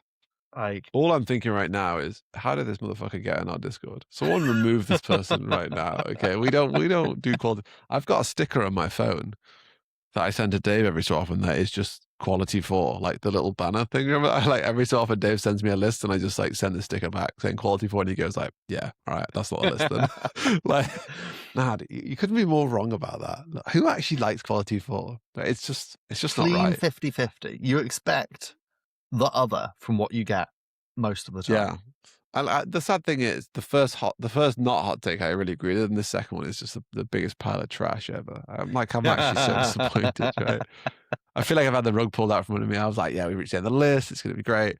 But no, Josh, yes, you just had to come in here and just well done. Well done. We can't have a video. I'm not publishing this video. That's it. 4 hours down the drain. Have we clicked record? Have we unmuted our mics? The traumas. Oh, the first time we did the Orc Marauders review, I just had my mic muted the whole time. It was like a 3-hour video. I was like, can I save this video? Or just cut it out, Dave, completely, and just have me talk about the units? No. Bro, let's round that insanity off there. If you've made it this far in the video, don't forget that there is a Grimdark Future 2,000 point tournament going on, TTS online. It would be really cool to see that thing absolutely packed out. We'd love to see the list from that. Maybe we'll do a review of it as well. So yeah, if you're keen to go play in that, then go play in it, because I'm sure it'd be a lot of fun. Absolutely. Anything else to report on? There's a new patch coming out next week. Hopefully we'll get a video out for you on Saturday. So might end up being yourself, don't worry. You just charge. Yeah, it depends if that lines up with our recording schedule. See what we can do there. Tano coming to the channel soon. We'll post threads. Have fun. Hope you've enjoyed this video. It's been a long one. It's bedtime for us now. Put your favorite ice cream flavor down below, and if you're a superior salted caramel lover like me, do make sure you let me know. I expect to be slandered horrendously, quite frankly, in the comments for being so basic. There's a 50-50 chance I did the timestamps for this video. So if I didn't, sorry. And if I did, you better thank me, because it's a fucking awful one. Yeah, but thanks for editing this 4-hour recording, Harvey, down in the comments. Yeah. This is Don't Think Discharge. I'm Dave, he's Harvey. Bye.